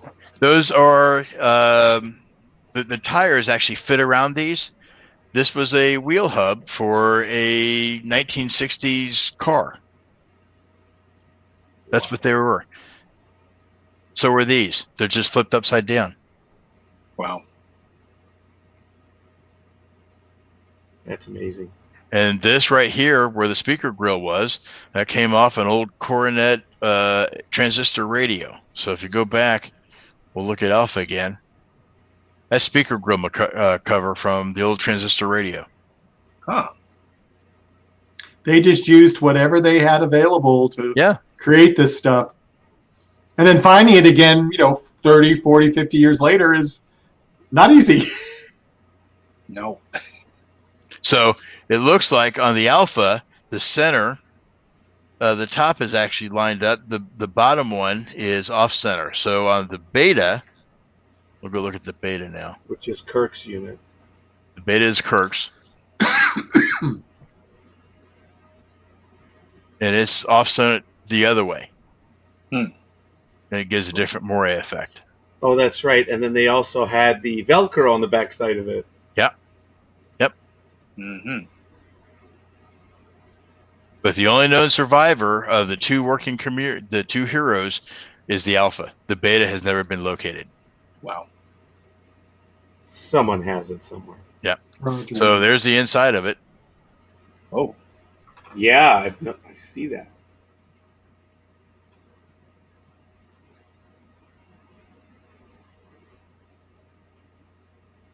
Yeah. Josh says, kind of reminds me of how they bashed together a lightsaber out of camera parts on Star Wars. Yep. Just random stuff put together and ends up. Graphics 3 cell on a Highland. Yep. Mm-hmm. Mm-hmm. So, the information is out there. There's some great fans out there that have just, gone after every facet that you could possibly imagine on these. So how many coms were made, it goes back to every single one of these. Found, and found. All the others, at the end of the show, a lot of these are thrown into the trash. It's, and I understand that thinking because it's just sitting around. It was a TV show. Right. Nobody knew of its popularity at that point. The show was canceled after 3 seasons. So what the hell? It's the same as, when I go onto the sets every day for 5 years building those sets, it's just wood, screws, glue, and paint. That's what it amounts to. It really has no life until it's lit up. And then you film on it and you're done. And then you go home and you live your life. That's what it amounted to for me for all those years that I worked on those sets. It was work. I worked harder at doing that than I did my day job. Yeah. But that's the mentality of it. When a show ends production nowadays, they hang on to the stuff and send it out to an auction house to be auctioned off because they can get, money coming back for that. But that wasn't the thinking back then. No. Most of the shows that they had, they let the props and stuff sit outside on a parking lot and rot away. Some of the props managed to be housed in a storage container, but they weren't stored for survivability. They were just put there to be out of the way.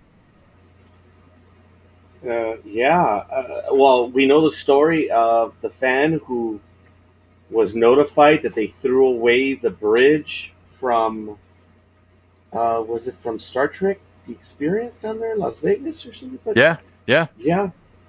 And now it's been saved. Yeah. Mm-hmm. But it's that mentality. It's wood, it's paint.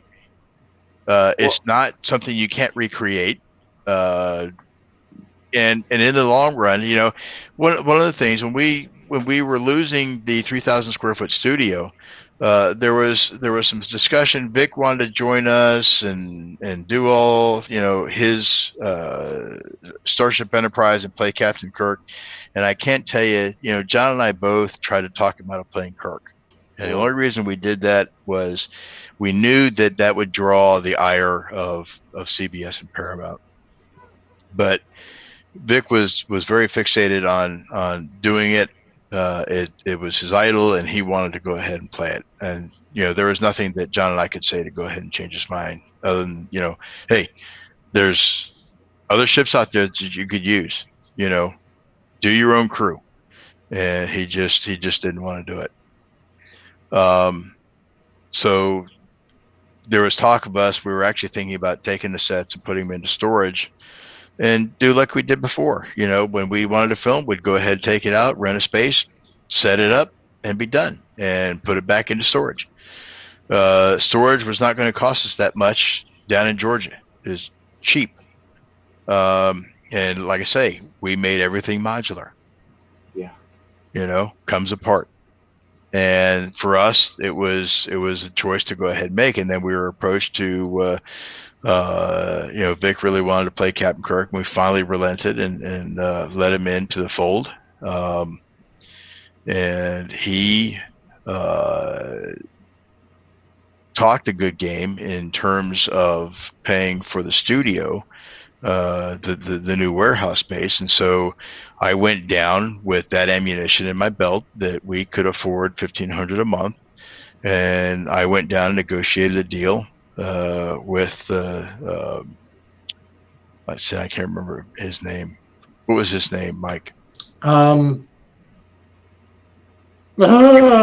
I keep wanting to say Burns. no.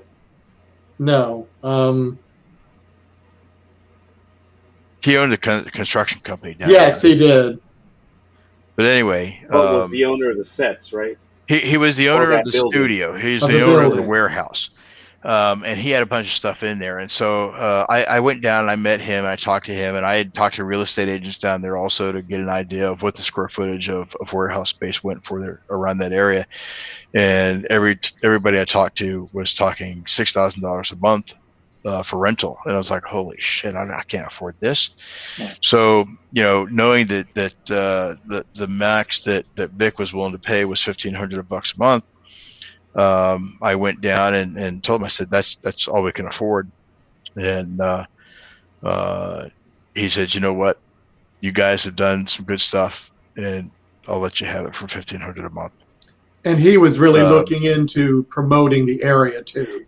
Yes. Yeah. Because he knew that we were bringing people in, at least once, twice a year, big groups of people to go ahead and film, and they already have a big. So that place down there is loaded with all sorts of motels and hotels because of all the college football games that go on down there, Florida and Georgia State and everything. So there's a big draw in the community, and those. I mean, there's times that I've gone down there and there's no rooms to be had. So I've slept at the studio, the haunted studio. And as it turned out, Vic had reneged on paying the mortgage or the rental thing, and left us with half the fee. And so that kind of hurt Farragut in the long run on that. And I remember there was some posts during that time from his then girlfriend, Michelle Speck, about how Vic saved Farragut. And I'm sure that's what Vic in his mind told Michelle, that he saved Farragut from closing down shop. And it's just all crap. So I was like, this is already going downhill. Yeah, it's a shame. I'm glad you clarified that stuff, because it does need to be told. It needs to be made clear. And when Michael mentioned that to me, Michael Day, yeah, my first scene is, and what are you going to do about it? Yeah. Hey, guess what? We're here tonight.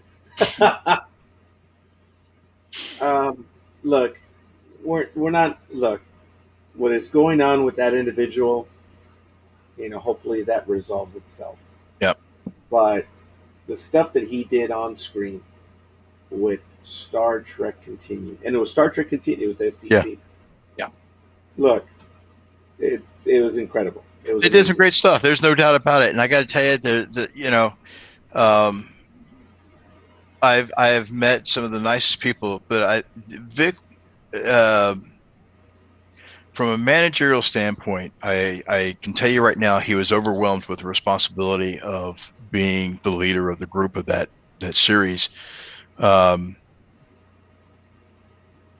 Based upon my interaction and being with Farragut and John's leadership, because when it came time to do their vignette of the end of the last episode and continuing that through, when they were filming that vignette, everybody was there in the morning bright and early. They hadn't had breakfast. Everybody was starving. And I was, Vic, did you plan on anything for the group? And he's like, no, they're grown-ups. They can, So me, John, and Chris Doohan went down to McDonald's, and I spent over $100 in McDonald's to pick up parfaits and breakfast sandwiches and stuff like that, and brought him back to the studio. He was that unprepared. So I was just, it's you try to tell people certain things about what expectations should be. If you want the group, if you've got volunteers or people that are doing this with you, you got to take care of them. And I know that as time went on, he managed, he did a lot of crowdfunding and got money for doing stuff. So he really didn't have to pay for squat other than show up. And I know he paid for people to for their time to come out, the flights and everything. But Farragut didn't have that luxury. Everybody that was Farragut did it on their own. Yeah, a lot of people drove lots of hours to be there. Yeah. Yourself included. Michael, you mentioned to us, but people down from Florida, from, I think even, Michael, you said where Mississippi and Alabama. Mm-hmm. There were some people that were driving from over there as well. Just driving from there and, just everywhere. There was a specific question for you, Michael. Is there a site where the Farragut episodes can be downloaded and saved as digital files? Yeah, I was talking to Michael about this, which I had known the original Farragut site went down and it's not coming back. I had put up a site. We're not going to get into that. But I had started Farragut Network a while ago, and I put up an older site from Farragut, actually right before our last Farragut Fest. So it's basically from 2014.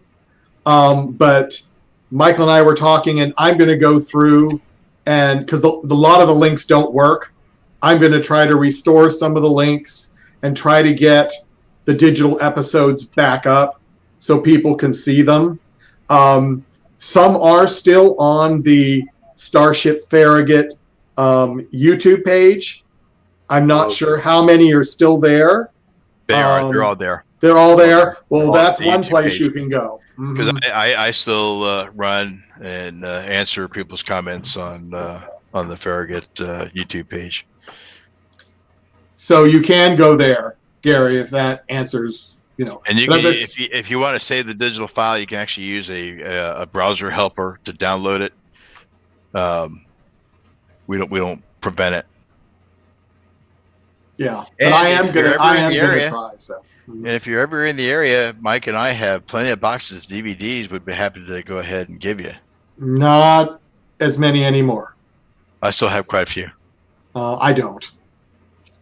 Mine are in Kentucky right now. Oh, okay. Oh, wow. Yeah, that's the website that I found, the one that I have playing down as the ticker at the bottom, FarragutNetwork.com. Yep. And there's a disclaimer on there, I guess, must be written by Michael. Yes. About all the links not working and stuff like that. And this is not updated. It's, nothing. It's just what was there in 2014.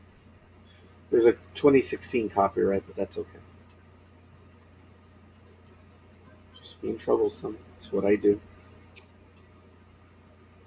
What else do we have right here, Mr. B? They are all making corridor flats.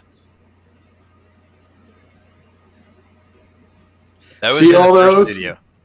that was from the first studio. Oh, wow. Okay. So those are the corridor walls? Yep. It's all wood. All wood. There's the frame, and then we just lay a sheet of Luan wood right over the top of it, glue it down, tack nail it, and settle on a stack to dry, and it'd be solid and ready to go. Now, what's interesting is, because I'm stickler for details, and I knew that we were going to be shooting in 4K, all the edges that are on the sides, there's a separation, and there's a 2x2 that's actually in between each segment. And so you can actually see the edge where this Luan wood, you'd see a gap where it starts that. So we would actually fill that in and sand it smooth so that when you went by the corridor, it looked like a natural indentation. Then you'd have the separation of the black strip or the silver strip. Yeah. Yeah. So when it came to the details, I was a son of a bitch. I was very anal about the details. Well, based on what you're doing with Han Solo right behind you, yeah. Well, here I'll show you something else. I did this for my daughter's birthday. That was so cool. I know what it is. Yeah. So these are the actual film cells for the release that would go over the doors of the theater. Okay. So made the frame, made the slats. And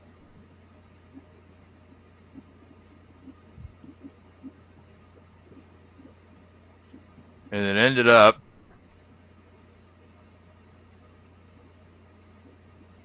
lit from behind. Whoa. And so all my sister did all the graphics for me and put those on. And inside each one of those slots, got the doors that close.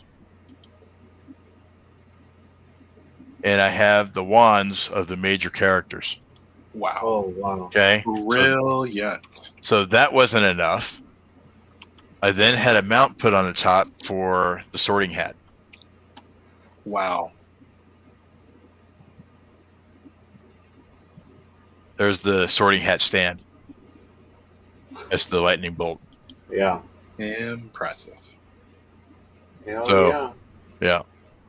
But all of these were custom made to hold the wands. Yeah. Wow. So that's one of the projects I did on my side. Wow. Mm-mm-mm. She still has it, of course, right? She still has it. She has not mounted it yet. She's like, Is it still on the floor? it's still on the floor in her bedroom. Oh my! Wow. But she. So this was something that I originally was going to make for me, and I just said, you know what, I don't have the room for it, and so I said I'm going to go ahead and do it for Daniel's birthday, and so I went and I did this, and she was in tears. I was glad it worked out, but this is the final product right here. That's impressive. And there she is. Oh, wow. It's larger than Yeah, it's huge. Right. So these are the film cells that went above the doors in the movie theaters for each one of them. Yeah, I know what you're talking about. That is cool. Impressive. So I'm a busy beaver. I'm always building stuff. Yeah, we all are, man. We're always busy doing stuff. Oh yeah, tell me about it. Let me see. Here is Mm. all right. So there's the base for Han Solo. Ooh. That's the internal structure. And these strips hold all the LEDs to light up all those little holes. Oh, so it's actually lying down, or This is this is looking from the Down? bottom toward the top. okay, yes. It's upside down. Oh, okay. So these are all the inside of this was all painted white with Kills primer white, and it has a translucent mylar sheet which has a milky texture to it that covers all the holes, and so when you hit the button, it actually lights up any color you want to make it. I have orange set on it because that's what they had in Empire Strikes Back. But that's what it's sitting on now, and this is the outside is all painted black. Oh yeah, that's right. Wow. And there he is, a distant shot.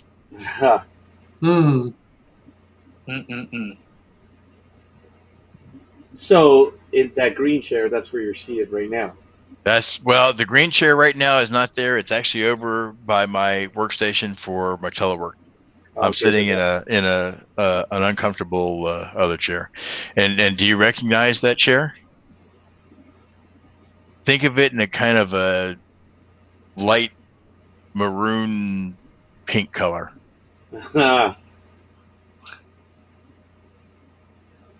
Damn it! It's on the tip of my tongue. I know it. It's a Trek chair. I'm going to tell you right now. Yeah, that's got to be one of the conference room chairs, right? Next Generation. Yes. From Captain's Ready Room. Oh, yes. Yeah, it's actually one he sat in. So, wow. Really? When I get the time, I'm going to go ahead and get it reupholstered. Mm. So That's why is it another green? side project. Nice. Yeah, I need to come back to your house soon. Yeah, it's been I've been doing a lot of work, Dean. We might have a Romulan coming. Oh yeah? Ooh. I think so. That'd be awesome. Yeah, I remember that face. I can never forget that face. I don't understand what you're talking about. Joel Untrue. Uh-huh. Uh-huh. You don't remember shooting a fellow navigator out of his seat? Is that what you're talking about? Oh, yeah. Straight up talking about that. Let me go back to something that is less obtrusive. Oh, yeah, okay. There we go. Hi, gentlemen. How you doing, Frank? How you doing, birthday boy? Doing great. Yeah. Oh, Yeah, actually, yet? it's the next day for you already, right? Sorry. Well, that's okay. I'm only 39 as it goes. So Oh, that's- so that's- you are a young man. yes. Right. Uh-huh. Bullshit. Let me take my glasses off so I won't. There we Yeah, go. I think I'm. He's 39. I'm 24. Uh-huh. Yeah, I'm 37, and I've celebrated my 15th anniversary of my 37th birthday. So, yeah, There you go. yeah, this past April. Yeah, Michael and I are birthday April babies, and I think we're Uh-huh. separated by a day or two, aren't we, Michael? I think so. I'm the 22nd. Yeah, that's right. I'm 21. We're separated by a And day. Michael Day is And- right after me. Yeah, I was going to say Michael Day's right after that. I know that. Mhm. That's right. Yeah, so I should have been Michael, but as I would tell people, You should have been, yes. Yeah, I should have been, but I'm not holy in any way whatsoever. Just very quickly, I had a coworker. She'll go by the first name of Corrine. Her birthday was on the 19th. Mine was the 21st. And I said, and Adolf is April 20th. Yeah. You'll never, knowing the three of us, you'll never forget those days again. Nope. And they did. So, oh well. I thought it was funny. So, Frank, are you live right now? Yes, I am. So, No, we just finished ours. Okay. Yeah, Fair well, enough. we very quickly, and I don't want to promote on your channel, but we do. By all means, promote that. Yeah. You're more than welcome to. Yeah, we do a on our no budget production, Filk Ferret production. We basically on Friday nights at 11 o'clock Eastern Standard or Eastern Daylight Time, we do a piece called Critical Not Cynical, where we watch a fan film that week, as one of the short ones, and then we critique it. And this week we critiqued Avalon's Ghost Ship Part 1 and 2, Avalon Universe. And so we've done different ones. We've done Dreadnought Dominion, which I originally created, and they continued on. We've done, we're going to be doing Farragut, but we're doing Farragut a little bit differently. Are you going to critique Dean playing the piano? No, I'm going to Here, that's critique what him. happened. I'm going to critique him falling off the navigational console. Oh, okay. So you're going to play the Price of Anything. Yeah, exactly. Where he That's a almost good killed episode. him. I remember I was standing in the transporter room to come out to the set when you sent him flying in there, and he almost killed me coming through the door. Well, at least he opened the door for you. Yep. That's Or true. you opened the door for him. Thank goodness. Is that like the time John walked into the door? Yeah, I still have that footage somewhere on my hard drive. Yep, somebody forgot to call Doris. Oh shit! And it went right into him, knocked him off the track and everything. Cut. So, but yeah, this crew here was the ones that got me involved with fan films. I met Michael Day at Con Carolinas in Charlotte when I was con chair. He and John were there, and he and I talked for a while. And then I went to Treklanta and met Michael. And Michael said, "Why don't you come down?" And I was off and running. I think I was down there every other weekend for almost 2 years building. Mm-hmm. 5.5-hour drive either way, and I never regretted a minute of it. See, Roger, I just come on down, and once they go on, they're hooked. Yeah. That's the easiest way to get volunteers. You just get them in the door, and their jaw drops, and they're like, "Where do I sign?" That's all you had to do. And the more sets we had built, the more people we had coming. Well, remember, you were scared I was going to leave after my first set experience. Yeah, well, somebody threw a tape measure across the floor. It wasn't a tape measure. What was it? Hammer? Mm-hmm. Thor's hammer? At me. Oh, yeah. And they didn't hit you? No, fortunately. Well, it's someone we know who has a bit of a temper. So. Temper. Mm-hmm. Yeah. But it's not Dean. No. Thank goodness. No, Dean. I can't see Dean having a temper at all. That would scare the heck out of me. Yeah, my biggest, I think, towards the waning days, all the sets being there, and there was just minor things to be dealt with here and there. The guys got a little loose with hiring people because they started bringing on some of the girls just as eye candy, and I'm like, dude, you can't do that. So some of them, and if you remember Farragut Fest, where one got up on the car, was doing push-ups in front of the guys, the people that came to see the sets. Mm-hmm. Yeah, I had know exactly who you're talking about. Yep, I'd tell her go home. But yeah, it was fun managing the sets while I was there. But everything has their time and place. Yeah. It was fun. Frank, did you want to? We actually showed some of the stills from Price of Anything when you had your debut. Yes. In Farragut, if you want to expound on any of that, and your set construction of that you posted on there about no right angles and all that fun stuff. So, I'll tell you what. In almost the entire set, there is no right angles. The bridge, there's no right angles. But in the Romulan bridge, that was my baby. I mean, I love that set very much. I mean, spent a lot of hours on that, a lot of sanding.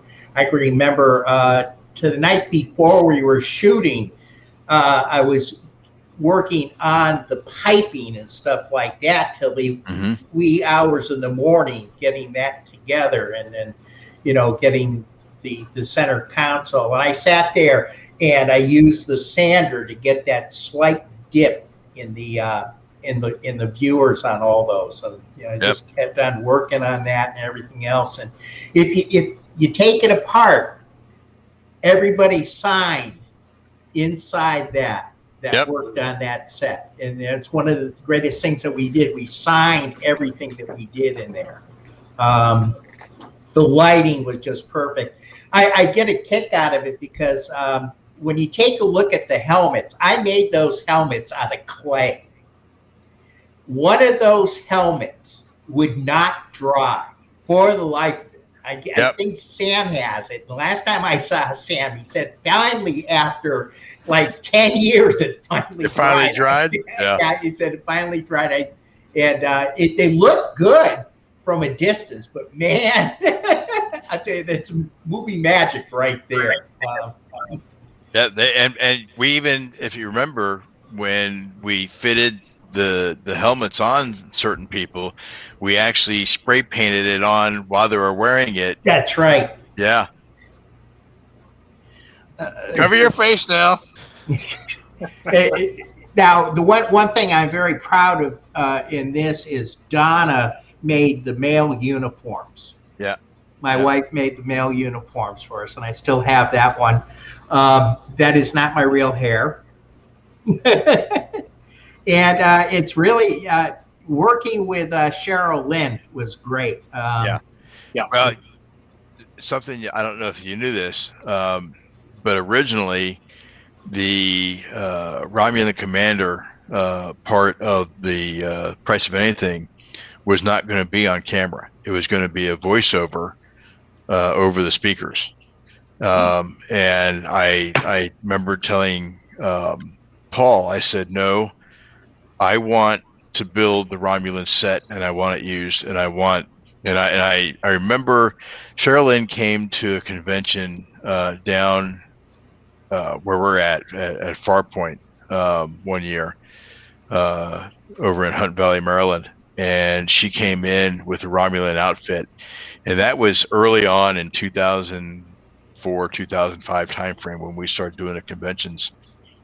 And I always kept that in the back of my head, and I said, you know what? I want her to play the commander. She's got the outfit already. She's got the presence. I said, let's get her and see if she'd be willing to do it, and she did.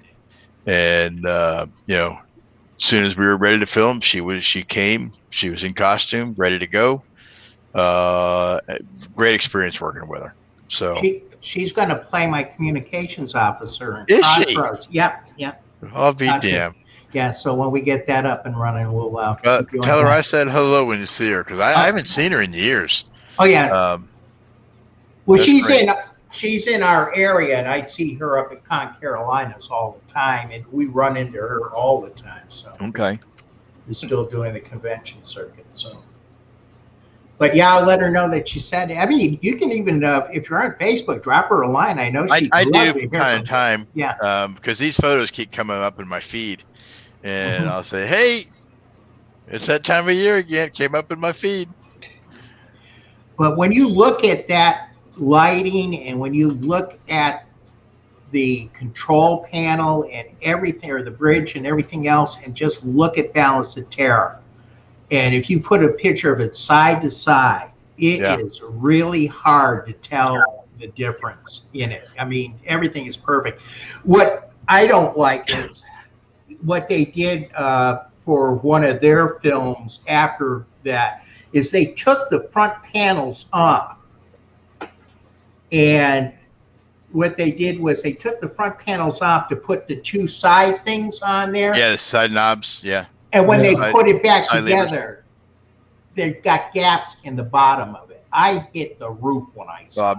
I bet. Let me ask you this, Roger. Looking at the interior walls there, what color are they painted? Can you tell? No, but we discussed this. It's the lighting. It's got to be either white or gray. They're actually green. Mm-hmm. Really? Yep. I did not know. Wow. Let me see if I can go back and find. You see, look, you see that picture right there? That's the one that's. Look, it's not very big, man. There it is. There's the green. Oh, there it is. Yeah. Yes. Wow. Yeah. By the way, folks, we just crossed 30 likes. Thank you, Mark Volk. All Tower Media gave us a like, as did Mark Volk. Folks, our all-time high is 32. So on our Facebook pages, I need 3 more. If we can get to 33, that means we'll give out a $5 Amazon card. So I need come on, folks. I need 3 more. We're there. We're at 30. Just a not trivia question for you, Roger. Way over already because of YouTube. Well, what I want to say is, Mark is who I went to go to dinner with when I left you. Oh, yeah. Really? Oh, you mean over in Arizona? Arizona. Mm-hmm. Oh, hey, Mark. I was first. Is that insecure or what?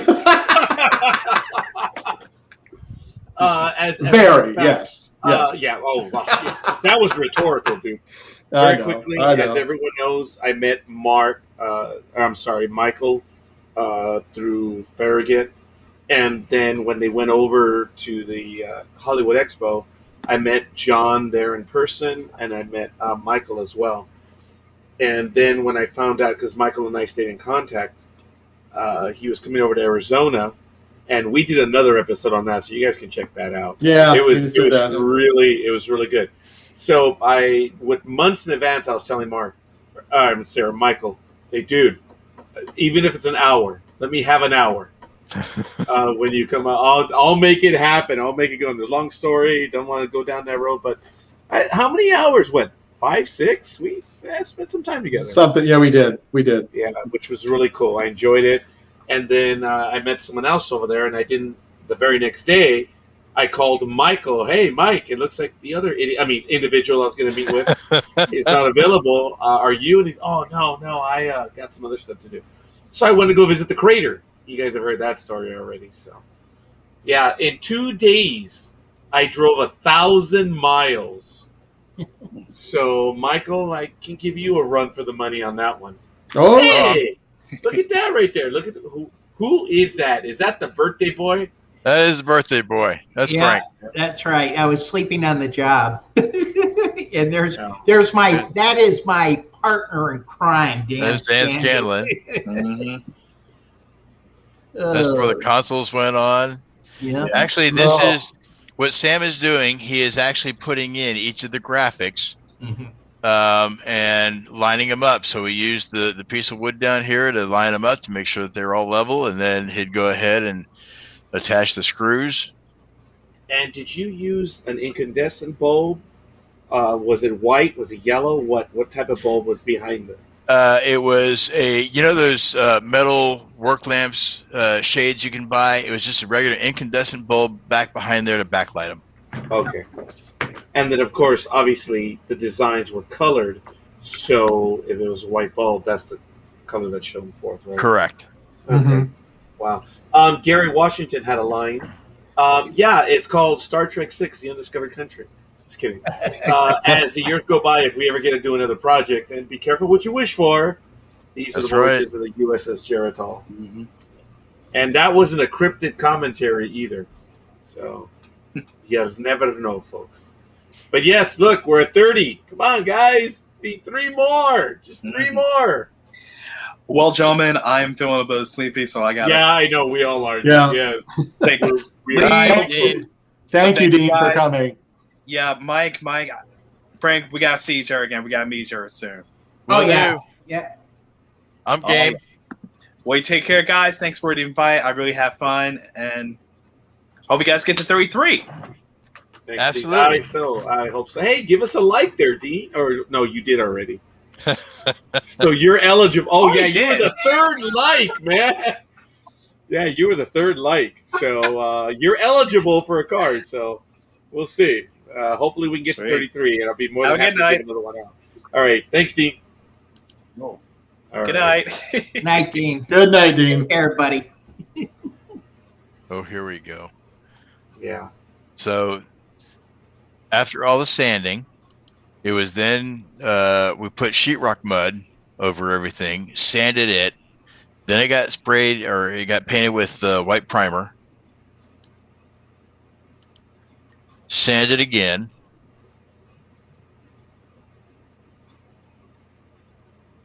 And then I remember John going through with with the air blower, and ended up in a big dust cloud of all the white. Yeah, look. And then after we did that, wiped everything down with tack cloth, and then we started painting the bridge. And that's before we did redid the view screens on the panel. Yeah, view screens are already done. They're set. We fixed that before. Folks, 31. Awesome. And it counts. Michael Day, I'll take it. There you go. From the 31, I just need 2 more, folks. Look at Wow. that. Yeah.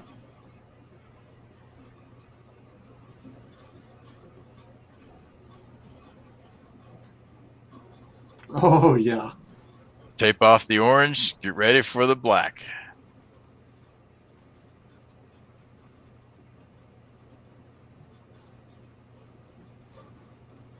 Oh, wow. Yep. There's the black. Do you guys have AC in the sets or No. Uh, Nope. And let me tell you, inside that, it during the summer, we Oh, yeah. roasted. Oh, we roasted. Look at that. that is sweet.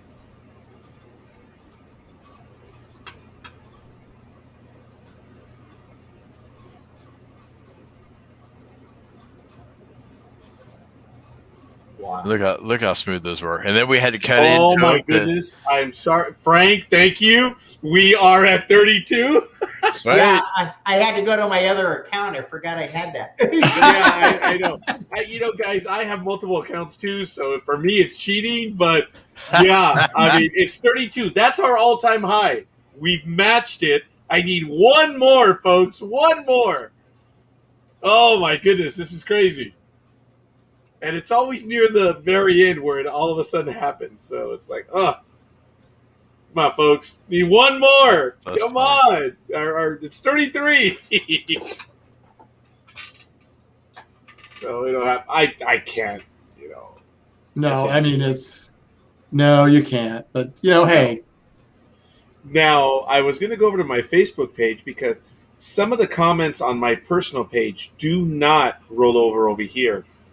So I was going to see if we had it. Oh, man. Where are you counting the ones that are on YouTube also? No, that's the thing. I don't think those show up here. No, It's just the Facebook ones. yeah. Because Michael said I have 9 likes on Yeah, YouTube. you have 9 likes on YouTube. Yeah, you do. Yeah. So that means we're at 41. Yeah, technically you are, yeah. Look at that. So that was the start of everybody signing on the back of the plaque. Wow. Yes. Mm-hmm.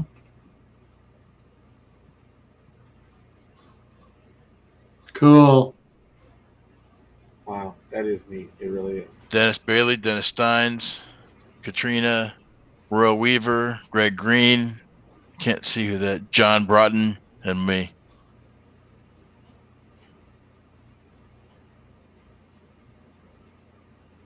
There's been a lot more signatures added to it. Oh, yeah.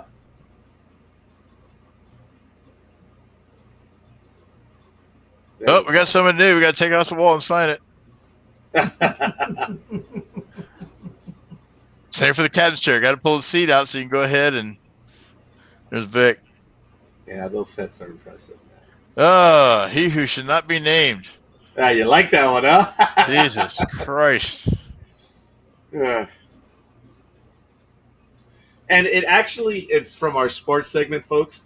For those of you that know NASCAR, it's one of the brothers, and I forget his name right now. He's one of the troublemakers. I forget his name at the moment, but my buddy, when he was doing NASCAR, he said, "He who shall not be named," and it just stuck with us. And it's one of the 2 brothers I forget right now. And he's a little troublemaker, a little punk. But anyway, no, go ahead. I mean, just look at the details. Yeah, I mean, for the consoles. I mean, it was. Oh, yeah. So It how was did just you amazing. create that? So there's a friend of mine, lives in Canada. His name is Carl Mazur. He actually worked with me to get these produced. They have holes in them so that you can actually backlight them with the same way we did the gels up here. And so it's just one of the other expenses that I incurred to provide these. Yeah. Wow. I gave you an idea of expense just on the 3 BioBed graphics, the graphics that go over the beds. Yes. Those 3, the astrogator, and the screen that fits on the nav helm console That was over $500 just for the graphics, the gels. And just as you were telling me that, you saw it. Gary Washington has put us over. Nice. All right. All right. Okay. All right. We're at 33. We're going to give out something right now. Forgive me, Michael. Here's what we're going to do. I got to put all the names. Okay. And I'm going to just put them in. Okay. Here we go. The randomizer. Yeah. Josh isn't here, so I don't have the randomizer right now. Oh, did he leave us? Yeah, it's late. He's working right now. Oh. Guys, I can do a quick search to get a number on how do we do this? We get a random number. Oh, random number generator. Okay, there it is. I've heard of that before. Yeah, here we go. Random number generator from 1 to 33. Okay, here we go. I'm going to do this on screen. Forgive me a moment. I'm going to share my screen. And here we go. Okay, forgive me a moment. There it is. It's from 1 to 33. Okay. So we're going to do it right now. I'm sorry? Is there an 18 right there? Between 1 and 33 equals... Oh. Yeah, generate that again. Oh, right. Okay. Because all I did was this right here. Okay. I put 33, yeah. So I haven't done so it's already yet. there. Okay. Oh, yeah. Yeah, I haven't done it. I'm about to do it. You haven't done the start yet. Okay. Yeah. Do I start or generate the number? Well, I'll do it either. I hit start. See what happens. Oh, come on. I think that's an ad on the side. Yeah, sorry. Yep. Okay, here we go. Generate the number. Here we go. Now. There. 32. Okay, let's see who is the 32nd one. And it is Frank Parker. Jr. All right, there it is. So it's number 32, Frank Parker Jr. Okay, Frank, we're gonna. I need your email address, and you can send it over to me. We're friends on Facebook, aren't we? Yeah. Yeah. So there it is, folks. There you have the winner, Frank Parker Jr. Happy birthday to me. There you go. Oh, yeah.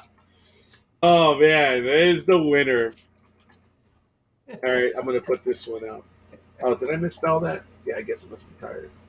Oh, no, there it is, Frank Parker Jr. And then is the winner. Sorry, it's my accent. Kind of lame. All right, let me close that one and get back to Michael and remove. There we go. And we can put that one back. There it is. Oh, wow. That's a nice view. Yep. That's a shot. I remember, so originally when I had left the studio, we had this section built, the communication and engineering. And when I came back, the door to gain access is right here. And this wasn't here. The guys had started building this before, while I was gone. And so I nearly walked into the set and was pleasantly surprised that we had new pie shapes going in, because that wasn't on the original agenda. So they stuck that in on me. Wow. Up there's a transporter room with purple. Mm-hmm. Oh, That was in the old studio. Yeah, That's in the studio. first one. Mm-hmm. Yeah.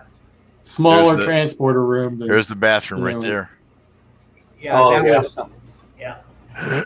Yeah, that's how I knew that we were at St. Mary's, because I could see the bathroom in the back. Yep. But that was the first studio, 3,000 square foot. Wow. Yeah, So, I found out that a lot of people don't know about that. Yeah. Yeah. There was a behind a set of stores fronts that are no longer there. You can actually see the studio from the street now. I know. To give you an idea of when we moved in there, the water was not on, and rightfully so, because when we managed to turn it on, water started spraying inside the studio, because the pipe runs along the inside of the wall, which is plastic PVC. It had broke, so we turned the water off, we let it dry, we reconnected that back up, then we turned the water on again, and followed it out, and we noticed that we still didn't have water coming into the sink, but somebody had walked out the back of the studio, back over in this area here. There's a door, and they went out the back, and there's water shooting all over the place. So we capped that off, and then we find out that that same line actually supplied water to the stores that were in the front, and there's these geysers shooting up all over the place, because when those stores were vacant, and whoever cleared it out, they just cut the pipes at the floor. And so we had to go in and put caps on them and all that kind of stuff before we finally got the water running in the studio. Wow. It was a lot of fun. So, what were you able to have at that studio? I can see the bridge, of course. What else did you have? So That's we the had the same bridge area. here, over towards the left. Matter of fact, let's, I'll give you the exact layout. And while you do that, we were talking about the Romulan Bridge.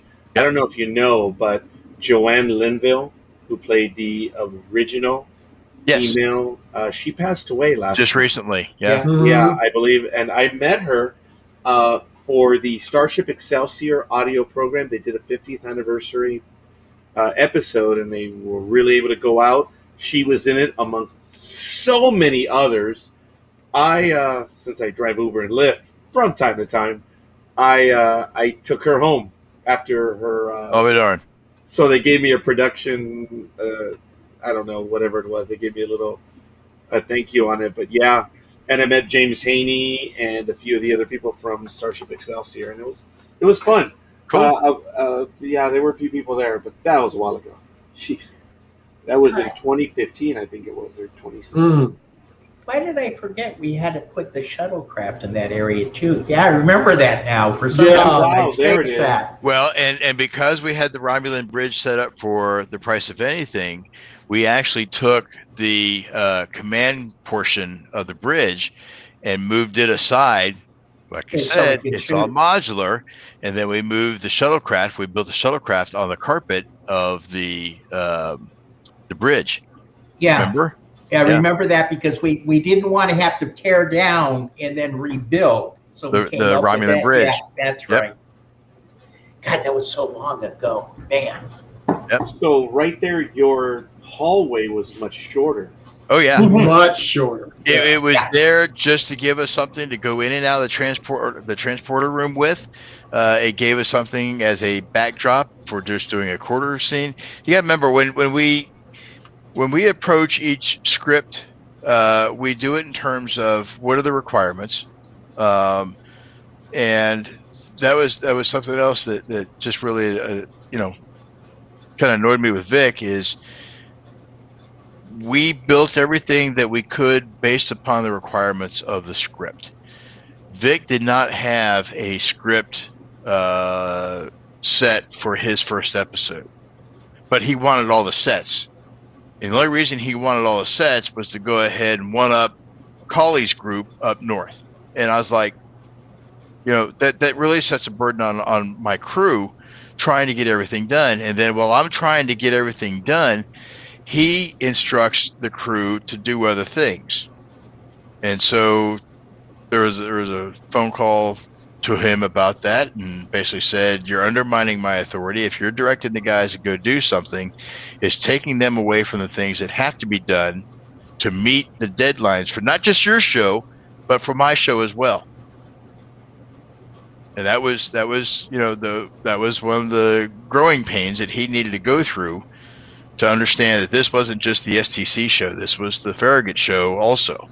And, we had our requirements.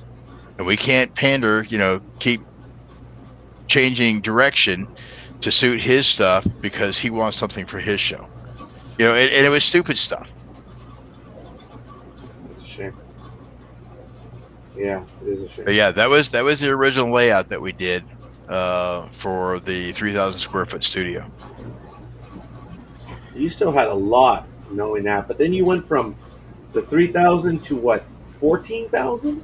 10,000. Oh, 10,000. It was an 18,000 square foot warehouse 10,000 of which was what we had access to. Wow. So you tripled easily. Yeah. Well, So later on, we were able to put some of the stuff on the other side when they moved out. Yeah. Because we had the Romulan bridge and the shuttlecraft set up there for a couple things. Yep. Which was nice. Yeah, it was.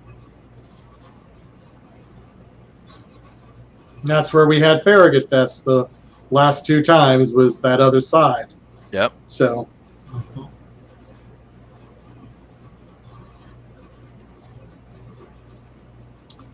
well, are we about coming to a close at 1 I think so. a.m.? I'm tired. We've already passed 5 hours. I know. This is one of the longest programs we've ever done. Period. It's one of the best you've ever done. Oh, did I say that out loud? Frank, thank you. You've made it the best now. Yes. And that was rhetorical, so we could get away with that. Actually, Well, he is the birthday boy, so it has. That's why I didn't say it. It's been a lot of fun. Where you took us, Michael, was just impressive. And yet, I know there's still more. Oh, yeah. Gigs. Maybe we can continue this another day in the future. I mean, I didn't do any of the corridor construction really, and putting up the curves, and that was one of the first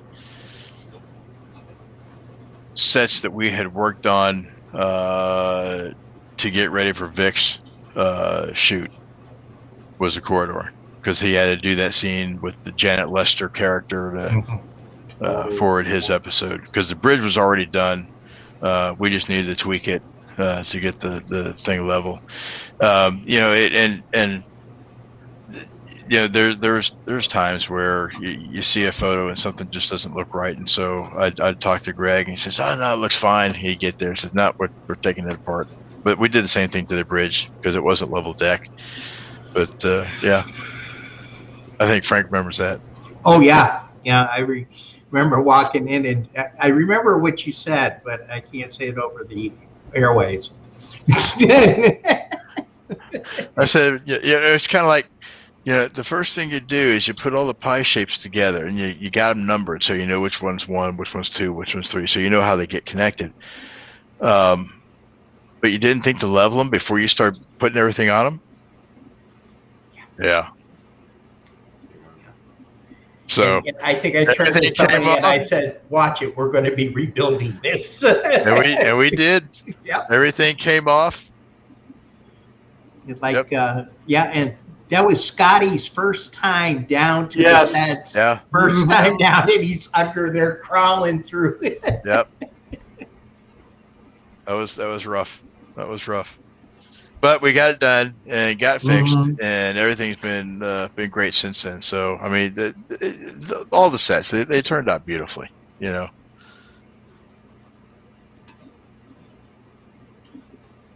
lot of great memories. Yes, and still more to go over. I would love to continue, and there's more to share with the audience, which is absolutely awesome.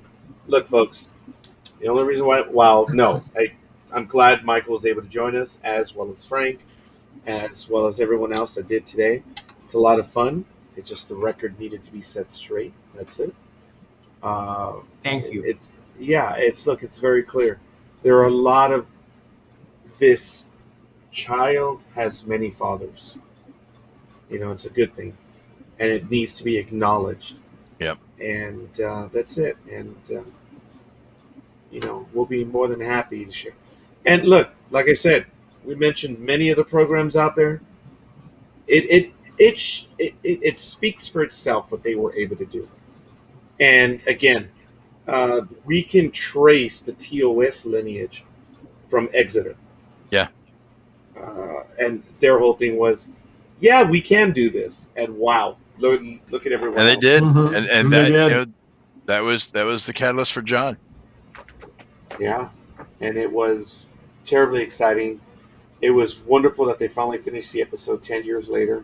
Yeah. And it was great. I think they did 2 or 3 episodes, I forget. 3, I believe. Three Third for was- Trisarian. Yeah, 3. Mhm. and impressively done. Their own Yeah. characters. Yep. Yeah. It was Original stories. Yeah. Yep. Proved it could be That's the done. way to do it. Yeah. Mhm. And then you guys carried on with it too. Phase 2 has several different names, but it doesn't matter. Everyone knows what I'm talking about. Yep. What Mr. Cawley did up there is, and what is, it's really amazing.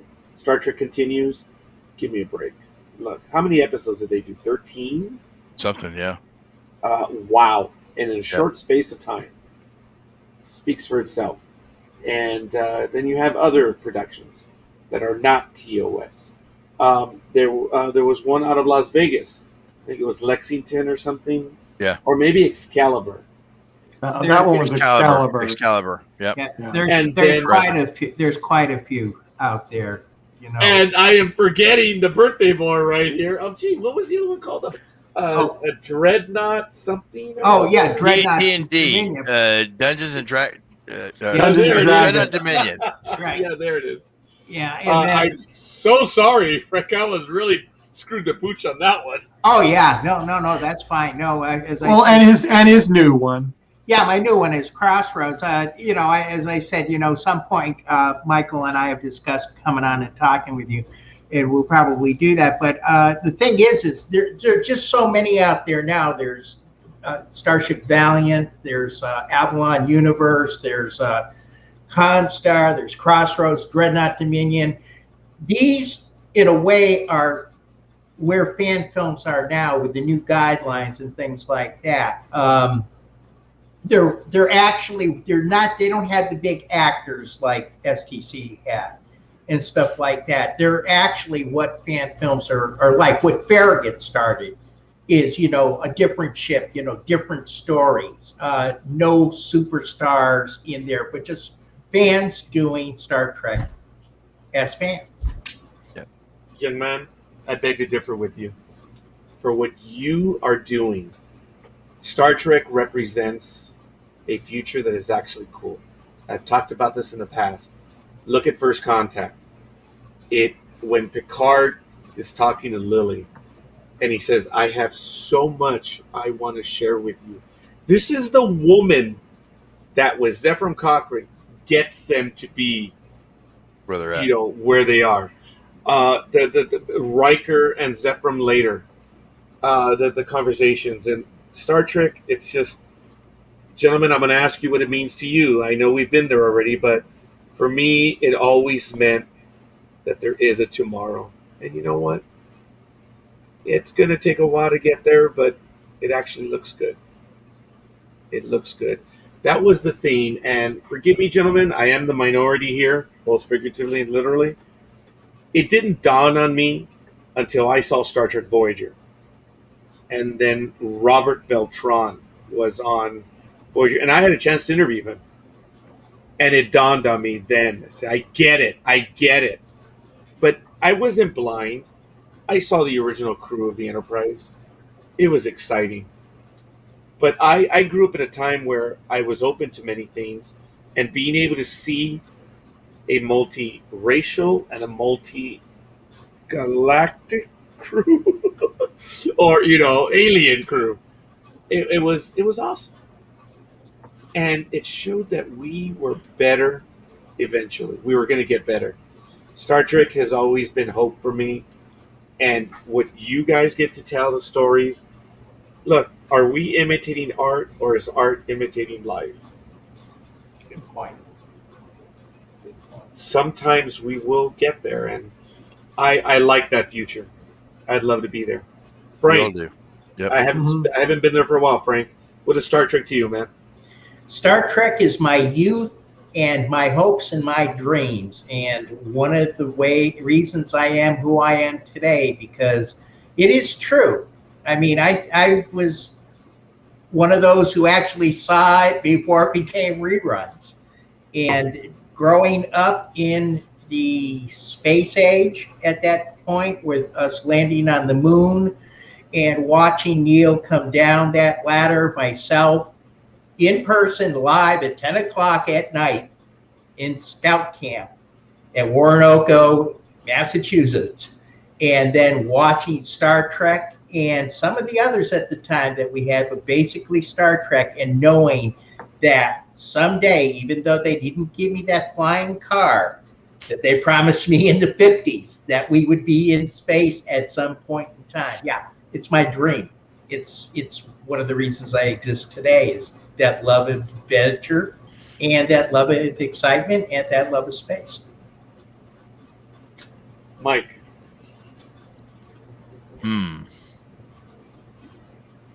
I know it's a tough question. It is. I was, when Star Trek first came on, I was certainly old enough to watch it, but I didn't. It came on too late, and I was always in bed sleeping.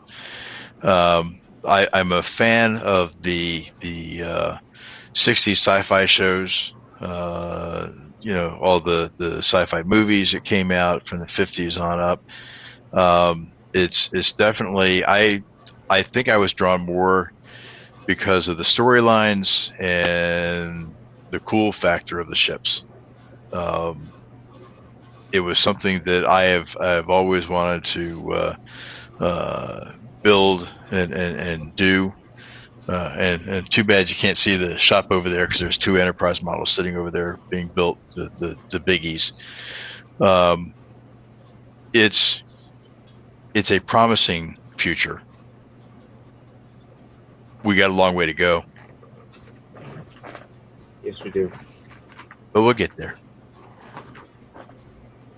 I feel like the Brady Bunch, you're... Yeah. Oh, Yeah. I do that in the other programs as well. So, Michael? Well, I've done this with you many times. Let me throw a Exactly. different spin on it this time.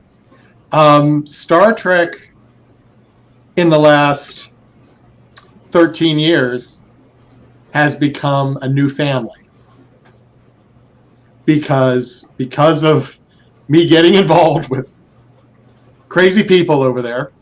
I made lots of new friends, and down there too. Yep. And everywhere. And if I hadn't written that little message to Michael saying that I enjoyed, because it was For Want of a Nail that I saw, Yep. and the captaincy, and I enjoyed his films, and I love the visual effects, and I live in Maryland, and he said, well, thank you. Would you like to help? And, I told you, once you get them in the door, they don't leave. and it's true. I know, and I did it to you. I know. Yeah. But, and honestly, some of my best friends now are people that I met because of my involvement with Starship Farragut. Yep. I can't get rid of them.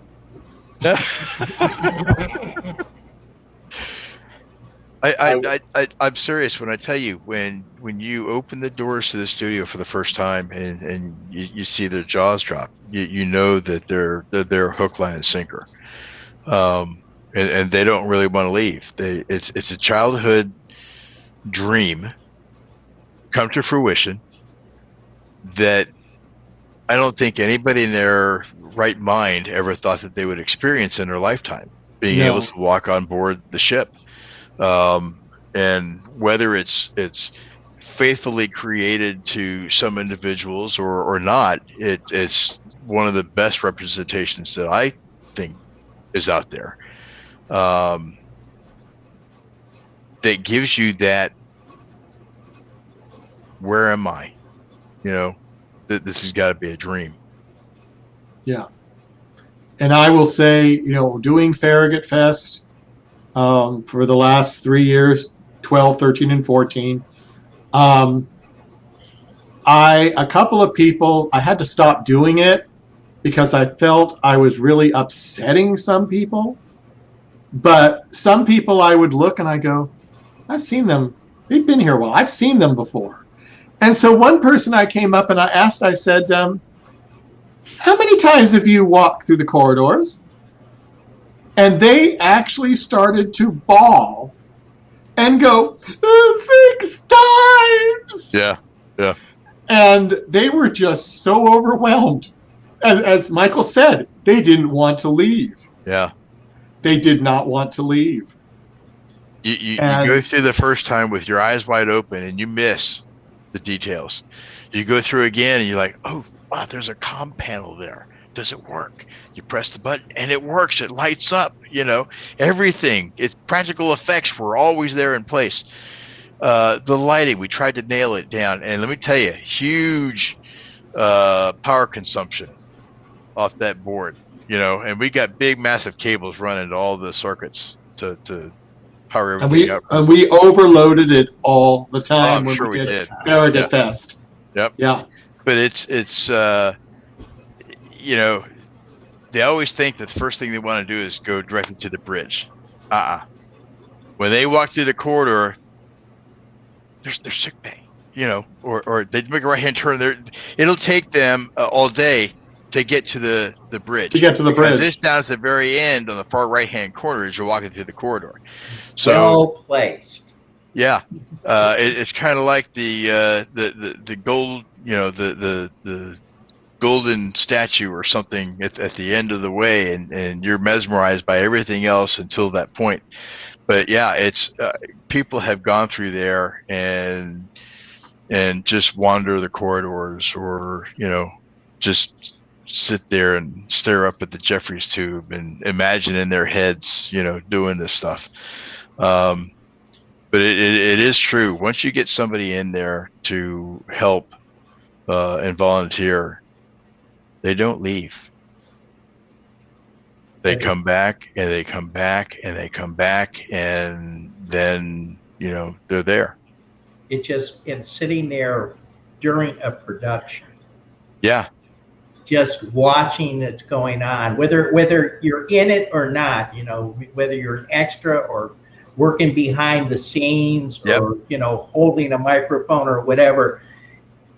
It just gives you that whole, to me, the family aspect. These guys are brothers to me. These have been friends for Lord knows how many years, and I don't think they will always be in my life no matter what. We may not see each other all the time, though Michael and I talk all the time. These are people that are lifelong friends that really have, and you love. I mean, there's a lot of love that we have for each other. Can't take that away. That's a big family.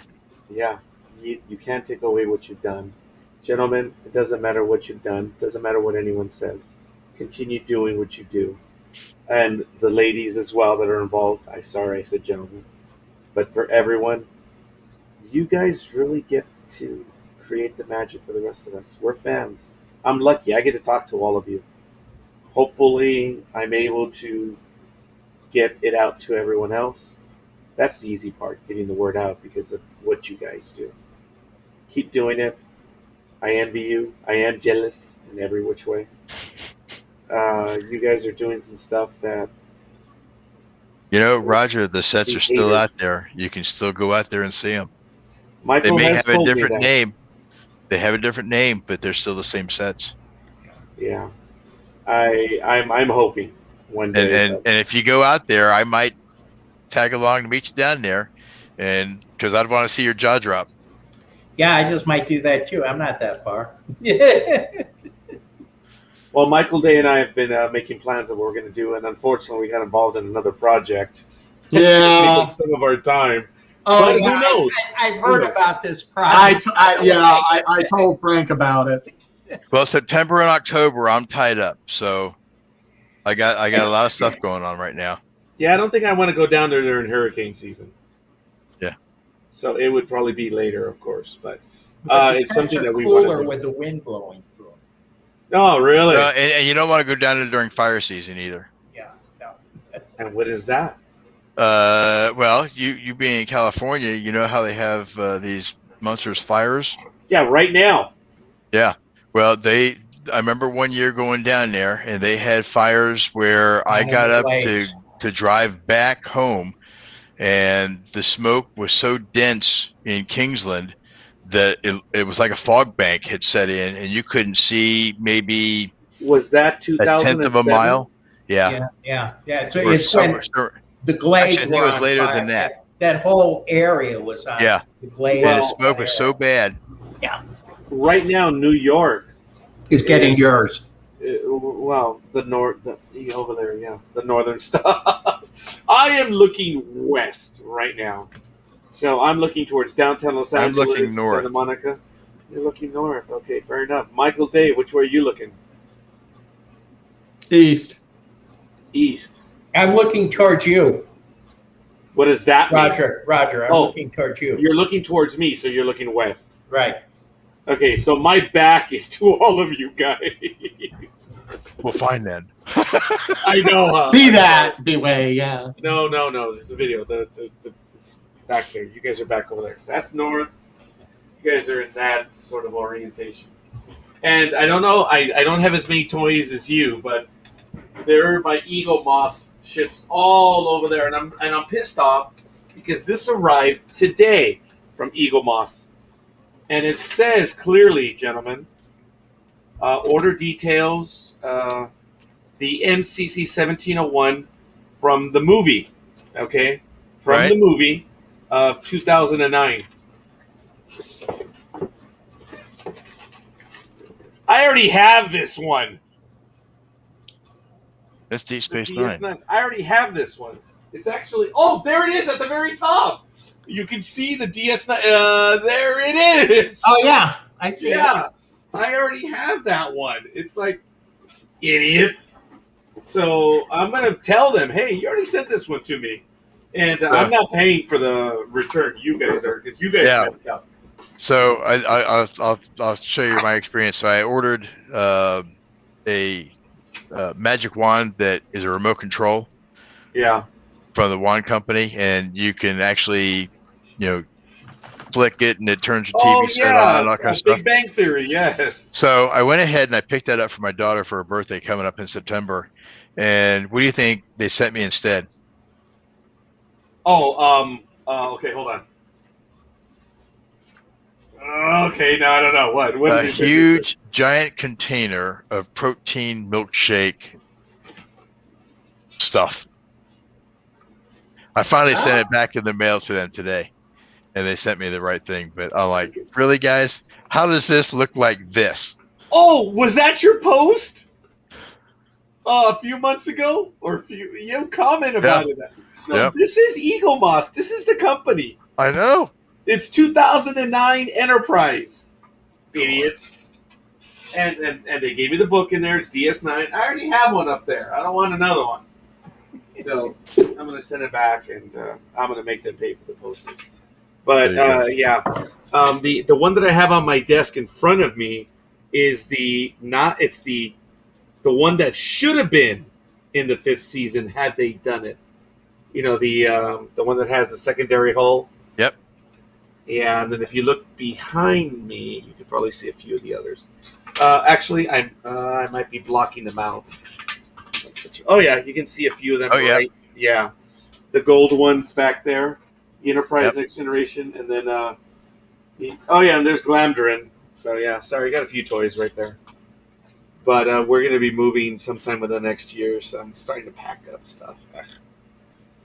But I might be able to give you a run for your money, Michael, on the collection of items. But you make yours. I buy mine. I have an assortment of World War II submarines that I haven't built yet.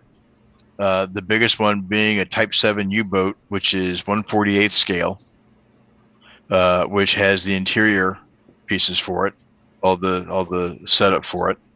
It's almost 5 feet long when built. Is that a cutaway? It's a cutaway. So half it's done in clear and half it's done in Raider plastic. So I've got that to do yet. I've got all of the Star Wars models from the original trilogy, which is the only one I really count as Star Wars, in 1/72nd scale, including the perfect grade Millennium Falcon from Bandai. And if you haven't seen the kit or heard anything about it, there is no other Millennium Falcon model kit out there that is exact as studio models go. This is the most precise, down to the nth detail of everything. And this Millennium Falcon, is it the one from the trilogy or is it the most recent? It's from the very first Star Wars: A New Hope Wow. with a Wow. 3 landing gear. Have you seen Rogue One? Yes, I have seen Rogue One. Is not That okay? So as Star Wars goes, the original trilogy of Star Wars, fantastic. Rogue One, love it, absolutely love it. Yeah. The Han Solo one, love it. Yeah. The first trilogy, the first, the Phantom Menace and all those, not a fan. Okay. The last 3 in the saga, what was that, 4, 6, 7, 8, and 9, Yeah. were simply a rehash of 4, Yeah. 5, and 6. Yeah. And were a waste. They had some good moments in them. They were poorly cast. The storylines were horrible. It's like, people ask me about, well, what do you think of the new Star Trek? And it's the same thing. It's not my Trek, but it's brought in a new generation of fans, and that's how I look at it. It's thank God not a Michael Bay movie where everything explodes, but it's close. It's those kinds of movies. It's to put fans in the seats to watch them. Yeah, and it's brought more fans in. I'm lucky. I told you guys, or I may have said it on air. Look, my youngest is involved. We watch it, and we're going to start watching Lower Decks. I think that is great. Okay. Yeah, it's terribly entertaining. That 10th episode, that last episode, that was a movie, man. It was phenomenal. It's emotional. It's a little 30-minute episode, and there was a little bit of Lord of the Rings in it. You guys caught it, right? I haven't seen it. Okay. Lower Decks yet? I don't Season get a chance. 2 debuts August 12th. Yeah, I have not had really much of a chance to watch TV. With everything that I've got going on, it's just been either working on the bird of prey, or, I got 3.5 acres. I got to cut the grass. You can come over and mow his lawn for him, Roger. He might. Roger. No, I will hire someone. My driveway is 25 feet shy of 2 football fields long.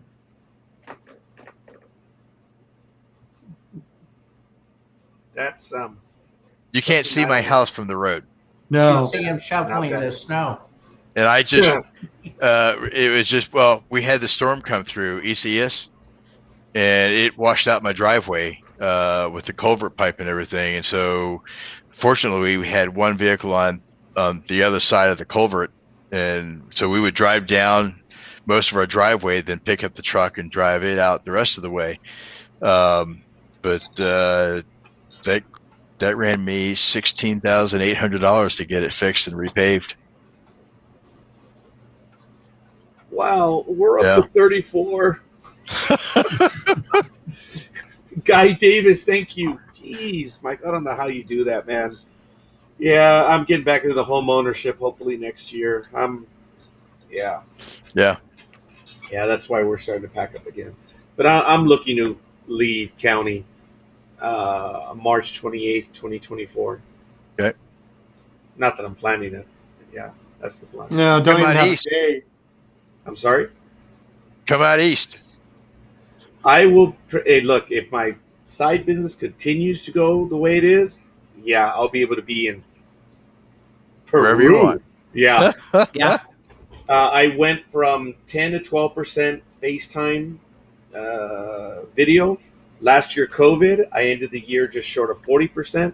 Wow. And I haven't done the numbers for this year, but I'm well over. I might be at 50%. Good. So, yeah, we'll see. Yeah, it was good. That's why I'm trying to travel a little bit. Before they shut us down again. Oh, my God, we won't get into that. Yeah. Yeah. California, folks, you heard it here first. California will not shut down until the recall election. Then they'll make a decision. Governor will not shut down the state while there's a recall on. Yeah. Sorry, got political there. I apologize. But beyond that, it's all good. Folks, keep doing what you're doing. Will do. Enjoy what you've done. You guys are heroes to other people for what you do, for the chance that you. We're just fans like them. Yeah. Honest to God, we're just fans like them. We just happen to, pick up a hammer and do something about it. And thankfully they supported us all these years and helped us build some of this stuff. So it's no different. It really isn't. So who knows what the future holds? And we'll say, right. yes, Mr. Day. Yeah, or you just send a message saying you like something, and there you are. Yeah. 13 years later. You're part of the team. Yeah. I was lucky. I just called and asked them if they wanted to talk, and they did. And hopefully you can't shut us up. That's good. Blog Talk Radio would have shut us down a long time ago. But with this one, I can go quite a bit. But let's not test it tonight. I'm going to get up early tomorrow. Yeah. But we will do this again. Gentlemen, I know you're all tomorrow already. I'm not. Yep. So, and I'm in the wrong end of the wormhole. Enjoy your evening. I got about 5 hours more sleep to get. Yeah. Agreed. Yeah. Mm-hmm. Gentlemen, thank you. We will speak again. Peace and long life. Take care. And thank you. Thank you for the opportunity. Thank you for everything we did. Man, we almost went 6 hours. Wow. Awesome. Oh. Yeah, we did. I'm going to play the video, and I have a commercial attached to this. But you guys are good. It's do I have it here? Oh, maybe I don't have it on this channel. Oh, well, we're good. We're done. We're done.